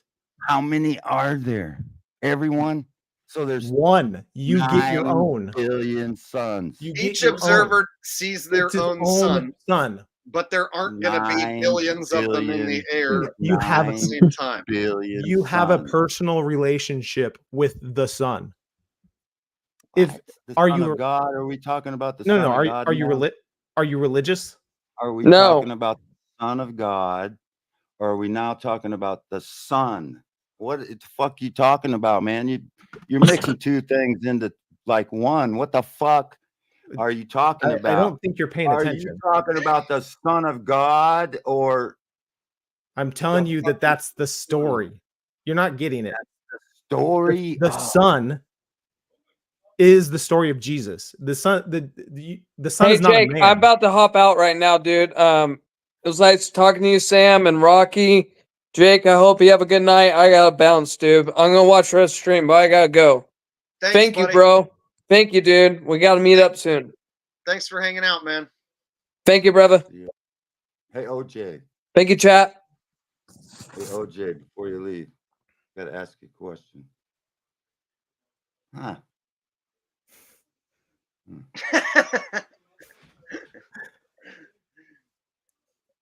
Why does that guy want to get rid of me? Well, I understand how you can correlate the Son of God with, because it also calls him the Son, S-U-N, in English. I don't know if that's in Greek or in the Septuagint, but Okay, all right. I'll tell you the story, the Jesus story, right?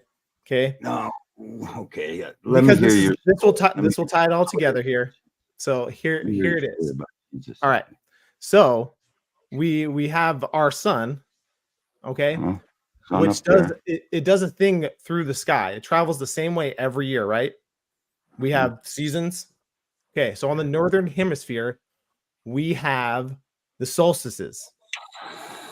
And then we have the equinoxes. But on the winter solstice, on the 21st, the sun stops going down for 3 Going down. days.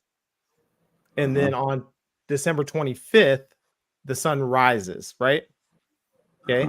So the birth story, all right, the birth story is of the sun. So we know the three kings points or go to the star in the east, right? Okay. If you sit out on December 24th and watch Orion's belt, which is the three kings, it's referred to as the three kings, point to the east star, that's where the sun is going to rise. Gonna rise over there. Yeah. And so on that 25th day, the sun is going to appear to come out of Virgo. Virgo is also the Virgin Mary. It's also the house of bread. Okay. Awesome. It's Bethlehem. Awesome. So that's why you have a personal relationship with the sun. Oh, well, that's awesome that God did that with the stars. There is no God. Actually did that with the stars where the sun comes up, just like the Son of God, he came to earth and he was in the tomb for 3 days and then he rose again, just like he put that in the stars. He came from a virgin and oh man, that's awesome that God did that. He put that shit in the stars, man. Yeah, that's how come the east, the three wise men from the east, because they read the stars. And they knew that Christ was going to be born in the manger. I don't think they knew he was going to be in the manger. They just followed the stars because they knew how to read the stars back then. The stars, it says, were made for signs. That's an awesome sign in the sky. Jesus came of a virgin, was 3 days in the grave, and then he rose again, the Son of God. Awesome story, man. Thanks for sharing that. That's awesome. God put the story of Jesus in the stars. Awesome, man. That's cool. Fucking thanks for sharing that. Are you triggered by that story? That sounds like you're a little bit triggered. That was awesome. Love that story. Yes. Let me at him. Sam, let me tell you something. All right, no. So, all right, what you're saying, I had to get back in here, dude. You know I was itching to get back in here, Jake. Dude, all right. So what you're saying is there's an obvious correlation between the stories, right? The sun, the stars, and there's like an obvious correlation there. Okay, the sun, the equinox, 3 days, sets and rises. There's other stuff too, like the ages, right? It's like going into the age of Aquarius. Oh, It's going into the upper room of the Aquarius. So I'm familiar with what you're talking about. What I'm saying is that does not discount the story. What it could easily be is this is a representation of the story of the most major story of the universe is written in the stars. So it actually happened and the exact correlation is there, or at least a rough estimate. One thing I will say about the Christmas and the 3 days and stuff, Christmas was not always celebrated on the winter solstice. It was put over there. Is this part of your history? Yeah, I'm saying it was put over there to make it we've already established that history is a lie. So whatever you're talking about in history. I can go outside and see what's happening. Again, observable data. I can see it. I can't go through all your history stories. Yeah, it's spiritual. That's why when you read the Bible, man, it's like it doesn't say like, oh, you're gonna know this for sure, right? It's like this is a spiritual book. You can decide whether you want to believe it or not. Do you think you can't disprove the Bible either, right? Oh, we'll get here and disprove it right now. Do you think people cross the desert? How would you possibly know otherwise? Because what we're gonna get to is that there's no at that time there probably wasn't a desert. How do you know that, dude? You don't believe history. How do you possibly know that? Because okay, so all these buildings that we have, do you know about the old buildings? What about them? The old buildings that are unbelievably impossible to build in the United States at the time frame that people say that people were moving from, and none of these people had skills. Go look at here, Jake. Can you bring up 1878 San Francisco? It should bring up like I don't believe history either, you know. Like you're but not this convincing will show what was going on at that time. Happy to look at it, but Yeah. like I'm Some still of waiting the to hear building you disprove the structures, Bible on me. You know what I mean? It seems impossible that These are impossible. These are made impossible this buildings. at the time. Where are you going with it? Look, You so know where those that panorama buildings right there, came from? it is showing you what was built in 1878.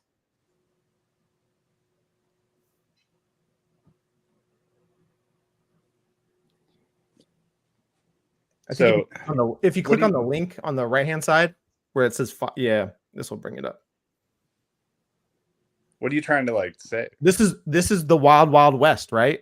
This is dude, we know history's been tampered with. Like We know shit. that why Rome do you was, believe the was story of the Bible? we know Yeah, because it's a Rome spiritual book, dude. It's not. was It's larger. not like it's Rome was only about the worldwide. sky. It correlates to the sky. It does not mean that it didn't actually happen, man. It doesn't. And it doesn't. You can't. I'm not saying I can prove that it did. I'm not saying I can prove that it did. The timelines in Revelation, I can tell you the timeline. All this shit happened. What's the timeline? And who did it? You gotta. It's a belief book, man. But what you're looking at is like you're saying you don't believe any of the history. I don't but, believe. like, I you don't can't have beliefs. disbelieve it either, man. I don't have beliefs. Well, you disbelieve. That's a belief. No, you disbelieve. You don't have a belief system. It literally has the word lie in it. You're saying you disbelieve the Bible, but you can't say whether it happened or not. So you're just like there was an event. Okay, we don't know what time frame this was, but there was a past civilization here that wiped everything out. 78. Okay, so you believe some kind of history. Guys, hold on. We have a comment coming in here, and it sounds very important. You all are crazy. Stop smoking weed. LOL. Or crack. LOL. Oh, fuck. I've been smoking weed, so he's probably talking about me. I mean, I'm doing the crack, so that's the reason that I became crazy. It's because of the weed. Maybe you guys are the crackheads. I don't know. Sorry, Jeffrey. We'll all stop for you, bro, so that we aren't crazy anymore. Jake doesn't like the religious talk, man. He's scared to go there. You know, it's too deep of a Well, topic I'm not for him. religious, bro, and so like I don't have the same attachment to any of it. You know what I mean? And so like anytime anyone asks me about my religious thoughts, I always tell them, well, like I think this place is created. I just don't know by who or what, and I'm not willing to just go along with the Bible because otherwise I'm going to die in hell and get burned. No, of course not. Right? So I just come out like, so I don't have that like, oh my God, Jesus came to me and told me he is the one. So I never had any of that powerful shit happen to me to make me be a hardcore Bible thumper or anything. So so at the same time, I I believe the earth is created. So if anyone comes at me from an atheistic standpoint, I'll shoot that shit down. If somebody comes at me with Big Bang, I'll rip that to pieces and be way more disrespectful than I will to what you guys are saying. So I have all the respect for you guys having this conversation. I'm not going to come in and step on you. But if one of you guys was to propose that a Big Bang fucking accidentally made everything, well, then we'd have a problem, and I would shoot that shit down. It's because you're living in your mind. Like when you go to sleep and have a dream, you're just going deeper in your mind. This is all, it's a projection. Like it's a realm. It's a realm. It's a realm. So you are not here. Well, I am. My spirit, I mean, whether I am or not, who knows, I guess, but like I am I don't know. I'm not, maybe not, dude. You can't say you're not here because like you're here, but like you're saying you're not. Okay, maybe. But like, this is just a like a projection.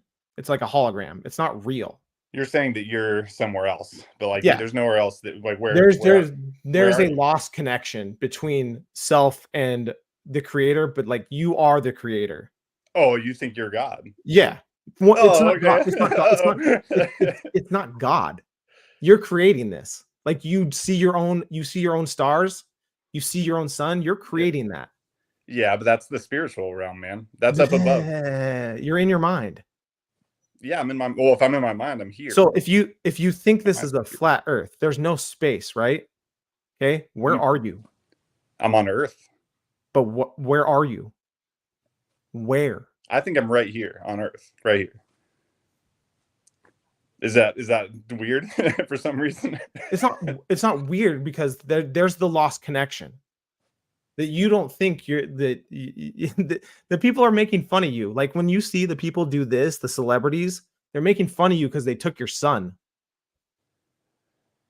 What do you mean? I guess I'm trying to follow you here. I'm not trying to you make fun of you are the creator. I mean, I know that we do create our own stories in a lot of ways, but at the same time, you can't do some crazy illegal shit, go to jail, and then create your way out of fucking jail. It won't happen. You see what I mean? So there are limitations. Yeah. But this realm has rules, right? Yeah. Yeah. I'm saying you can't create your own reality. Yeah, but not your like government rules and stuff like that. This is like, hey, you don't hurt other people, you don't do other things. Like the silly laws that they have, like voting and stuff, that's telling other adults what to do. Yeah. So it's immoral to begin with. So but the rules of this place. I think we're a little bit off because you're talking about religion, and that to me is obviously important. Now, I do want to say before, this is still let me really quick, bro. Let me say like that all this, I love talking about it and digging into it, and everybody being truthers here. I don't really give a shit. It's like if we're all pursuing truth, my actual belief is that if you are honestly pursuing all the different truths, you will end up believing that Jesus is true because this says Jesus is the truth, the way, and the life. So right there. The sun is right there. I see it every day. You're saying that's I don't think that is what you're saying, dude. The only thing that walks on water is the sun's reflection. Yeah, because it's like, oh yeah, there it is. Look, the sun does miracles, like heal the sick. I believe that there's feeds everyone. I believe that the correlation is that the story of Christ, which is the greatest story with its ever 12 told, friends. I think it's represented in the stars, bro. Like I see the correlation. You hear what I'm saying? Like I know.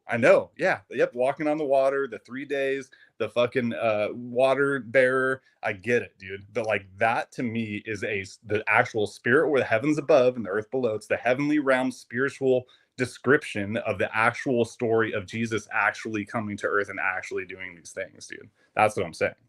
But there's not one. So if we want to go back into history and talk about that, there's not one account, a person account. And if you think that, so there were at the time that person said to live, there was no personal account. There's no writing. There's no nothing. Dude, yes, there is. No, there's not.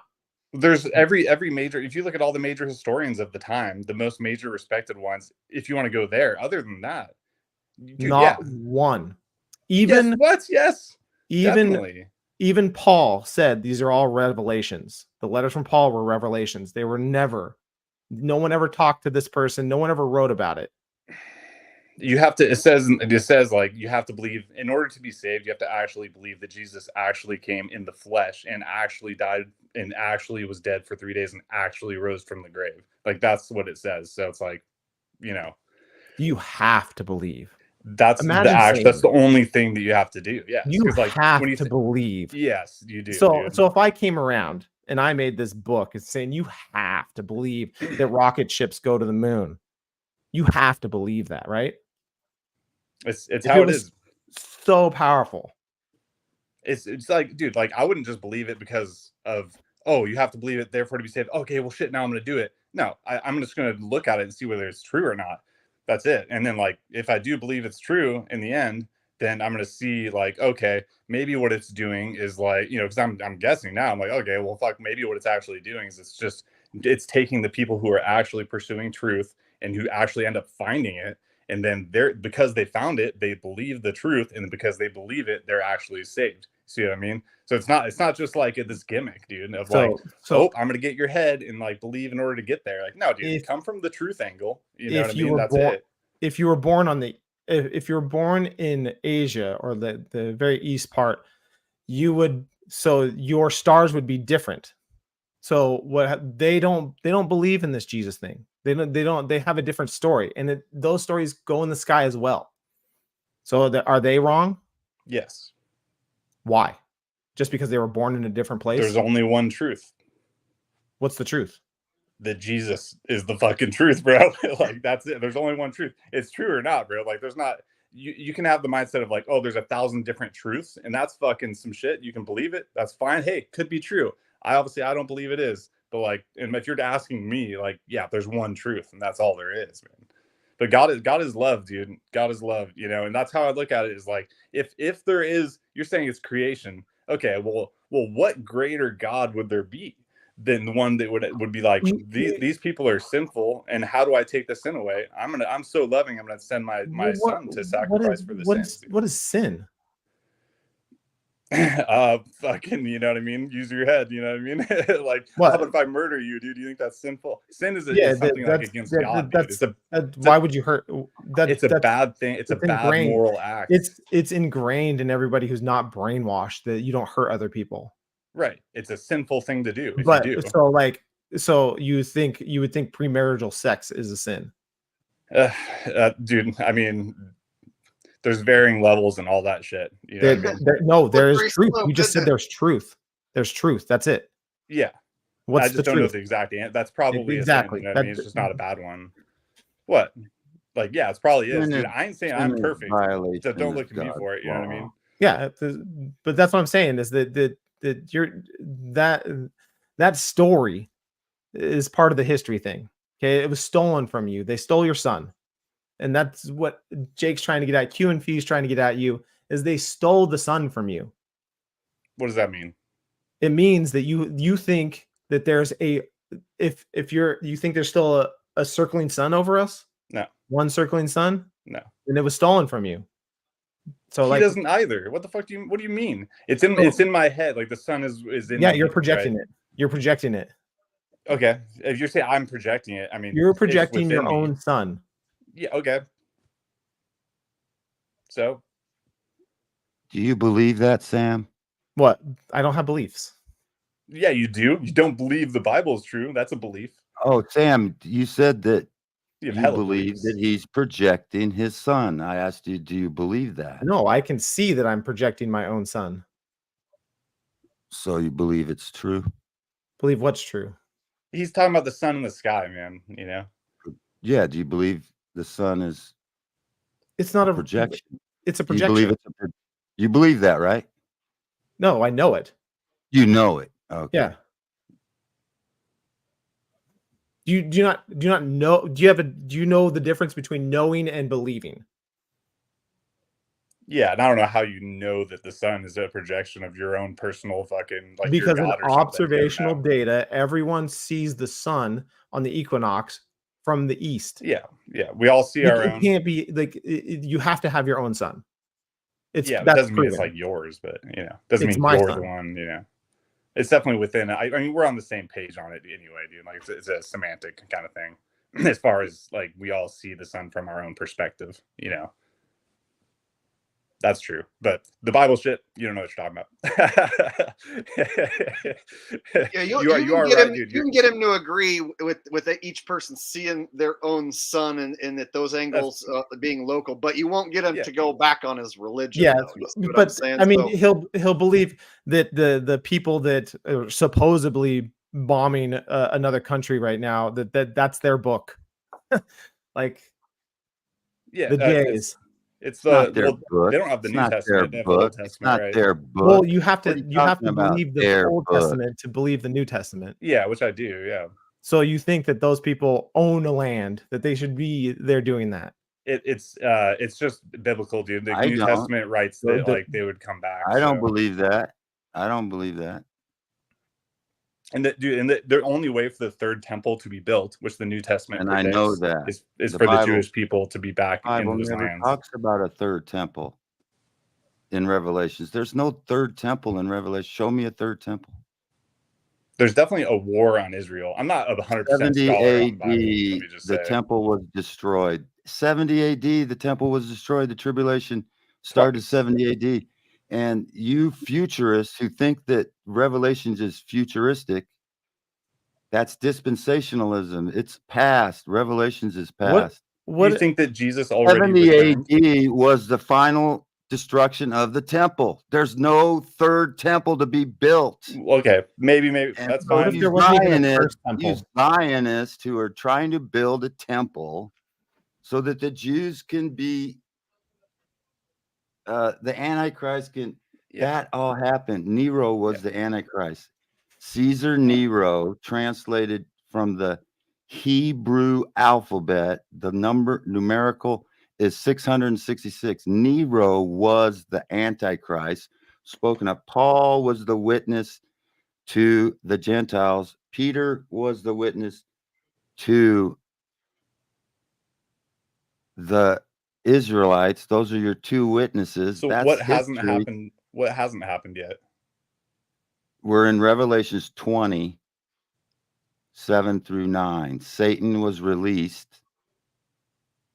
Not physically, it's a spirit. His spirit was released to deceive the nations in the little season, it's called Revelations 27 through 9. The little season, Satan was released. That's 1776, we think it might be. Statue of Liberty is a statue of Satan with a chain that's been unbroken. Unbroken. It's liberty, not freedom. It's liberty to sin against God. That's what the Statue of Liberty represents. 1776, Satan was released. You're all waiting for the tribulation. It's already over. Satan was released in 1770. That's where you get your history all fucked up. So do you think that Jesus is going to come back? Huh? Do you think that Jesus is actually going to come down from the clouds Jesus and shit? comes back. Jesus comes back. He comes back When? twice, not 3 times. He doesn't come back. And if he would have came back, he would have came back 70 AD. He would have came back 1,000-year reign. 1,000-year reign only means a long time. It doesn't mean 1,000 years. 1,000-year, when it says millennial reign, that means a long time. So 2,000 years. The Bible's divided in 2,000 years of Adam to Noah, and then 2,000 Noah, Moses, or something. So, Yeah, so 2,000 years. 42 generations. Yeah. So the 70 AD, the Jews were divorced by God for rejecting their Messiah and stoning Stephen. God divorced Israel, destroyed them in 70 AD. And we're never told that they're coming back. They're gone. They're gone. Israel is divorced. We're in the church age, 2,000-year church age, which we are the temple of God, and we are the body of Christ. We do his will on earth. He's sitting on the throne in heaven. He's on the throne in heaven. He's been ruling for 2,000. but we think maybe in 1776, Satan was released from the pit. He had power again. See, it used to be way back in history, everybody, it was all about Jesus. All those temples that you see, they were all glorifying Jesus, and they were built by people who were, had a On lot of knowledge. donkeys and carts. They're built with donkeys and gave them carts. knowledge. I'm not talking about, that's the reset. That's 1776, the reset. They're still, It's where we you got still have the donkeys orphan and carts all over children, the and place. you got the insane asylums, and where they reset. Satan was released. They had to reset everybody because everybody knew that God was reigning for the last, long time, 1,500 years, maybe 1,050. It's a millennial, whatever that means, a long time. So God was reigning, and him and his people, they built all these magnificent. It used to be chivalry, is all about where you like Jesus and all that. That's when Christians were in their power. Not like now. We've been deceived. We're all deceived. We don't even realize we're the temple of God. We have power that we should be using, but we're not using it. We're the fruit. We're the light on the hill. We're what keeps this nation great. And if it wasn't for the believers, this nation would go to hell and it is going to hell because we got all these fucking freaks out here. They're transgender, they're homo, and they're all promoting, sun worship and shit like that. Anyway, so you got to know that history changed, and we're thinking 1776 because that's when the French Revolution. They were the Republic against the kings against the Republic, and the French killed all the kings, and then we have a republic, and now we have the republic like Rome, the same kind of government that crucified Christ on the cross, republic. Yeah. All religions are welcome, just like Rome. No separation of church and state. But it didn't used to be under the kings. The kings were like, they like, like the last king, even though it was like fake, she still was like a part of the church. And so they got rid of the kings who were and they replaced it with a republic, and they got the Statue of Liberty. Just like the boat I showed you. Like the it's boat. all fake history. It's all fake. We don't need. I don't understand why you don't get it. 250 years of history has been the boat. I just showed the boat. I just showed the boat. Yeah, well, when I asked you what happened in 1871, that's when the Constitution had the 14th Amendment and made all Americans. I just showed you the boat that they told you that they brought people over, that nobody would have ever made this trip. Boats, they were very master boat builders, motherfucker. Noah, you're not getting it. You're not getting it. You're not getting it. 1,000 years ago, they probably had better boats than they got now, motherfucker. Because they know how to do shit. Sam, what's your history? Tell me. Don't go on too long, Sam. What's your version of the history? And don't know how to do shit. You think that everybody's as stupid as you. Don't know how to build a fucking boat. I mean, they use real oak, fucking white oak, strong. That's why Rocky, bro. What he was talking about was them transporting people like slaves on these boats. Supposedly, we're told that they had them shackled, just laying there for weeks. So crapping and pissing all over themselves. They would never make it. All over themselves. And what he's saying is like you wouldn't survive that within like a day or two. Like no one on the boat would survive. Know anything about that? Nobody. Bullshit. And so that's what he was talking about was all like the story that they brought hundreds of slaves over on boats. It's nonsense. And had them they lied about something like this. Gonna row across the ocean. We're thinking that they lied something about that slave thing. We're thinking that maybe they were already here. Black people were already here. They didn't ship them over. See, there's some kind of lie going on about that because I think Haitians are black. At what point of the lie do you believe? I'm telling you, man, I don't believe in the history that's been thrown around. I got Me either, man. history that I know about that you don't know about, but I think it started like in 1776. Is it sinking in yet? Is it Is sinking where in yet? No, your story about the sun god bullshit, and that my son is. I think Can't Cross is I starting believe to in cat cross.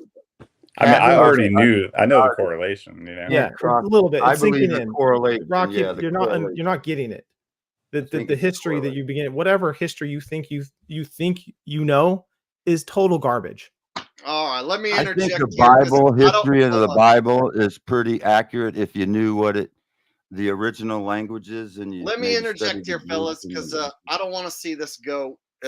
I let it go for a while, and so Yeah. I don't want to see this continue for another 20, 30 minutes and us still be in this same spot. Yeah, So, thanks, Jake, for so having me up.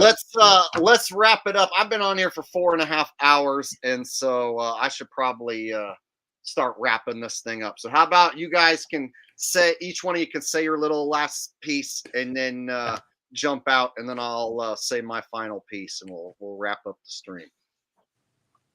Sam, yeah, I'm gonna go first and get out of here. Right? Go ahead, dude. It's a spiritual book. You know what I mean? There's no other God that could possibly exist to be better than that God. You know. So if you think we're in a creation, if you want any other route to heaven, this is the route to heaven. You know, and if you just pursue the truth on it, still, I know you do, dude. But you know, continue to look at it. I know exactly what you're talking about. You know what I mean? With all the stars and the correlation there, man. But it does, and I'm still a full believer in the Bible. You know, so it's like there's still something there. You know, like look at what Jesus said. Look what it was that something that the Son of God would say. You know what I mean? Like love God, love everyone, love everyone, faith, hope, and love. You know, it's like he's the guy, dude. But anyways, dude, that's it. I think you're an interesting guy, bro. Nice talking to you. I know you're pursuing truth, dude. Rocky Shepherd, take care. Jake, fuck off, dude. I'll see you when I see you. You know, I'll catch you guys. Catch you guys later.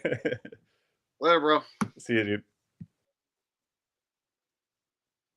I'll Okay. just say goodbye. I'm not trying to force anybody of my beliefs. I told you, Jake, you know, I'm a Christian. And when I met you, you knew I was a Christian. I still smoke the weed, you know, I smoke a little weed once in a while. But you know, I believe, and he knows. So he knows I believe. Whatever. Okay. See you around. All right, see you, know, Rocky. for someone to say they know, I just say I believe in Jesus. You know, I believe in Jesus. He knows that Jesus is the Son. Whatever. See you around. Bye. All right. All right, Sam. Hey, and just to let you know, dude, there's people in chat who are like, this Sam guy he knows what's up. And then there's other people who are like, this Sam guy is a tard. He's gonna burn in hell. So you've been skewered, and you have people who are totally on your side. So it's a mixed bag in chat. But here, I get where you're coming from with the Son, and I'm not a religious guy. But there were some points in that where it's like I don't really know because it's like people were bringing up stuff that I just haven't really looked into, and so I found myself for a few minutes there, like kind of checking out, like, oh, what are these guys talking about? You know what I mean? So, but I did enjoy getting different perspectives because it's just me always just talking, and so for me to let new people on and speak their mind, you know, it's something that I want to like do a little more often. And so I appreciate having you on, man. And go ahead and make your final comment, and then I'll shut this bad boy down. It was fun being on. This is super interesting. Yeah, you know, like you can't please people, especially that they all been brainwashed by the TV and the government propaganda. That if you can't even get past that the football is fake, like literally you can see and watch it, but like how deep does it go? What like your religion, your belief system, the imaginary lines you live in. Like you think you live in a like that there's lines that you can't cross and stuff like that because of a government. But yeah, awesome being on, and hope to talk to you soon. All right, man. Hey, do you have a YouTube channel or anything? I'll be starting up one, but I'll try to get that on here soon. You seem like you'd be good at this, dude. So if you were to do your own thing, like you seem like you're comfortable talking, and that's Oh mainly, man, if mainly I, what it is. Like trying to be nice and not like that's the like the hard part. You're always, no matter what you talk about it, if you're going to talk about truth, there's always going to be people who come over and spew slander and hatred, even if you're like telling nothing but the facts. It's like, dude, I've had to deal with goddamn, Russian vids and Ronnie and Jason, a couple of fudge packers coming over. So I've had to deal with all sorts of wacky weirdos, and that just comes with the space. So if you talk about truth, you're gonna get all sorts of crazy people showing up. Anything that anybody has no put matter into what. the chat and stuff, like I haven't said that 6 feet in front of my face or 6 inches in front of my face in a mirror. Like, like it doesn't bother me. But yeah, I'll see if I can get a YouTube started and go further, because this goes deeper than just the what you think, where you are, and more of what your nature is, like what nature really is. Man, we had control of this at one You point. triggered quite a few accounts here. I notice I'm seeing several accounts that I don't usually see here. Like there's some that I don't recognize that don't like you. The lurkers came out today. Yeah. So, all right, man. Thanks for jumping on. Thank you. See you later. I've been on here for longer than I thought I would go, and so I want to thank everybody for hanging out. I know the stream ran kind of long, but it was a bunch of interesting personalities and some interesting topics that came up, and so I enjoyed it. I hope you guys did too.